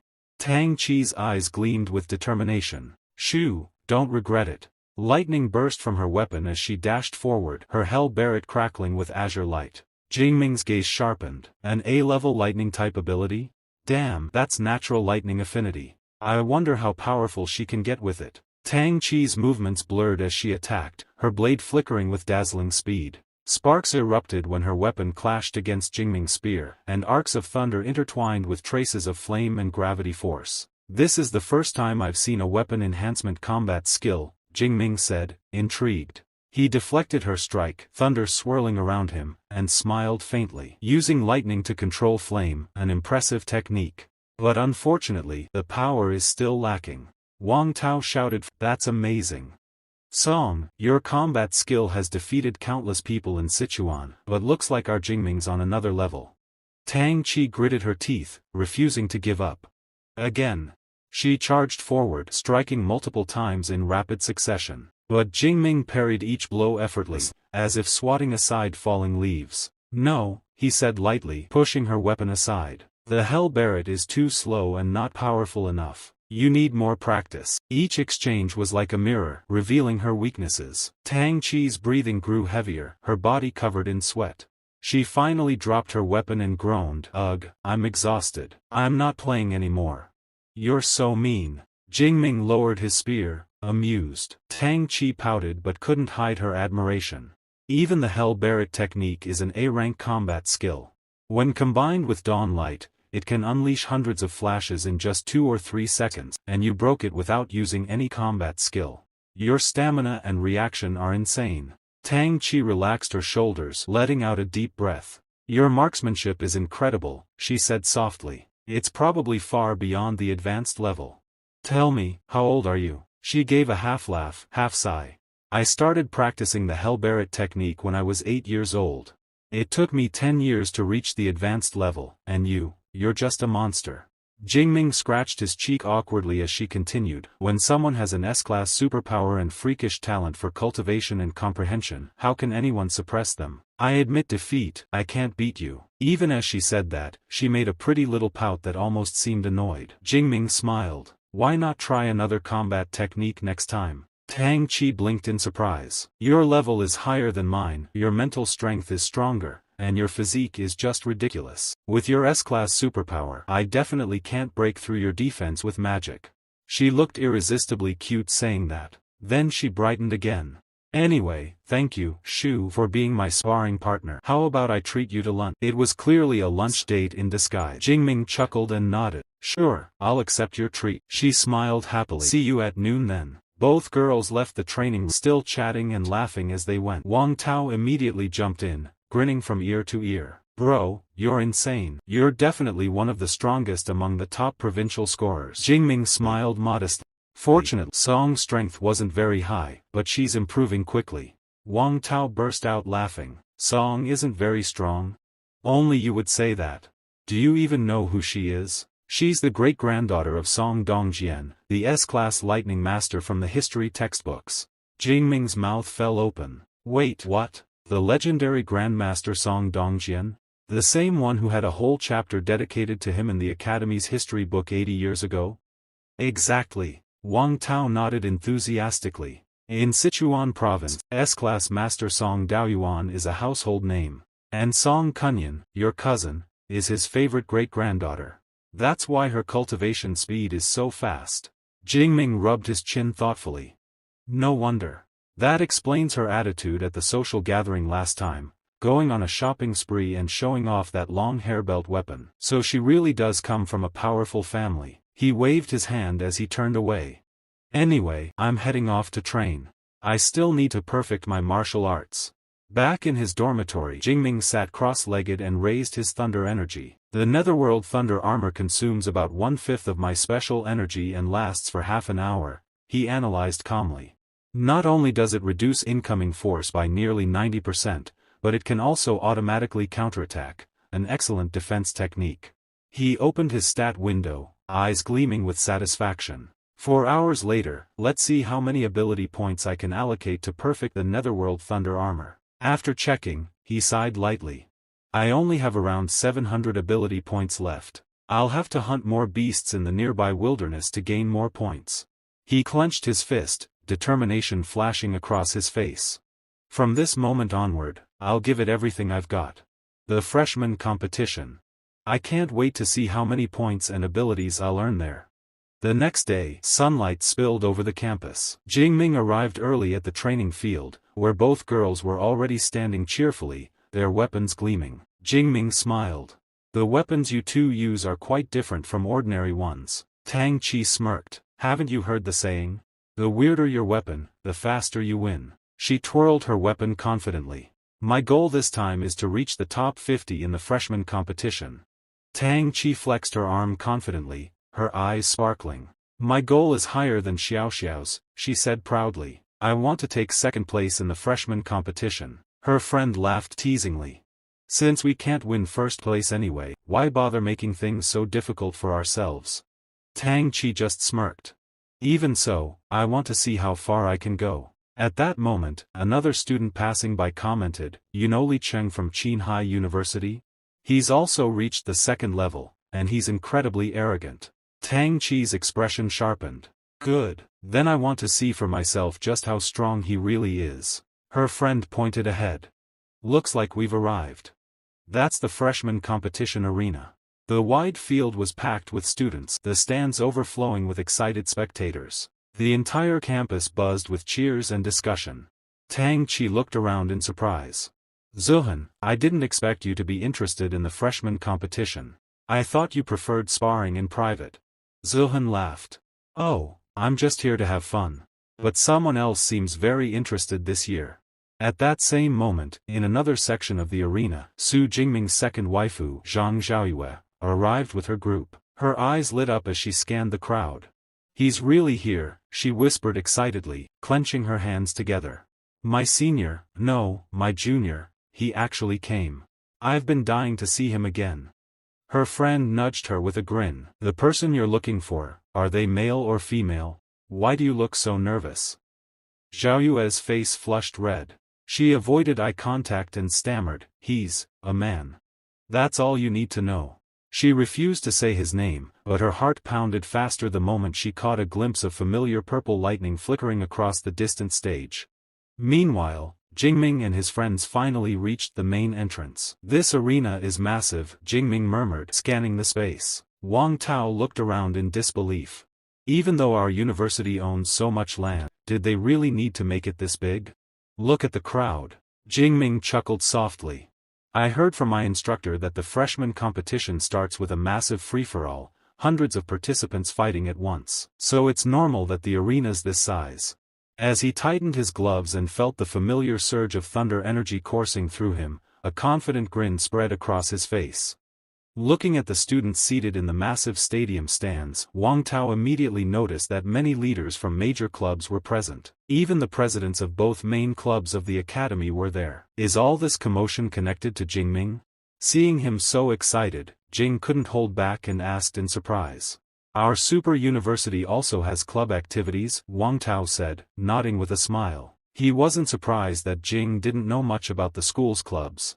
After all, Jing was only focused on leveling up. He explained that our magic university, like other universities, also has many clubs, but their operation is entirely different. These aren't basketball or badminton teams. The clubs here consist of powerful super ability users who often hunt monsters in the wild. Every month, the clubs provide their members with special training resources. Even after graduation, members can directly transfer to higher-level guilds and become official members. As Wang Tao spoke, a faint confusion appeared in his eyes. Senior brother Lu Ming was the vice president of the Ash Guild.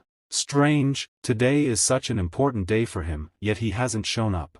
Hearing this, Jingming felt a twinge of unease. Since returning to school, he hadn't been able to contact Lu Ming, nor Master. He only heard they had gone southwest. He didn't know if something had happened to them. At that moment, the president of the Ash Guild, Wei He, slowly entered the gymnasium. Someone quickly approached him. President, we've heard that the southwest front is very tense. Thank you for returning to the school at such a time. But let us handle the recruitment of new members. You didn't have to come yourself. Wei He said in a serious tone, nothing is more important than this. I've returned for only one goal, to get Su Jingming into the guild at any cost. But as they exited the hall, their eyebrows tensed. They saw Starfall Society's Wu Yuan. Wu Yuan, why is he here? Came the thought immediately. Could it be that Wu Yuan also came to recruit Jing? On the other side, Wu Yuan had also noticed them. Then an excited cheer arose from the stands. The dean is here. It seems the exam is about to start. At the same time, a faint rumble sounded above, and all the new students looked up. The air above their heads seemed to split, forming a spatial crack. A door appeared, and through it emerged a woman in a well-fitted, deep red ancient-style long robe. A beautiful mole adorned near her eye, and she descended barefoot through the air. Her face was extraordinarily beautiful, yet her presence exuded a cold, regal dignity. The crowd of students erupted in whispers. Is that a spatial ability? Amazing! Who is she? Wen immediately explained, this is a space-type ability user. She is the vice principal of the Combat Arts Library. Jingming's heart skipped a beat. He had never thought the vice principal would look so young. She seemed no older than 25 or 26. Girl near Jingming added, ability users' bodies are strong, so they age slowly. It's hard to judge their actual age. But she is probably not over 40.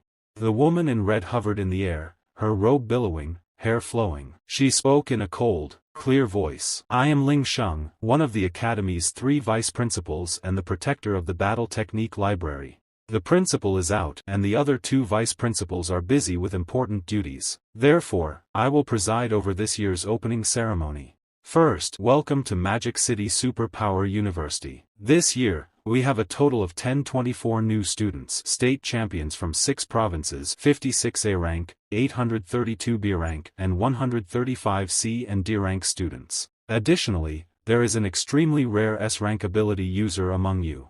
Hearing this, Jingming felt the vice principal's gaze linger on him for a moment. Ling Sheng continued, resources are allocated based on your abilities. There are 5 tiers, from D to S. The higher your rank, the more resources you get. Freshman tournaments and year-end evaluations can change your rank.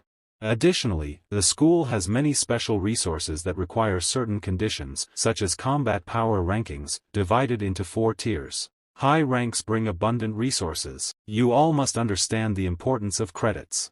Within the school, 1 credit equals 10,000 claims. Here, only credits matter, not money. Credits are earned by completing missions or climbing rankings. Students began whispering, so much competition, magic is really tough.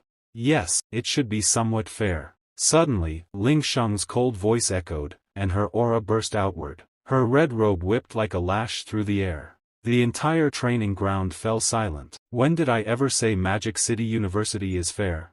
The country invests huge resources in Magic City University every year, not to train ordinary level 1 and level 2 users, but to forge top powerful warriors. Such power is born only from intense competition. Here, resources, techniques, credits, all are seized. The strong take everything. Justice? Justice is the shield of the weak.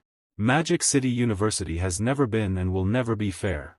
The crowd was stunned. Yet in many students' eyes, it was not fear but fire. Jingming was among them.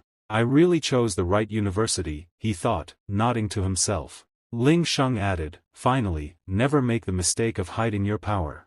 The more powerful you are, the more the school will give. Now, I will explain the freshman competition. All new students focused intently. This year's freshman competition will have 2 stages. The first stage is a 100-person melee, in the arena behind us. Eva will record the number of opponents you defeat. At the end, the 5 students with the most wins will advance to the second stage. The first stage has 10 rounds. 50 students will be selected for the next round. Rankings are based on total losses in all rounds. Once final rankings are set, each person has 3 chances to challenge someone else. If you win, you take their rank. She continued, the rewards for this year's freshman tournament are as follows. First place, a 10 cubic meter special ring, a set of A-rank cultivation resources, and 1,000 academic credits. Second place, an A-rank battle suit, a set of B-rank cultivation resources, and 900 credits. Third place, a B-rank battle suit, a set of B-rank cultivation resources, and 800 credits. I will not go into detail about the remaining rewards. Hearing the rewards, the first-year students were filled with excitement. You could sell that special ring for a fortune. Foolish to think you can buy such things with money. Maybe the vice principal herself made it using her spatial ability. Maybe it even has a trace of her fragrance. She added, the freshman tournament will also determine your evaluation ranking. Top 50, A-rank clearance, 50 to 200, B-rank clearance, 200 to 500, C-rank clearance, all others, D-rank clearance. That concludes the opening ceremony. I wish you all excellent results in the tournament. Dean Sun, the next process is in your hands. Dean Sun Ching Snow of the Elemental Institute nodded lightly and stepped forward. The figure of Vice Principal Ling Sheng, glowing red, disappeared into the air. Sun Qing, a middle-aged woman around 40, looked over the hall and said, I officially declare the freshman competition open. Remember, those who perform outstandingly may be chosen by instructors as disciples. Give it your all. The students whispered among themselves. I'll need full strength. I hope a teacher notices me. If I become a dean's disciple, my future will shine. At that moment, Eva's voice rang out, there will be 10 matches in the first round. Students selected for the first round, please proceed to the stage. Over 100 equipped students reached the large stage. Wang Tao was startled. Li Chengji was also in the first round. Girl and back followed her gaze and saw a young man on stage, long black hair, strong physique, a huge blood-stained greatsword hanging on his back. He noticed Jingming, smirked arrogantly, and gestured to cut his throat. This guy, Jing thought. Earlier, Wang Tao had said the boy was arrogant. Now he could feel it. Wang Tao stood beside him, trying to restrain himself. Good, at least he's facing the one person he shouldn't provoke. The arena thrummed with energy as students squared off, every step and movement sending waves of power across the ground. Sun Qing Snow addressed the medical team calmly. Don't worry about fatalities. If anyone faces life-threatening danger, Eva will automatically generate a protective barrier. Injuries aren't fatal either. Unless your head is severed, you'll survive. Now, begin. A countdown pierced the air. 3, 2, 1. The competition erupted. Students launched themselves at one another, some soaring through the air with blades, others releasing blasts of energy or spells that crackled and flared. The crowd murmured, eyes tracking a single figure cutting through the chaos. Who's that with the knife? He's already reached second order. Must be Qinghai's champion, Li Chengji. Total dominance. Li Chengji moved with lethal precision, finishing opponent after opponent. When the round ended, the broadcast declared him first place, 36 defeats in his wake. He smirked, eyes narrowing toward Su Jingming. S-rank awakener. Can you surpass my result? He said casually, striding away. Wang Tao muttered, hopeless. I've seen desperate fighters but never someone this determined. The VIP stands members of Starfall Society said. President Li Chengxi's reached level 2. Should we put him on the primary recruitment list? No need, Yuan smiled. Our main target is still Jingming. Then that man asked you have inside info don't you? Yuan nodded not exactly but I saw it that day. After the first round, the lottery for the second round began. AI Eva started sending light pillars down one by one. Jing was chosen. There were 4 in his group, but only he was selected. Pretty good luck, he thought, smiling. Wang Tao and girls shouted, Brother Jing, go ahead. Show Li Chengji your real strength. Jingming nodded and stepped onto the stage. Seeing the students there, he almost laughed. Heaven, Jing is here. Why is our luck so bad? One step forward, then fight the remaining 4. They all moved back, leaving a 50-meter empty area around him. Jingming chuckled. Do you think standing that far will keep you safe? Are you kids? All deans, professors, and club presidents in the VIP stands watched closely. That's the boy. Yes, S-rank electric ability, Violet Heaven Divine Lightning. I heard his power awakened even before joining the academy, reaching level 1 upper stage in just a month. Dean Sun was shocked. Old Yao fooled us cleverly. How much did he hide? Meanwhile, the energy barrier on stage activated. Eva announced, round 2 participant, get ready. 3, 2, 1, start. Abilities erupted instantly. Jingming smiled. Fighting humans is much more fun than fighting beasts. He raised his hand. Violet Heaven Divine Lightning. Boom. A deep roar and blue-purple lightning storm erupted from Jingming's body. Shockwaves rolled across the arena as the ground trembled beneath Su Jingming's feet. Students around the platform gasped when they sensed the pressure spreading through the air. Some recognized the aura immediately and whispered in disbelief that it belonged to a second-tier superior ability user. Su Jingming released his energy calmly while stabilizing his stance, the surge of purple thunder rising around him. His opponent stared at him with visible fear, unable to hide the shock running through his body. One boy in the crowd muttered that Su Jingming had truly advanced to the second tier, wondering how anyone was expected to compete against strength like this. The students kept watching the purple lightning intensify. Another boy, frustrated, reminded himself that this was supposed to be a freshman competition. He questioned how Su Jingming had gained such an overwhelming advantage when they were all new students. Jealousy spread among several of them, though none knew the hidden reason behind Su Jingming's rapid growth. Across the arena, someone turned to the student president with wide eyes, asking if he had known about this in advance. The president admitted that he had suspected it and told the others that Su Jingming's potential should be obvious now. Not far away, a girl who admired him smirked as she watched his energy spiral upward. She realized she had mistaken his level before and decided she would have to confront him later for hiding his true ability. On the opposite side, a student with sharp, rat-like features glared at Su Jingming with resentment. He cursed under his breath, furious that Su Jingming had reached second-tier superior status. He had planned to defeat him publicly, step over his reputation as an S-class ability user, and gain fame throughout the school. Now, that plan had completely collapsed. The rat-faced boy's gaze shifted, and a twisted smile spread across his face. He muttered to himself that with so many freshmen surrounding Su Jingming, victory in these early rounds was guaranteed. However, he reminded himself that another powerful opponent waited in the next stage, and he wondered how Su Jingming would handle that. His low laughter echoed as he watched the arena. A moment later, a voice suddenly rang through the minds of every freshman. It announced that Su Jingming was a second-tier high-level cultivator with an S-rank superpower, calling him nearly invincible. The voice urged all students to unite and eliminate him first. The tone carried authority, and it became clear the message originated from the same boy who harbored hostility toward Su Jingming. Excitement swept through the arena. Many students agreed with the reasoning, calling it the most effective strategy. At the center, Su Jingming lifted his gaze while his aura continued to rise. He absorbed the surrounding energy and tried to identify the source of the mental transmission. The voice held a seductive sharpness, and he suspected it belonged to someone from the physics department. The voice spoke again, reminding the crowd that there were 103 freshmen present. Excluding Su Jingming, that made 102 against 1. The speaker insisted they could wear him down through sheer numbers. A girl soon revealed herself as the source, introducing her name as Su Lao. She claimed to be an A-level physics user and promised victory if the others followed her instructions to defeat an F-level physics user.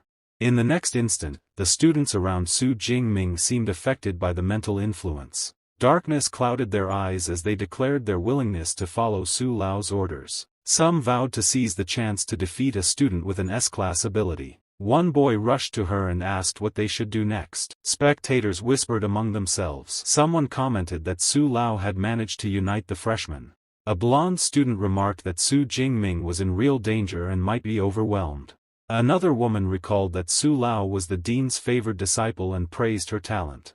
Nearby, a man affiliated with the Tactic Academy smiled faintly and explained that the students had rallied only because Su Jingming was too strong. He added that Su Lao's influence came from coincidence more than ability and should not be overestimated. A female instructor responded to the man beside her, reminding him that luck was still a form of ability. She added that Su Jingming seemed to be in serious danger now. A soft chuckle escaped her as she remarked that if an S-class ability user failed the first stage of the freshman competition, the situation would become an unbelievable joke. Inside the arena, Su Jingming lifted his thunder power again, letting the purple current swirl around him. He sensed the crowd preparing to go after him as a group and thought they resembled a pack trying to hunt a lone target. Annoyance tightened his expression. A purple-haired student raised his finger, gathering energy while mocking Su Jingming. He claimed that if Su Jingming had struck him before he finished speaking earlier, the outcome might have changed. He continued taunting, unaware of how reckless it was to challenge someone of Su Jingming's level. With growing arrogance, he announced that all the students were following his plan now, leaving Su Jingming with no chance against 102 opponents. Su Jingming's aura flared again. Lightning flickered across his body as he let out a sharp laugh. He stepped forward and questioned why they believed he was at a disadvantage. In his eyes, the group attacking him lacked the courage to face him alone, and he treated their taunts with disdain. The purple-haired student shouted back, furious that Su Jingming dared to insult him. He insisted that different types of ability users had set rules in battle and claimed Su Jingming should stop making bold claims beyond his power. But Su Jingming had already shifted into a striking stance. Purple thunder wrapped around him as he called them out to fight, his voice fierce and unwavering. The freshmen, riled up by Su Lao's influence, charged toward him as a group. One of them called out from a distance, advising Su Jingming to deal with the surrounding enemies before worrying about challenging him directly. Su Jingming ignored the remark. He noted the number of opponents, but it did nothing to shake his confidence. He invited them forward, his tone steady. In the next instant his thunder energy surged violently, spreading across the arena. The strike erupted with overwhelming power, shattering stone, tearing through the ground, and destroying a wide portion of the platform. The students who had rushed at him were struck by the torrent of purple lightning. The blast left the battlefield scorched and trembling. A thick wave of sweat rolled down the purple-haired boy's face as he watched the destruction unfold. A heavy-set student near him trembled and muttered that the attack was about to explode again, calling it insane. Another student who had mocked Su Jingming earlier grew pale. Sweat dripped from his chin as he whispered that everything was over and they were all going to die in the arena. A violent shockwave of purple thunder erupted across the ground. The energy surged outward, sweeping through the freshmen who had rushed in recklessly. Outside the arena, a student recording the match froze, unable to process what he was seeing. Another boy exclaimed that Su Jingming had turned a student into something resembling a mushroom with that explosion. A girl nearby wondered aloud if more students were going to lose consciousness inside the arena at this rate. Elsewhere, Eliva submitted a report detailing Su Jingming's ability, while students who had joined the assault began to regret their action. One of them, clutching his stomach, realized he had made a grave mistake. If he had not provoked Su Jingming, he might have advanced to the next stage. He now faced elimination without defeating a single opponent, and disbelief filled his mind. Despite the devastation, another boy raised his hand and urged the others to continue attacking. He pushed his remaining classmates to charge forward again, refusing to admit defeat. One student shouted that even if he was eliminated, he would take Su Jingming down with him. More freshmen flooded the arena from every direction. Su Jingming stood at the center, unmoving. They swarmed toward him, yet he remained still, showing not even a flicker of hesitation. Like Lu Sheng, he held his ground without retreating. A mocking calm settled over him before something darker stirred within. His demon-like skill awakened, and his aura shifted into pure bloodlust. His eyes turned a deep crimson-laced purple as he stared at his opponents as if they were nothing more than prey. Students whispered that their leader was preparing to face Su Jingming directly in a one-on-one exchange. However, before he could act, a jolt of fear struck him like a thunderbolt. He stared at the scene in disbelief as Su Jingming lazily swung his arm, releasing a wave of purple lightning. The thunder exploded outward, sending the entire group of freshmen flying into the air as if they had been hit by a shock therapy blast. Su Jingming exhaled slowly after the impact settled. The last of the attackers were thrown out of the arena, scattered across the ground. The self-proclaimed leader collapsed to his knees, his entire body trembling. He could not comprehend how Su Jingming had unleashed such destructive elemental force without even relying on a combat technique. Only then did it hit him. This was the power of an S-level ability user. The realization left him shaking. He clenched his teeth in frustration. Even after gathering so many students, they had been reduced to nothing but ants before Su Jingming. No one would respect their team now. In his eyes, Su Jingming had ruined everything. Outside the arena, spectators remained stunned. One shouted that the lightning was too overwhelming and that every other elemental attack had been rendered useless. A girl echoed the disbelief, calling it unbelievable. Another boy pointed out that more than 100 students had fought against one person, yet none of them managed to pressure Su Jingming at all. To him, Su Jingming looked like a god of purple thunder descending upon the arena. The crowd could only stare in awe, overwhelmed by the display of power. On the sidelines, Su Jingming's second admirer stood up with excitement, convinced he would come out unscathed. She felt certain he would defeat everyone. Nearby, Tang Chi watched the arena with pride in her eyes. She whispered to Wang Tao that Su Jingming had truly overwhelmed the entire group. To her, he looked sharp like a blade yet fought like a monster. Wang Tao shared her excitement, unable to hide his amazement. In the instructor's area, one teacher analyzed Su Jingming's performance, noting that his mastery of the Thunder Spear had reached an advanced level. Another mentioned that his spear throw had created a sonic boom, moving at twice the speed of sound, proof of his incredible physique. A senior instructor praised Su Jingming's flawless control, saying the precision of his technique showed consistent practice. A female teacher from another academy observed him quietly. She commented that it was unfortunate Luo Yang was absent, or she would have asked him the key formation method behind Su Jingming's technique. No one around her knew who she was, yet her tone carried authority. Back inside the arena, Su Jingming continued standing amidst the chaos. Behind him, a group of freshmen whispered nervously. One admitted he couldn't break through Su Jingming's defense and asked what they should. Another insisted they needed to escape. Su Jingming turned his head slightly and let out a brief chuckle. If they were too afraid to approach, he would simply go to them.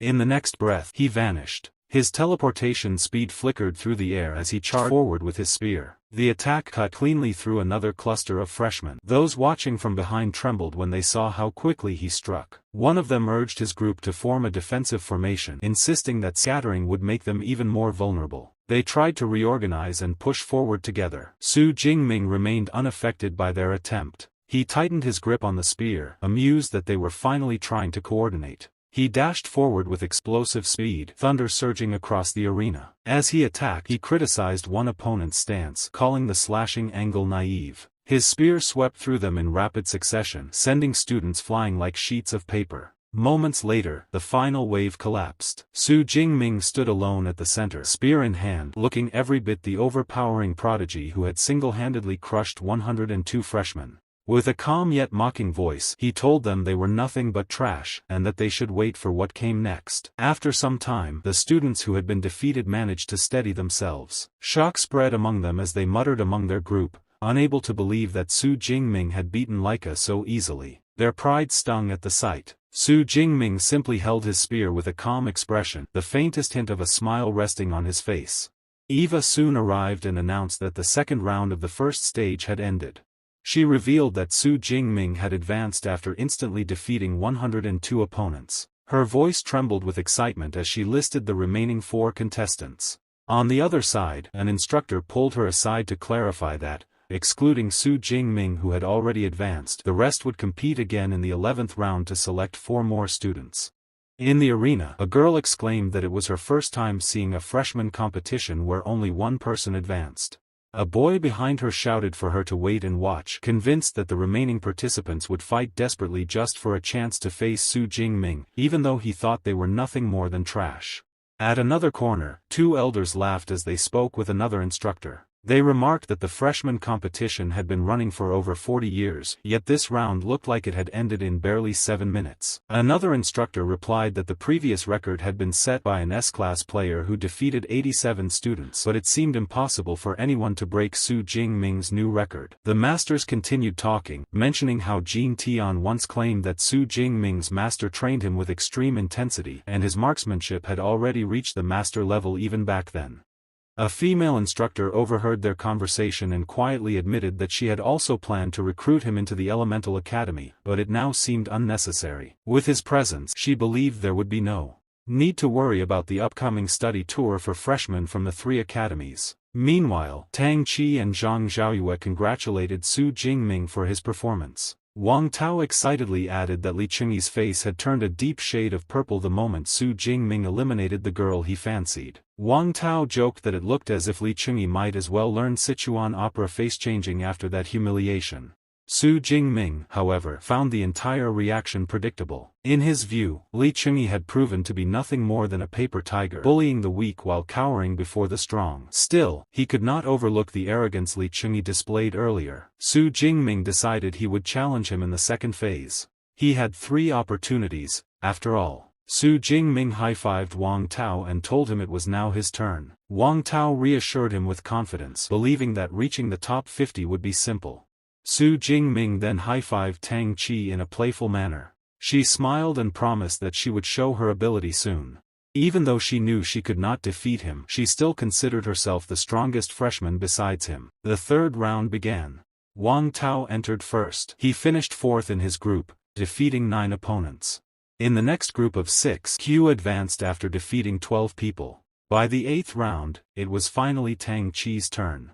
She held her spear, smiling with elegant confidence. Several male students standing behind her flushed red as they stared, unable to hide their admiration. One of them muttered about her reputation as Song Sui, a top explorer from Sichuan province, shocked by how impressive she looked in person. As the match started, Tang Qi rushed forward.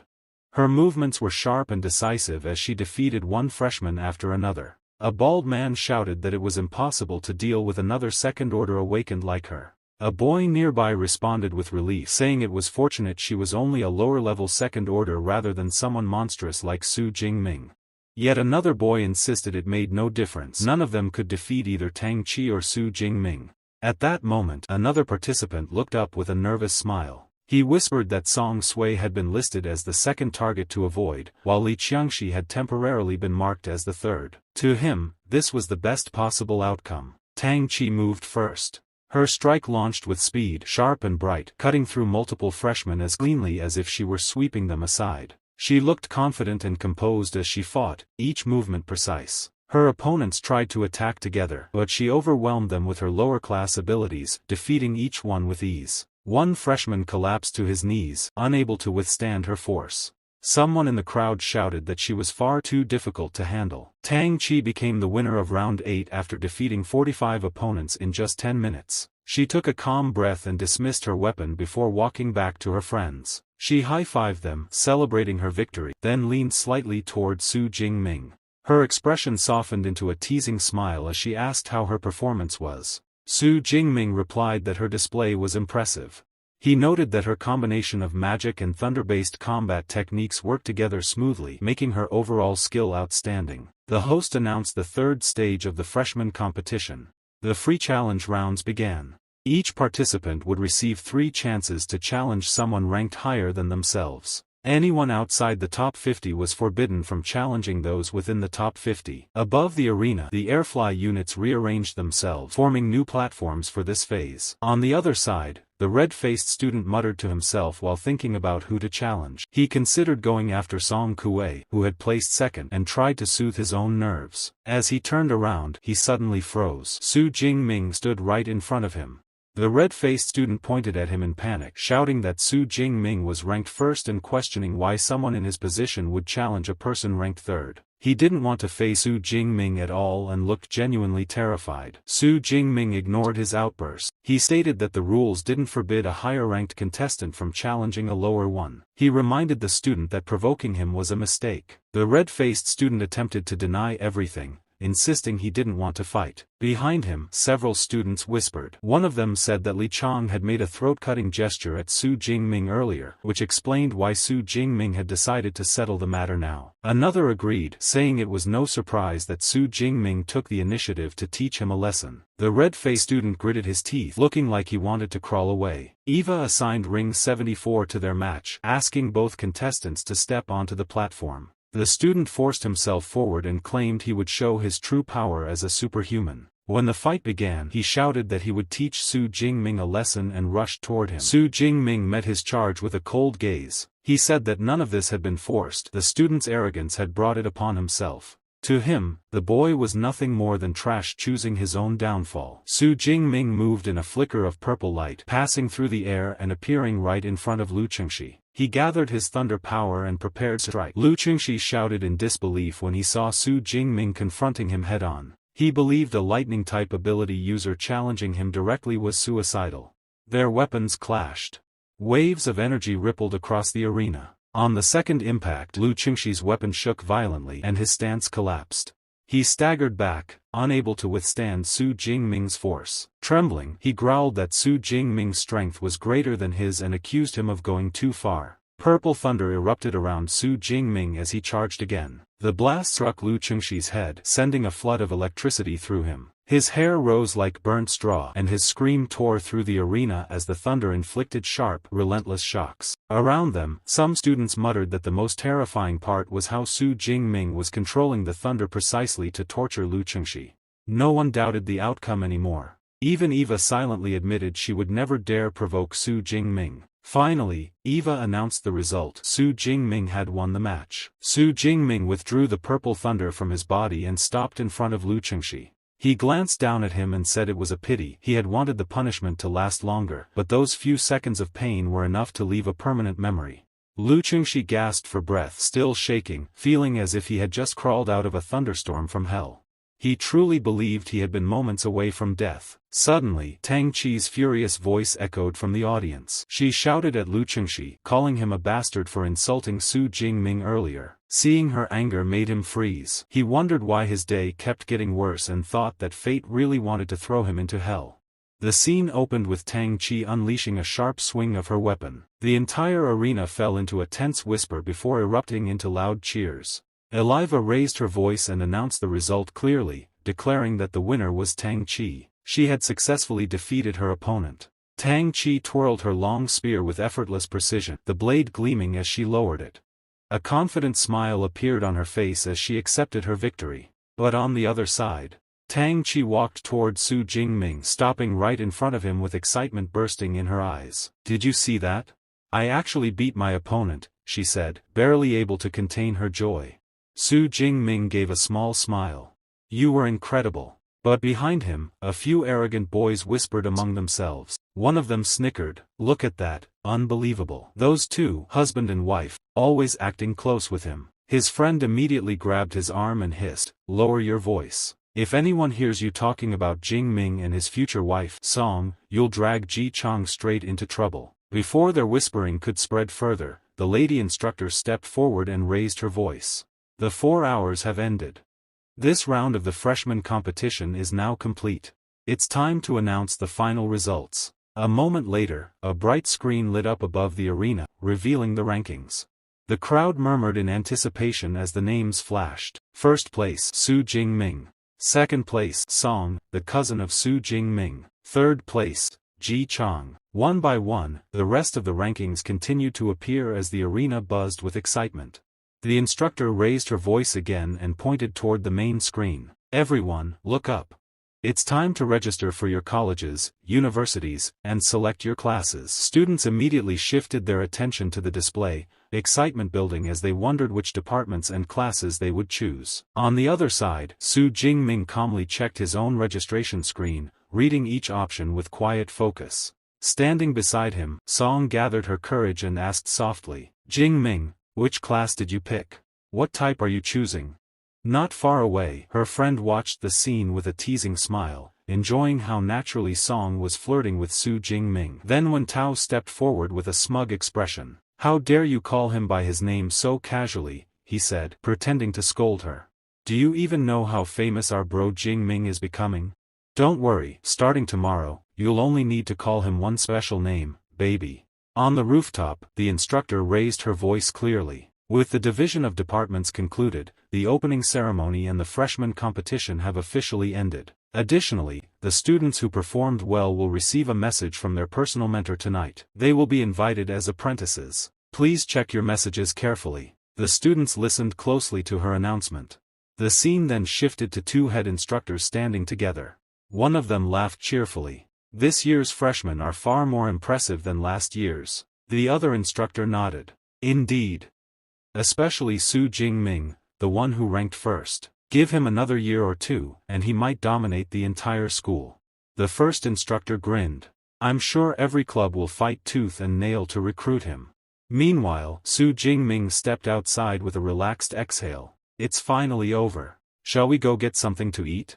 His friends and his cousin gathered around him. Tang Chi replied firmly with a grin, "All right. But how about you, Rookie King, treat us today." She nudged him playfully. "After all, you're about to become a super-rich tycoon with that 10 cubic meter space ring." Su Jingming chuckled. "No problem. Order anything you want later." Wen Tao practically jumped with excitement. "Great! Brother Ming is the best." But before they could leave, a tall boy with long black hair stepped in front of Su Jingming and waved. "Su, please wait a moment." Su Jingming looked up. "Who are you?" The boy straightened nervously. "I am Wu Yuan, president of the Meteor Club. I would like to invite you to join us." He continued with confidence. "Since you are currently the only S-rank student, the Meteor Club will show its sincerity. Joining us will grant you a vice president position, 100 credits per semester, and a B-level resource." From the side, a few students gasped. "A vice president position?" Another whispered. "I'm so jealous. We have to pay membership fees and still end up doing manual labor to join a club. The difference is unbelievable." Someone else added. "And the Meteor Club is the strongest club in the school. With a vice president title, he'll definitely get into an elite guild after graduation." But suddenly, a sharp voice cut through the air. "Vice president? Wu Yuan, isn't your Meteor Club being a bit too stingy?" The vice president turned his head just as a new figure appeared, a white-haired boy who walked straight toward Su Jingming with confidence. "If you join our Ashes Club," the boy said calmly, "you can directly become the prospective club president. Once I graduate, the position will officially be yours and you'll enjoy all the privileges that come with it." The surrounding students gasped. "Whoa, a prospective club president!" someone exclaimed. Another student whispered from behind the crowd. "This treatment is insane. The Ashes Guild is really going all out." Meanwhile, Wu Yuan felt a sinking weight in his chest. The Meteor Society is tied to the Meteor Guild. According to guild regulations, the club president must be appointed by the guild itself. "I can't offer something like that." Amid the growing tension, Su Jingming remained calm. "Vice president, prospective president," he murmured thoughtfully. Then he looked at both recruiters and spoke clearly. "I need some time to think about it. I'll give you my answer in a few days." In his mind, Su Jingming reflected on his past life. "Back then, I joined the student union during university, and even served as president. It consumed far too much of my time. This time, I should be more careful." The white-haired president stepped forward and handed him a card.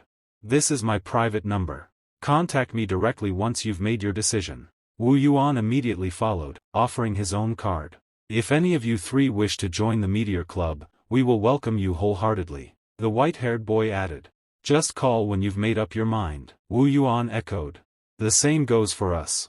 After both presidents stepped back, Su Jingming exhaled lightly. "Let's go." But Song frowned slightly. "It doesn't look like we'll be leaving so easily." Her words proved true the next second. A group of students suddenly rushed toward Su Jingming, surrounding him with excited faces. Su! Join our club. Most of our members are girls. Come to us. Our future development is incredible. Jingming felt completely overwhelmed by the crowd. At once, he and his group bolted, running to escape the chaos. When they finally reached a quiet area, Su Jingming sighed in relief. We're finally out. Let's head to Qingya residence. But just as he spoke, a soft melodic voice drifted from behind him. Hey, long time no see, Junior. Su Jingming froze in shock when he saw who was standing there. Beside him, Song leaned closer and whispered, Do you know her? Jingming nodded lightly. She is Jiang Chuxian, a senior I met in the Yuanshui wilderness some time ago. Wen Tao immediately stepped forward, acting like an overexcited fangirl. Hello. I'm from Class 3, sophomore year, School of Elements. His eyes widened as he stared at her. As expected of Brother Ming. The cold, aloof beauty everyone talks about, she's actually smiling. Song then politely introduced herself. Hello, senior. I'm Song Qiuyun, Su Jingming's classmate. Jiang Chushuan's expression shifted slightly as she observed Song. What a stunning girl, her face is beautiful and charming, and her figure is so well proportioned. For some reason, I feel an urge to get closer to her. Then she suddenly snapped back to reality, realizing the strange direction of her thoughts. Wait, what am I thinking? Song blinked at her reaction and Jiang Chuxian instinctively looked away. Song then smiled politely and said, We're heading out for a meal, senior. Would you like to come with us? They arrived at a small beer house and the atmosphere instantly brightened. Both girls sat down with excitement. Jiang Chuxian raised her glass slightly. Come on, let's drink. Song Qiuyun nodded with a shy blush. Let's drink together. The air between them grew unexpectedly intense, their energy almost sparkling. Watching this, Wen Tao and Song Fong exchanged awkward looks. Wen Tao whispered, stunned. Both girls, they really seemed desperate for Ming's attention. Song Fong nodded quickly. If we don't get out now, we'll just get dragged into something. Let's leave. Without any hesitation, both of them waved their hands. Brother Ming, we're heading out. Enjoy. Before Su Jingming could even respond, the two escaped the scene. Left alone, Ming sat there completely puzzled as the girls turned their attention to him. He stared blankly, unsure how to react as he watched them, both of them somehow looking even more adorable while drinking. Soon, Jiang Chuxian and Song Qiuyun leaned closer, almost pressing against his chest. Their voices softened as they spoke in unison. You're amazing, Ming. At that moment, Su Jingming felt completely trapped between the two girls, as if he were being squeezed from both sides. Their warm breath and tipsy closeness wrapped around him like bubbles, and he could barely endure it any longer. Flustered, he cleared his throat and looked away. That's enough. I'll send you both back to your dormitories. His face burned with embarrassment. Even speaking felt difficult. A few minutes later, after steadying the two girls and escorting them to their respective dorms, he finally let out a long breath of relief. But just as he turned around, he noticed several students gathering behind him, whispering among themselves. Someone in the crowd pointed toward the dormitory entrance. That looks like Goddess Jiang over there. Another gasped. Wow, what a blessing. 2 wives at once? A third whispered with envy. Real name jealousy. I swear. Su Jingming quickly slipped away, relieved to escape the exaggerated rumors. When he finally reached his room, he froze in surprise. A woman was sitting calmly by the table. She looked up with a gentle smile. Hello, Su. I'm Su Yun, your class advisor. I've brought your prize from the freshman competition. He straightened. Hello, Ms. Su. Thank you very much. She placed a silver safe-like prize box on the table. It opens with your fingerprint. I'll send you the class group number shortly, make sure you join. Then she added warmly. After that, if anything happens at school, feel free to contact me directly. Excitement flashed in Jing Ming's eyes as he glanced at the box. A moment later, Su Yun stood up. Alright, I have other students to notify. I'll head out. As soon as the door closed, Wen Tao burst into the room with a teasing grin. Hey Ming, how was it? No conflict just now, right? Between Song Qiuyun and Senior Jiang? Su Jingming blinked. Conflict? What conflict would they even have? Wen Tao grabbed his shoulders dramatically. No conflict? They were that harmonious? Then he nodded as if praising the heavens. As expected of Brother Ming, you've already got everything perfectly balanced. Jing Ming ignored his friend's nonsense and focused on the box. A smile grew on his face. Let's try out the reward first. Su Jingming opened his space ring and placed his spear inside. The moment it vanished, surprise and excitement filled him. He clenched his fist and said, "A 10 cubic meter ring, it's really big. I won't have to carry my weapon around every day anymore." Behind him, Wentao couldn't hide his excitement. 3 strongest rings have to stay. Ming, you look like a real catch now. But when he looked at Su Jingming, envy surfaced in his thoughts. I'm not even in the top 50 of the student rankings. I only have around 400 credits. I can't compare to him at all. Su Jingming shook his head. I don't have many rings. I'll go to the equipment department tomorrow. They'll take back all this equipment anyway. He narrowed his eyes at Wentao. There's no manual showing what this pill does. Wentao laughed. Identifying an elixir? Simple. Iliwa, come out. Iliwa appeared and scanned the pill. This is a 5th grade product from the pharmacy department of Shanghai Superpower University. It's effective for those with superpowers at or below the 5th rank. Consuming it greatly enhances mental strength. It's an excellent cultivation resource. Su Jingming blinked in surprise. Iliwa can analyze elixirs too? Wentao nodded. Not just elixirs. Materials from furious beasts, rare flowers, herbs, she can identify all of them. Su Jingming couldn't hide his excitement. Artificial intelligence is really convenient. It's a pity Iliwa can't be taken into the wild. Wentao nodded. There are probably similar products on the market. That's possible, Su Jingming replied. I'll look into it when I have time. Later, in the training room on the 2nd floor, he checked the screen in front of him. Let's see how much mental energy I have first. He examined his elixir and thought, the more a superhuman increases their physical and spiritual attributes, the longer their powers last and the stronger they become. But improving them is extremely difficult. Exchanging ability points for mental energy keeps getting worse. It started at a ratio of 2, but now it's 1-to-1. The cost effectiveness keeps dropping. He placed the pill in his mouth. I hope this elixir gives me a pleasant surprise. A surge of energy erupted around him. Su Jingming straightened his posture and entered meditation. Moments later, he checked his stats. Strength rushed through his body, and his mental energy rose sharply. My spirit increased by 50. I finally broke 1,000, he said. I also saved 500 ability points. Its effect is amazing. He summoned his spear with a swift motion. Since I'm feeling energetic, I'll train for 2 hours before sleeping. A short while later, Su Jingming stepped outside. The area was crowded, and whispers passed through the surroundings as he walked to one side. He checked his balance and nodded in satisfaction. After selling the rings, his assets had risen to more than 10 million. He had finally saved enough to reach one of his small goals. Superpowered people really do earn fast, he thought. At that moment, Iliwa appeared. Please proceed to pharmacist number 3 on the 14th counter. Su Jingming glanced at the number. It's only the 14th turn and I'm number 43. I'll probably have to wait at least an hour. I should sit down and cultivate for a while. He moved through the waiting area, but a familiar voice suddenly came from behind him. Hey, Junior. You're here too. He froze for a moment and looked back, dumbfounded. Then excitement flashed in his eyes. Senior, what a coincidence. You're already sober after last night? Are you really alright? She laughed lightly. Not really. I still feel embarrassed. I'm sorry for bothering you. She paused, then added, by the way, did you come to sell the exotic flowers and herbs you found in that cave last time? Not exactly, Su Jingming replied. It would be better to find an apothecary who can refine them rather than selling them directly. She laughed softly. Are you looking for a pharmacist? Don't you think there's a wonderful and beautiful pharmacist standing right next to you? She struck a playful pose, clearly showing off. Su Jingming was completely stunned. You're not an immuter.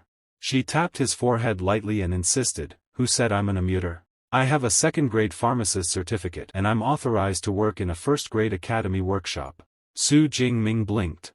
Tao is unbelievable. She continued, I've decided to stop filming footage in the wilderness. I want to focus on becoming a pharmacist full-time. A moment passed, and Su Jingming looked at her with quiet admiration. Future 2nd waifu, she really is impressive, he thought.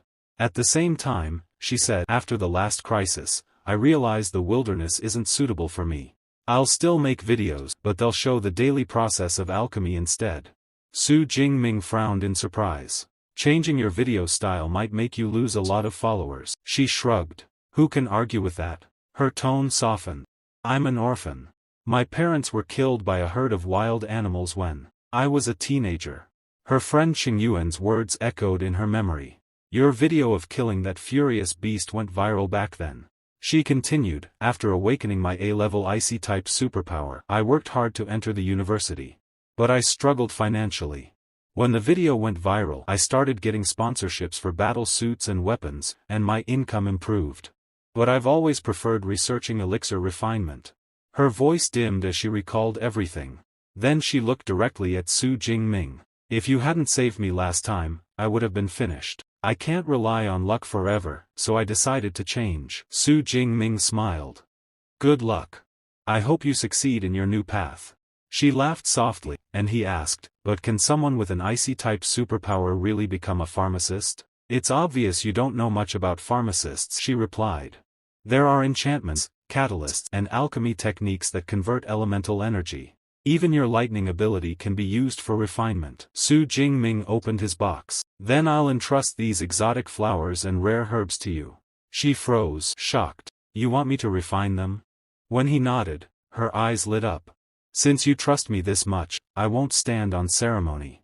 I'll give you the finished pills within a week. At that moment, Su Jingming's phone vibrated sharply. A few minutes later, the scene shifted to his teacher's dormitory.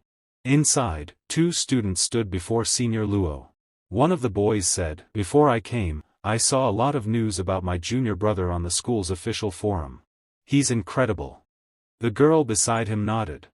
I saw it too. Senior brother Luo, your junior brother is really amazing. Senior Luo smiled calmly. You'll find out soon enough.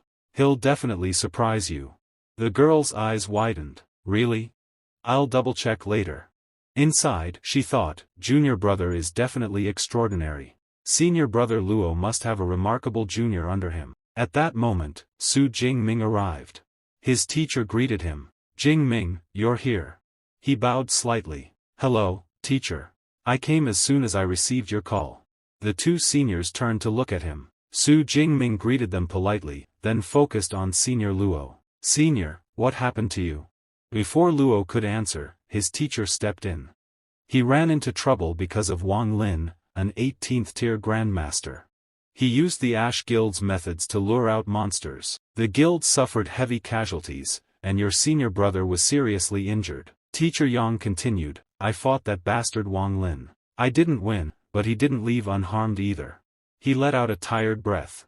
That's why I couldn't participate in your freshman competition. Su Jingming frowned. Damn, an 18th tier grandmaster can move mountains and fields. I never expected this. At that moment, a heavy thought pressed on Su Jingming's mind. An 18th level grandmaster. I'm only at the 2nd level. Forget revenge. If I encountered someone like that, I'd probably become cannon fodder. His teeth clenched with anger. He desperately wanted to take revenge for the injuries inflicted on his senior brother. In this world, if you can't become strong, you'll always be manipulated by those who are, he thought darkly. His teacher placed a firm hand on his shoulder. Alright, Jingming, stop thinking about that. Let me introduce you. This is Shui, your senior in the 3rd year, and Tangyu, your senior in the 2nd year. Both seniors greeted him warmly. Hello, junior brother. His first senior brother stepped forward and handed him something. This is a grade 4 Yuan energy pill. It significantly improves the efficiency of Yuan energy absorption. It's an excellent cultivation resource. Tangyu smiled. I'll transfer 200 credits to you directly. Su Jingming bowed respectfully. Thank you, senior brother and senior sister. Senior Luo looked over with a teasing smile. Your senior sister Tangyu seems to doubt what I told her earlier. Junior brother, tell her, do you possess a 4-level lightning-based combat skill? Su Jingming nodded. Senior brother Luo is correct. Both seniors stared at him in disbelief. Shui blurted out, Holy, this is real? 4 gates? How did you even do that? Tangyu stepped closer, eyes wide. Yes. How did you manage to reach upper tier level 2 while learning a rank 4 combat skill? Advancing in combat skill ranks is extremely difficult. I only recently reached rank 2 myself. She sighed helplessly. Not only is your level equal to mine, you also mastered a higher rank combat skill. How am I supposed to compete with that? Su Jingming scratched his cheek nervously. I don't have any special method. I just understand things quickly. Tangyu slumped a little. Junior brother, that really hurts my heart. Inside, Su Jingming remained firm. I definitely can't tell them about my Thunder Awakening system. Suddenly, his teacher spoke with satisfaction. I've always been impressed with Jingming's comprehension and effort. I'll hold a celebratory banquet for you later. Congratulations on winning first place in the competition.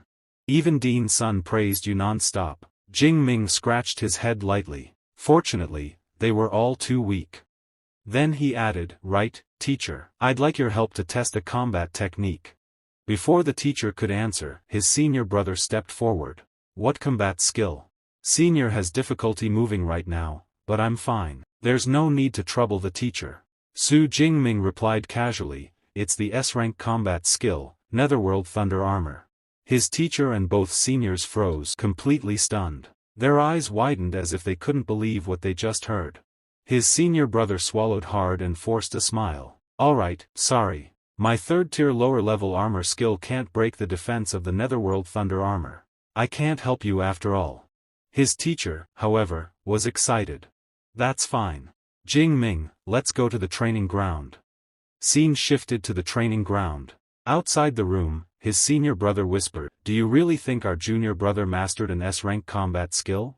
The other senior replied, based on my understanding of Su Jingming, he doesn't brag. Beside them, Tangyu swallowed nervously. Alright. I get it. Monster, that's what you mean, right? I completely understand now. On the other side, Su Jingming stood inside the training ground. Purple thunder surged around him, crackling like living serpent. A sharp grin appeared on his face as the energy condensed, wrapping around his entire body. In the next instant, the purple thunder offering armor formed completely. Lightning wove itself into plates of radiant armor, covering him from head to toe. The air trembled as arcs of purple light danced across the ground. Master, look, Su Jingming said calmly, raising his head. This armor is the real manifestation of that combat technique. Under the glow of the thunder armor, he looked sharp, powerful, almost overwhelming. Even from a distance, his presence felt oppressive, as if the entire training ground bowed beneath his power.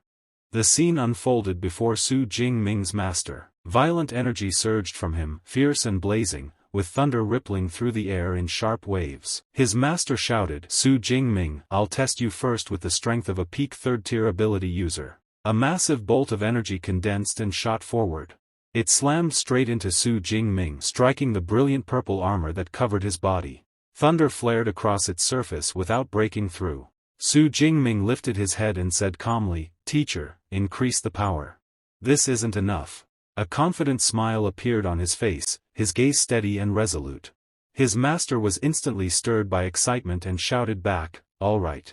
I'll raise the stakes. If you can't handle it, say so. As his words fell, he released even more energy.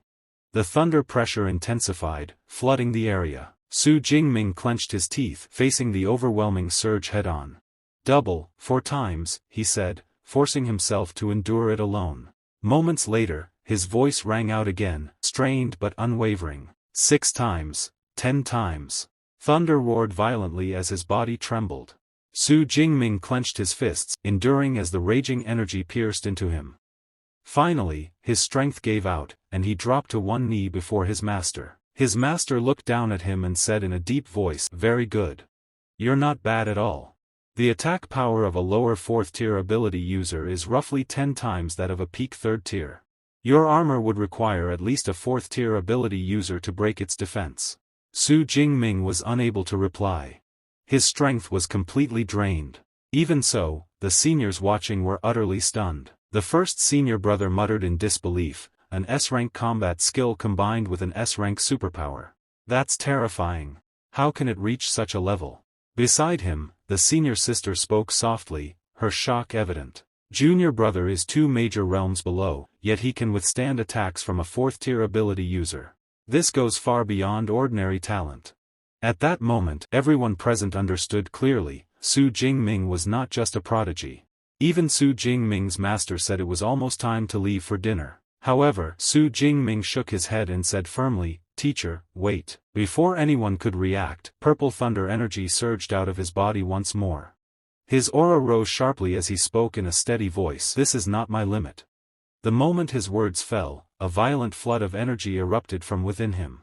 Thunder roared as it burst outward, rippling fiercely through the air. The sudden change shocked his master, and the seniors watching were equally stunned. The first senior brother, Luo, widened his eyes.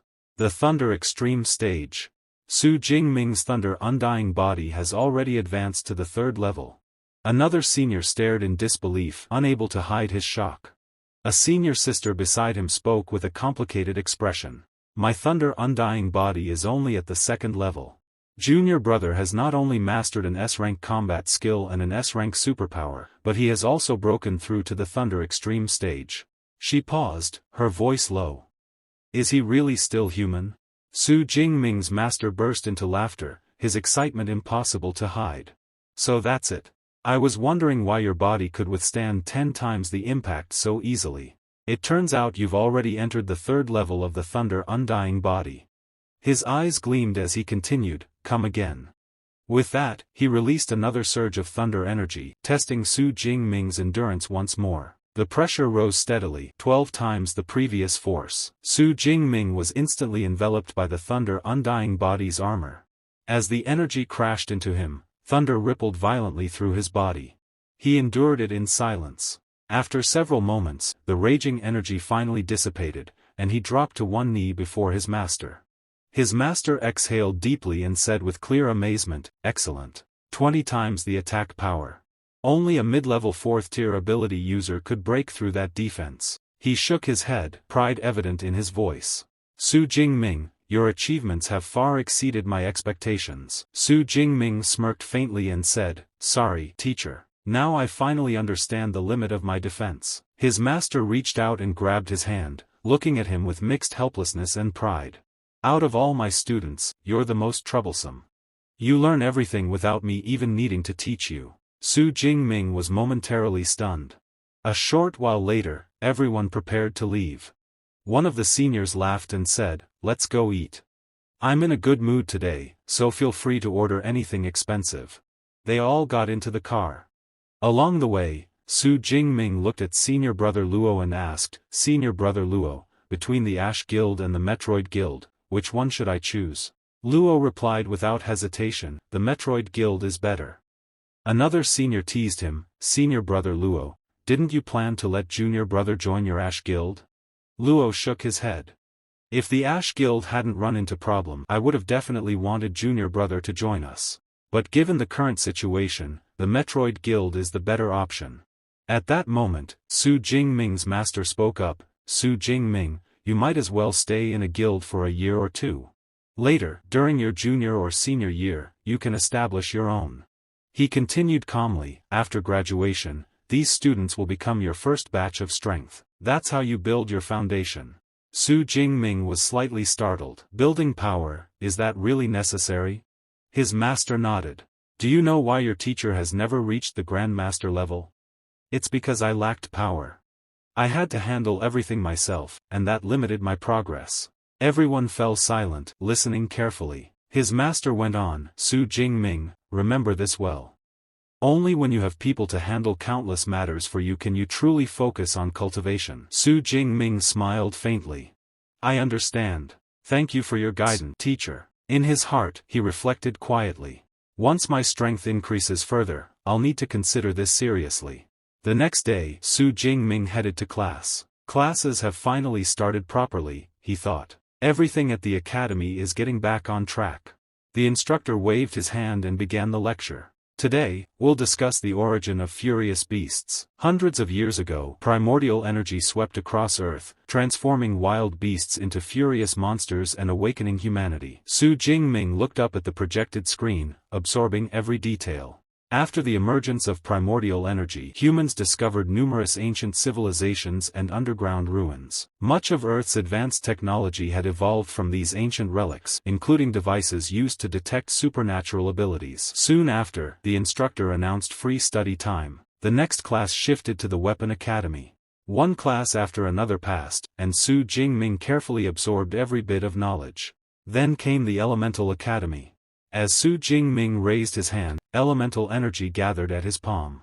The instructor froze, staring at him in disbelief. "Unbelievable," she said. "You're outstanding. Manipulating F-level elemental power into a concrete form isn't easy. No one in the Elemental Academy can do this." She sighed softly. "Unfortunately, you're not suited for our academy." Elemental energy rippled across Su Jingming's hand. Slowly, under his precise control, the power took shape, forming a dragon. Meanwhile, chaos erupted within the Yangchen wilderness area. The ground rumbled as furious beasts roared endlessly. Su Jingming moved swiftly through the forest, gripping the azure sky-black dragon spear in his hand. With every strike, monsters fell one after another. Purple thunder flashed, blood splashed across the undergrowth, and silence quickly followed each clash. He collected the dropped emerge stones, a faint smile appearing on his face. New knowledge, new skills, and new equipment, he reflected calmly. My combat ability has increased significantly. In just 2 months, his strength had more than doubled. He had already accumulated over 30,000 ability points, along with a large number of credits. Su Jingming opened his status panel and frowned slightly. There was still no plus sign next to his special abilities. Logically, everything else could be upgraded, so the special ability should have reached level 2 by now. He tapped the screen decisively. "I won't save points anymore. It's time to focus on improving my overall strength." Clenching his fist, his eyes lit up with excitement. "One day, my Purple Heaven Divine Thunder will definitely reach SS rank." Even while awake, he felt as if he were already standing within that future. Su Jingming turned and looked at Tang Qi, his cousin. She shook her head helplessly. "You've only been learning to control your superpower for a few days, yet you're already better than what I achieved after a whole month of training. It's honestly frustrating." Su Jingming smiled lightly. Inside, he thought calmly, with a system backing me, comparison is meaningless. Tang Qi leaned closer and sighed. Next week, the joint freshman study tour between Qingqing Superpower University and the other 2 universities will begin. "Are you participating?" Su Jingming's lips curved into a faint smirk. "Of course. I heard the destination is a wilderness area." Inwardly, his thoughts sharpened. A perfect opportunity to harvest superpower points. He was also curious. The other 2 top universities gathered elite students, future competitors he would inevitably face. A week later, Su Jingming set out with his classmate, fully prepared for the journey.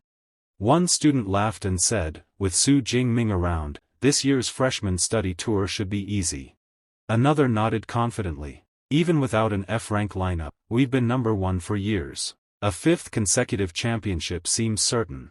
As they gathered, Su Jingming suddenly sensed something. His gaze shifted toward the entrance. A ripple of energy spread, and a graceful woman stepped forward. Her presence instantly quieted the room. "Hello, students," she said calmly. "I'll be hosting today's briefing. The topic will be the upcoming study tour." Everyone listened attentively. She raised her hand. "Eva, display the map." A 3-dimensional projection unfolded in the air. The instructor hovered slightly above the ground as she continued, "The destination of this study tour is Demonic Cave number 7. Her voice grew serious. "It lies deep within the wilderness mountains near Shén City, Guangdong Province. The place truly lives up to its name. Countless humans have fallen there, which is why it's known as a demon cave." Whispers spread among the students. Many felt uneasy after hearing this. The instructor glanced around the room and said firmly, "This time, I will personally lead the study tour. Each university will also assign mentors." The atmosphere instantly grew tense. The instructor continued, her tone sharp and commanding. "In addition, the higher-ups will allocate resources to the 3 universities based on participant rankings. This is determined by the number of furious beasts defeated and their respective ranks. Only the top 50 participants are eligible. First place will receive 34%, second place 23%, and third 21% of the resources." She paused, letting her words sink in. Even those below that ranking will receive a share, but naturally, first place is the most important. It is directly tied to our university's goal of a 5-time consecutive championship and the resources the school can allocate. Her gaze sharpened as it fell on Su Jingming. Su Jingming, is it alright if I assign this task to you? Su Jingming's lips curved into a confident smirk. No problem at all, he said smoothly. Wentao glanced at him, impressed, and thought inwardly, with my current combat strength, this shouldn't be a problem. I'm not a newcomer, and Su Jingming, he's truly astonishing. The instructor's eyes flickered again, her tone serious. Good. But I need to warn you in advance. According to the latest news, Qingjing Superpower University has brought in an external helper with an F-level superpower. The students were taken aback. One girl whispered, with disbelief. Qingjing Superpower University already has an S-rank student? A boy beside her muttered, where did this S-class come from? In recent years, apart from Su Jingming, no newcomer S-class has appeared in the entire Great Jia. Another boy added, that's strange. The last S-rank to appear in Great Jia was 3 years ago. Eva then projected a figure into the air, introducing the newcomer. This S-rank student isn't from Great Jia, she explained.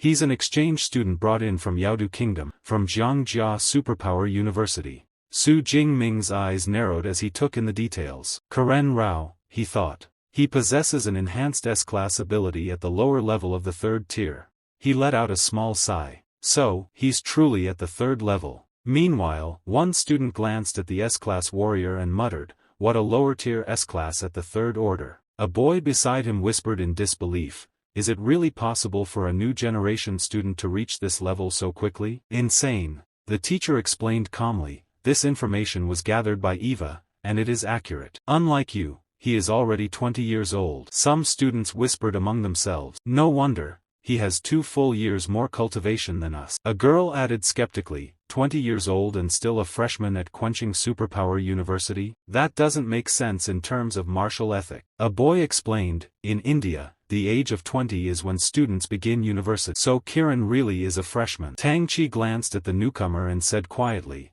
as an S-rank 3rd-tier individual, I have no match for him. But Su Jingming's expression betrayed none of the worry around him. He smiled faintly, thinking inwardly, so what if we are both S-rank? I am used to fighting opponents above my rank. I possess 3 S-rank and 4 A-rank combat skills, along with a master-level gun. He smirked subtly. With 3 S-rank and 4 A-rank combat skills, who would dare think I'm afraid? This competition is based on the number of furious beasts defeated and ranking level. I will not lose to any freshman, not even a 3rd-rank S-class beast. The teacher's eyes softened slightly as she observed him. Indeed, Su Jingming truly deserves to be called one of our school's most outstanding S-level students in recent years. He remains full of confidence even under this pressure. She praised him further, it is worth acknowledging, if he truly defeats them all, he deserves a special SS-grade Trino's blood essence. She continued with a serious tone. The reason Quan Superpower University brought in foreign aid is simple. The top-ranking student receives priority in resource accumulation. This year, there will be disappointments for some. Finally, she concluded, that covers the general overview of the study tour.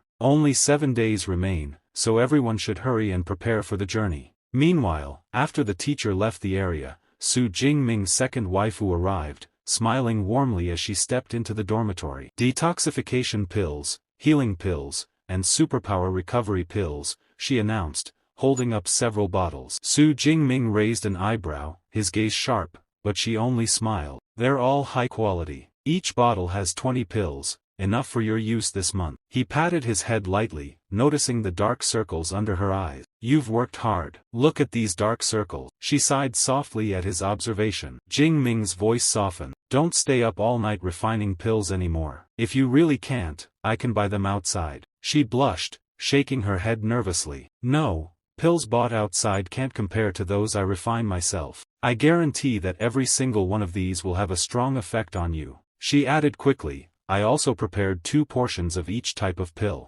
Please give these to Song. Su Jingming blinked, surprised. Song? When did you two become so close? She smiled mysteriously. Not telling you now. She gave him a final nod. Goodbye. You and Song need to do your best on the study tour. Please be careful and stay safe. You leave tomorrow, so get some rest tonight." Su Jingming waved. Bye. As she left, he held the potion bottles tightly in his hands. Refining 162nd grade pills in a week, impossible without staying up all night for 3 or 4 days straight. He exhaled quietly. How could I not understand her feelings? I know she truly likes me, but now isn't the time. I need to become stronger first. Only then can I consider her feelings properly. His thoughts lingered on his second waifu, fueling his determination. I will become stronger, and I will accept her as my waifu when the time comes. The scene shifted to the arrival day. All students gathered, buzzing with excitement. 856 students, Su Jingming noted, eyes scanning the crowd. Almost all the new students signed up for the study tour. Song frowned. But why did the school tell us to assemble on the playground instead of at the high-speed rail station? Wang Tao grinned. Sister, you didn't know? Our study tour uses airplanes. Song's eyes widened. Airplanes? There's no runway on this playground. In the next moment, a huge aircraft appeared in front of them. Students gasped and whispered in disbelief. What a massive aircraft, so impressive. One student murmured, if we could master this technology at this stage, this must be an airship evolved from the ruins of an ancient civilization. I heard it has anti-gravity capability. The left-hand rule still applies, though. The teacher arrived shortly after, calling out, all students, board the ship. As the students entered, the aircraft lifted smoothly. Energy flared around the ship, and the wind roared past them. Inside, a student exclaimed in shock, holy crap, why has the airship turned transparent? Everyone stared in awe. Principal Ling truly lives up to his title of 8th rank Grandmaster. Incredible. The teacher continued, her voice steady. The Inyan realm allows this airship to operate independently of the outside world, eliminating the need to worry about obstacles or furious beasts during flight. Students exchanged astonished looks, realizing they were about to embark on an unprecedented journey. Su Jingming looked up at the massive aircraft, a faint smile appearing on his face. Indeed, he thought, only those at higher levels can break through consecutive barriers. After reaching the 6th level of the Thunder Undying Body, one can randomly acquire the ability to refine the essence of furious beasts, but no one knows exactly when or how it will happen. The captain, Eva, activated the airship's systems, and soon they arrived at Shén Supply Base, Guangdong Province. A man stood straight and addressed the students. Each university has 2 dormitory buildings. For example, Shanghai Superpower University has buildings number 1 and 2. After receiving your room keys, everyone should check in. Next to the dormitories, there is a canteen and a large training ground. All students listened carefully. Once room keys were distributed, they began checking in. Su Jingming glanced at his key. Room 504, 5th floor. Song smiled. I'm in room 505, your neighbor. Su Jingming grinned. What a coincidence. He tapped his space ring. With this, I don't even need to go to my room to store luggage. I'll check out the training grounds first. Song looked surprised. I knew it. I'll come with you. At the training ground, Su Jingming's eyes widened. This place is enormous. Nearby, he spotted an S-level student from Kunling Superpower University. The young man was training intensely, lifting dumbbells that weighed 200 kilograms each, clearly beyond the strength of ordinary students. Whispers spread among the students. Wow, he's lifting multiple dumbbells at once. The S-class student noticed Su Jingming. He dropped his dumbbell, ran forward, and greeted politely, hello, Su Jingming. I am Karen Rao from Kunling Superpower University. It's nice to meet you. Other students murmured among themselves. Su Jingming, the top freshman at Magic University, already upper-level second-year strength. He's truly a genius. Another added, unlike Karen, Su Jingming is only 18 years old, same as us. Karen nodded politely to Su Jingming, but then his expression shifted, and he approached Song Qinyun with a flirtatious tone. This beautiful lady must be Song Qinyun. Pleasure to meet you, my lady, he said, extending his hand. Song's eyes narrowed. She grabbed his hand, twisted it sharply, and said coldly, so mean, and that disgusting smell all over you. Su Jingming's dark gaze sharpened. He grabbed Karen's wrist tightly. Karen, you seem to know a little about Western culture, but not enough. Approaching a lady while covered in sweat is extremely impolite. Karen's eyes flashed with anger. Energy surged around him, and Su Jingming's own aura flared in response. Sparks of purple thunder collided with Karen's energy, both of them radiating raw fury. Students gasped, sensing the tension. They're really going to fight. One boy shouted, "Go call the instructor. We can't stop them." But Su Jingming released his grip and smirked, his voice sharp and mocking. "I suggest you adapt to local customs and learn the ethics and traditions of the great Xia kingdom." His tone carried a chilling confidence, and even as the surrounding students held their breath, Su Jingming's smirk made it clear, he was in complete control, ready to humiliate the arrogant newcomer without lifting another finger. Suddenly, Karen Rao clenched his fist, his expression darkening. That F-rank student from Magic University, his strength is absurd, Karen thought. I couldn't suppress him at all. He's lightning type, how did he obtain such terrifying power? His gaze shifted subtly as he licked his lips, fixing it on Song Qinyun. The prodigy of the Song family from Sichuan province really is extraordinary. What exactly is her relationship with Su Jingming? His eyes narrowed. No matter what connection they have, I still need to win her over. If I succeed, I'll never lack cultivation resources again. Outwardly, however, Karen said nothing. Song Qinyun turned to Su Jingming and spoke softly. "Thank you for helping me out of that situation. I really couldn't stand the smell in this training room. Let's switch to another area for a while." Su Jingming nodded. "All right." An hour later, after finishing their training, Song Qinyun smiled brightly. Food always tastes especially good after training. Not far away, a strange voice suddenly rang out. "A furious beast will soon destroy the world. The final catastrophe is approaching. Only the Supreme God can save humanity." The word sent a chill through the air. Su Jingming glanced over and frowned slightly. "I've heard rumors like this before," he said calmly. "Some say that once the barriers fall, beasts will descend upon the world. Certain religious factions believe those barriers suppress the apocalypse." He looked toward the surrounding area. "The Demon Cave is a place where supernatural beings gather. It's a melting pot of all kinds of people. It's not strange to see religious extremists here." The man's eyes widened as he stared at Su Jingming. "Why don't you believe me?" His voice grew unsteady. He glared wildly at a nearby woman and child. In the next instant, he reached inside his jacket and gripped a knife. His tone turned sharp and distorted. "I understand now. The price you've paid isn't high enough. You haven't truly felt pain." A twisted smile spread across his face. "That must be it." He lunged forward, laughing madly. "Only through suffering can one understand the greatness of God." The woman screamed, clutching the child as the man charged at them. In that instant, purple thunder flared.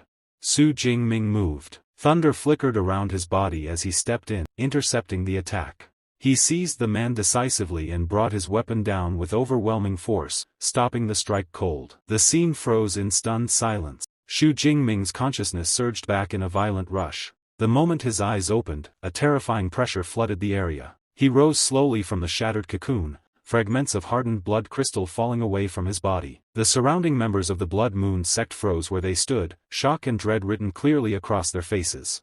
Behind Su Jingming, the blood pool that had nearly been drained dry began to react. The remaining crimson energy spiraled upward, twisting and roaring as it condensed into the enormous spectral image of a dragon. Raising his hand, he pointed sharply toward Su Jingming and shouted in fury, "Kill them!" The remaining cultists hesitated only for a fraction of a second before charging forward. At that instant, Su Jingming's gaze sharpened. Purple lightning flashed within his eyes, crackling with restrained power. He didn't move from his spot. Instead, he lifted his spear slightly, as though answering an unspoken call. The sky darkened. A deafening rumble echoed above as torrents of thunder descended from the heavens. Thick bolts of violet lightning slammed into the charging Tier 3 cultists, engulfing them in blinding light. Their screams were cut short as electricity tore through their bodies. When the lightning faded, their corpses lay scattered across the ground, smoke rising faintly from their remains. They had been defeated in an instant.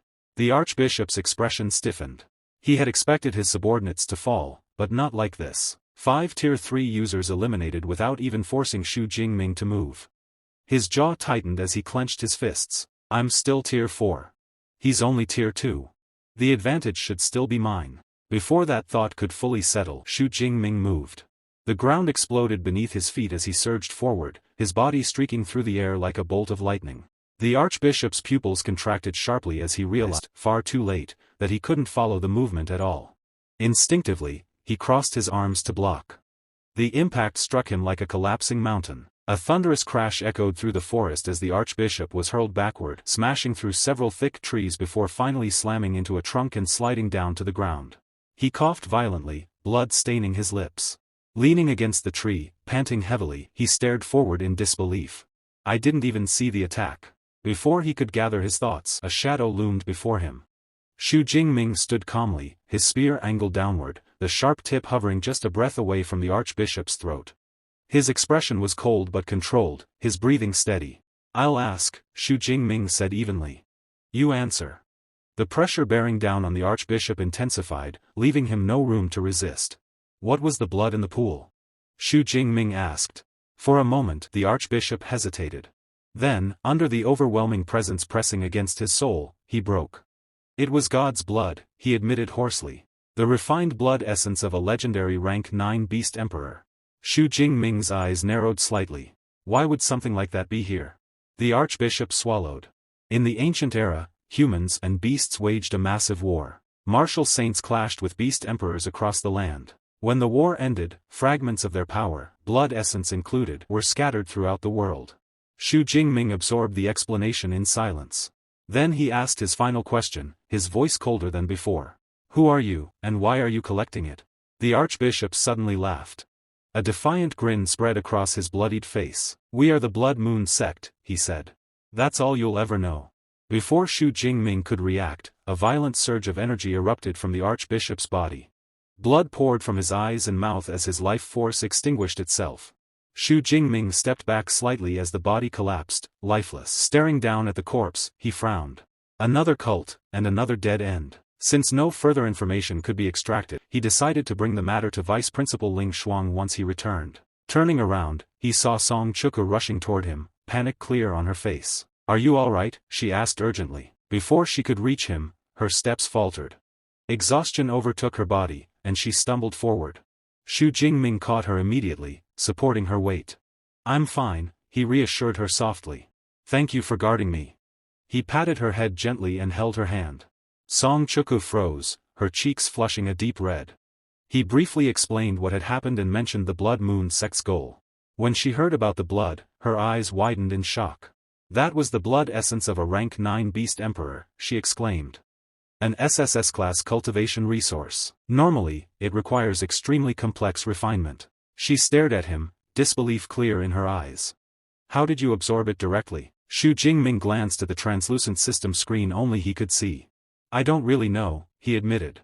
There were no side effects. Instead, my indestructible thunder body advanced to the 4th stage.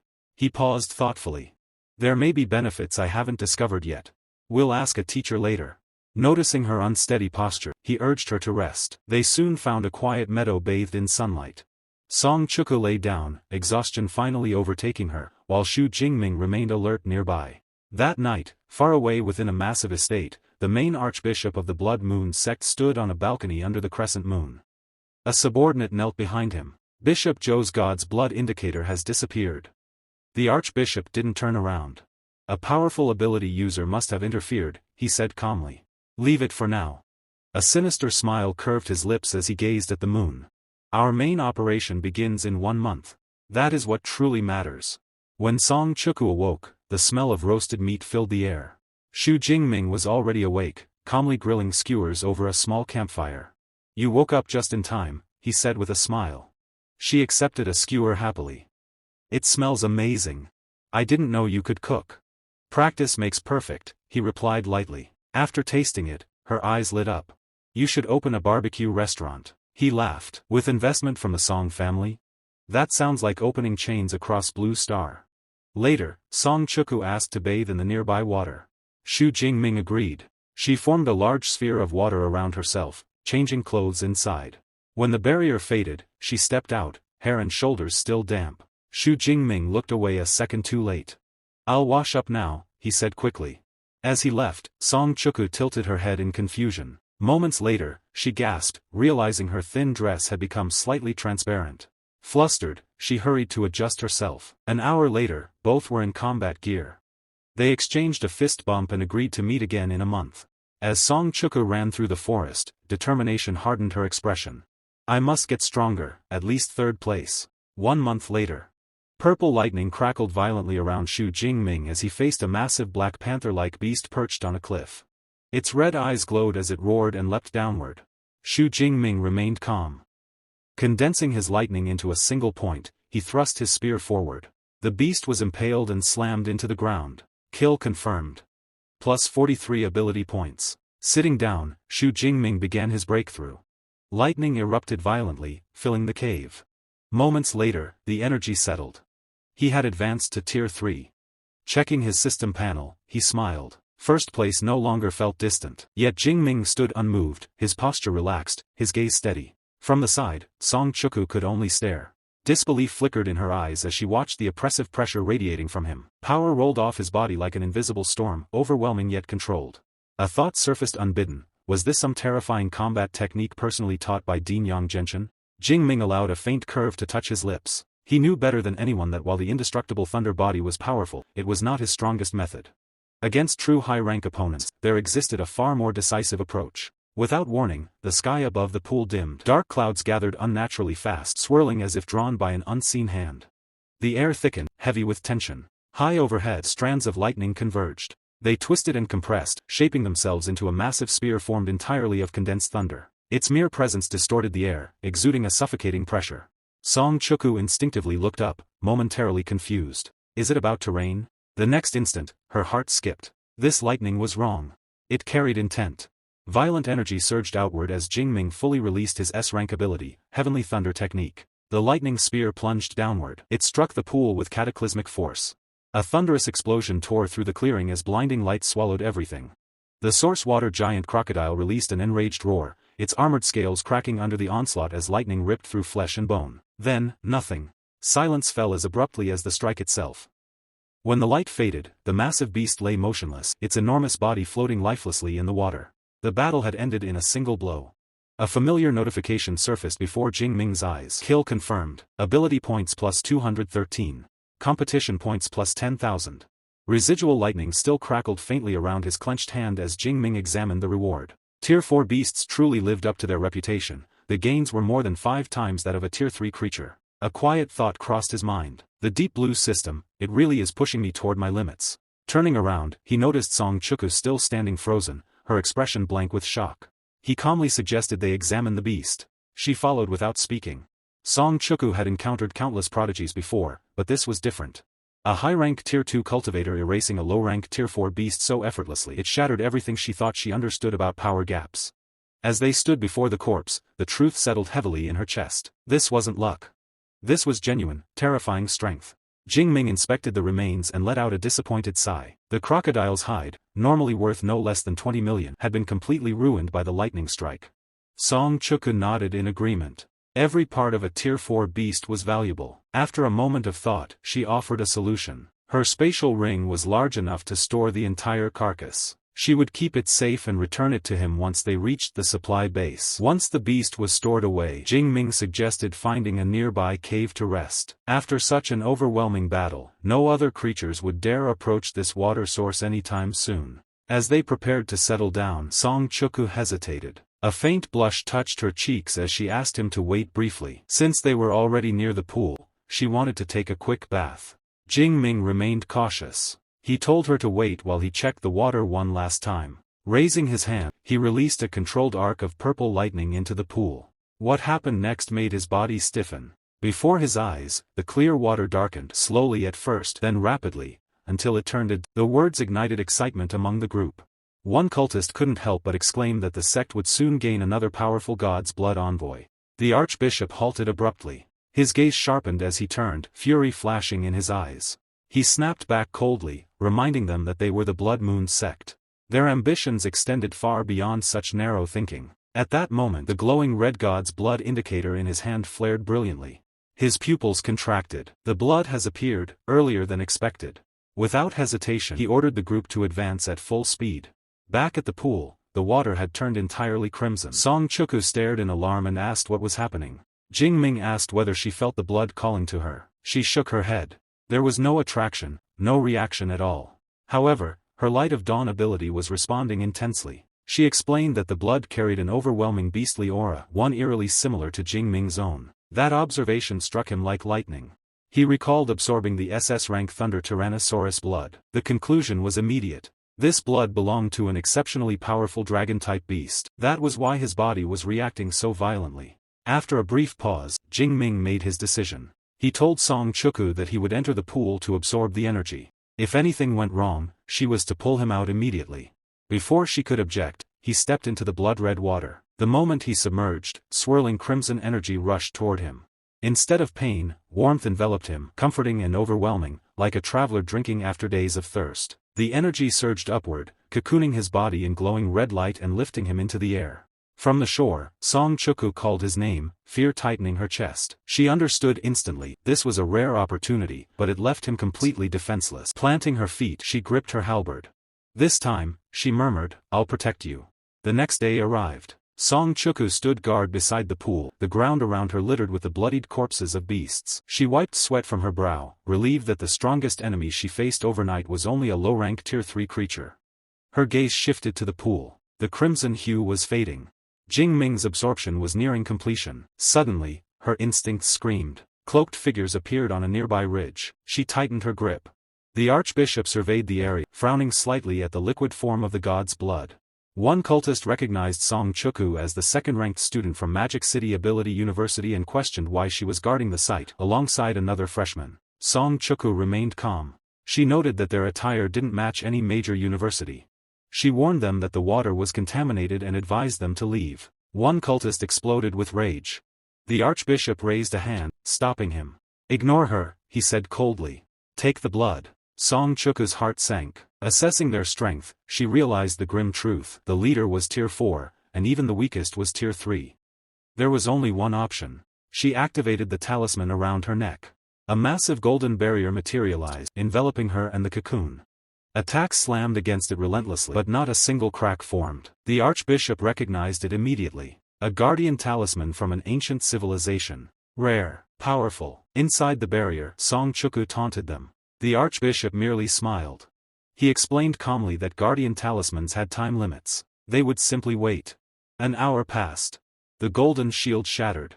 The archbishop smirked and demanded the talisman, or her death. Song Chuku prepared to go all out, pulling out a small red pill. Before she could take it, a calm voice echoed. "Why do I feel like you're the ones about to die?" Behind her, the cocoon cracked.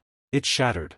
Jing Ming stepped forward, crimson energy coiling around him. His eyes open, cold and merciless, locking onto the stunned Blood Moon sect. Su Jing Ming rested one hand on his spear as he stood quietly to the side, his presence steady and unassuming. Not far from him, the woman he had just rescued pulled her daughter tightly into her arms. The little girl, Início, was still trembling, sobs racking her small body as fear slowly drained away. It took some time before Início finally calmed, her cries fading into quiet sniffles. Only then did the woman lift her head and turn toward Su Jing Ming. Her eyes were red, her voice shaking as she bowed repeatedly, gratitude spilling out of her words, saying that without his intervention, she could not imagine what would have happened to her family. Su Jing Ming shook his head lightly in response. He told her there was no need for thanks, that he had only done what anyone else should have done. A short distance away, Su Jing Ming and Song Qi stood over the cultist's lifeless body. The blood pooling on the stone pavement was already beginning to darken. Su Jing Ming frowned slightly, an uneasy feeling settling in his chest. Something about the situation felt wrong.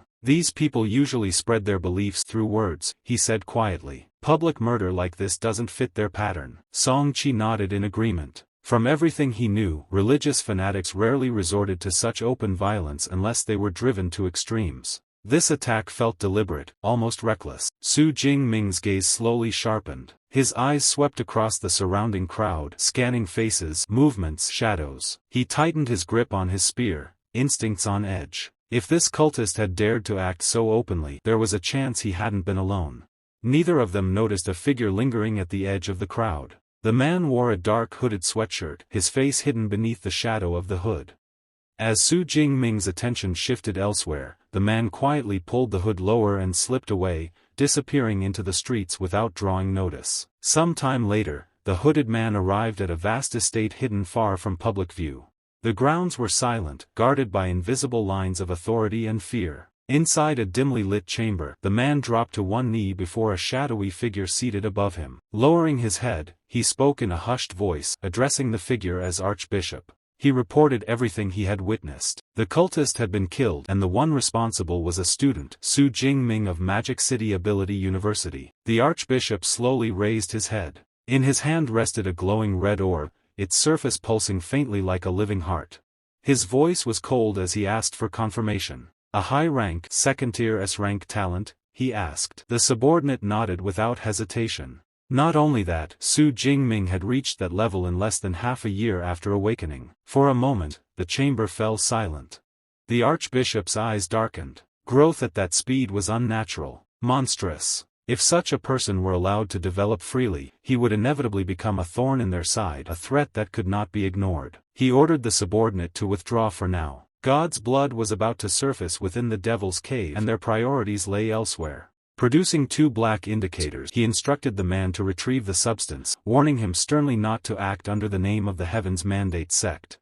As the subordinate departed, the Archbishop closed his fingers around a crystallized heart resting in his palm. His voice echoed softly through the chamber. In 1 month, Heaven's Mandate will reveal itself to the world, he said coldly. When that time comes, Su Jingming and the other S-rank talents will serve as sacrifices. The scene shifted to a massive supply base bustling with activity. Students from the 3 major universities filled the area, their voices blending into a constant roar of excitement and tension. This was the staging ground for a joint research expedition, one that would last an entire month inside the Devil's Cave. Standing on a high balcony overlooking the crowd, a middle-aged man stepped forward. He introduced himself as Xu Ping, vice principal of Qingjing University. His voice carried effortlessly across the base as he officially announced the start of the expedition. Smart wristbands were distributed to every participant. Xu Ping explained their function clearly. Every beast killed inside the Devil's Cave would be recorded, along with combat footage. These records would be converted into scores, determining each student's ranking throughout the expedition. Then he announced the rewards. The top 1,000 students would receive performance rewards. The top 3 would earn the right to select any technique from the combined libraries of all 3 universities. As for first place, the reward would be even greater, a special prize personally provided by the winner's own school. The crowd erupted. Some students scoffed quietly, convinced that first place was nothing more than a fantasy. Others were visibly excited, eyes burning with ambition as they whispered names. Qiran Rao, Su Jingming. With the explanation complete, Xu Ping concluded his speech. He declared that there would be no restrictions on team formation and encouraged everyone to hunt aggressively and efficiently. The moment he finished speaking, chaos broke loose. Students rushed to form teams, shouting requirements at the top of their lungs. Some called for support-type ability users to complete 5-person squads. Others sought powerful A-rank fighters, forming compact 2-man teams designed for speed. Amid the noise, Dingyu, the class monitor, approached Su Jingming and invited him to join a squad his class was forming to explore the outer perimeter. Su Jingming smiled faintly and declined without hesitation, telling him to go ahead without worry. Song Qi, standing beside him, looked at him in surprise. "You're really planning to go alone?" Su Jingming nodded calmly. His destination was the central region of the Devil's Cave. Moving with a group would only slow him down. In his mind, the calculation was simple. The outer regions were filled with Tier 1 to Tier 3 beasts. The central area housed creatures ranging from Tier 3 to Tier 5. He was confident he could handle low-rank Tier 4 beasts, and even if he encountered a Tier 5, retreat would not be an issue. For him, the central region offered the highest efficiency. Song Qi frowned. To her, the central area was practically a death zone. Reaching it alone would take at least 1 to 2 days. After a brief hesitation, she asked if she could accompany him for the journey. Su Jingming agreed without hesitation. Relief and happiness flashed across her face. The two made plans to set off together once preparations were complete. Before they could leave, a familiar voice stopped them. Qiran Rao approached, his expression arrogant yet serious. He said he was looking forward to Su Jingming's performance, and hoped he wouldn't fall too far behind. Su Jingming met his gaze calmly. "I'll win," he said.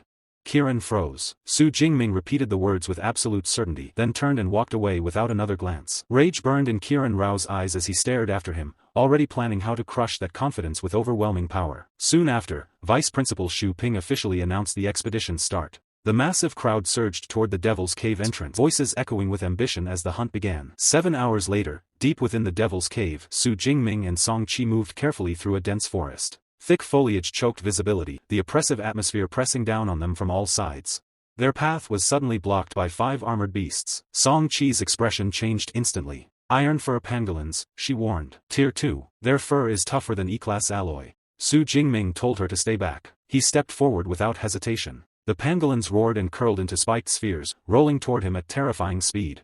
Su Jingming moved with flawless timing, weaving between them as his spear flashed. One sweeping strike sent a beast flying. A precise thrust pierced another's defenses. Clean. Efficient. Ruthless. Moments later, silence returned. Song Qi stood frozen in shock. Every movement he made had been aimed at a weakness, no wasted motion, no excess power.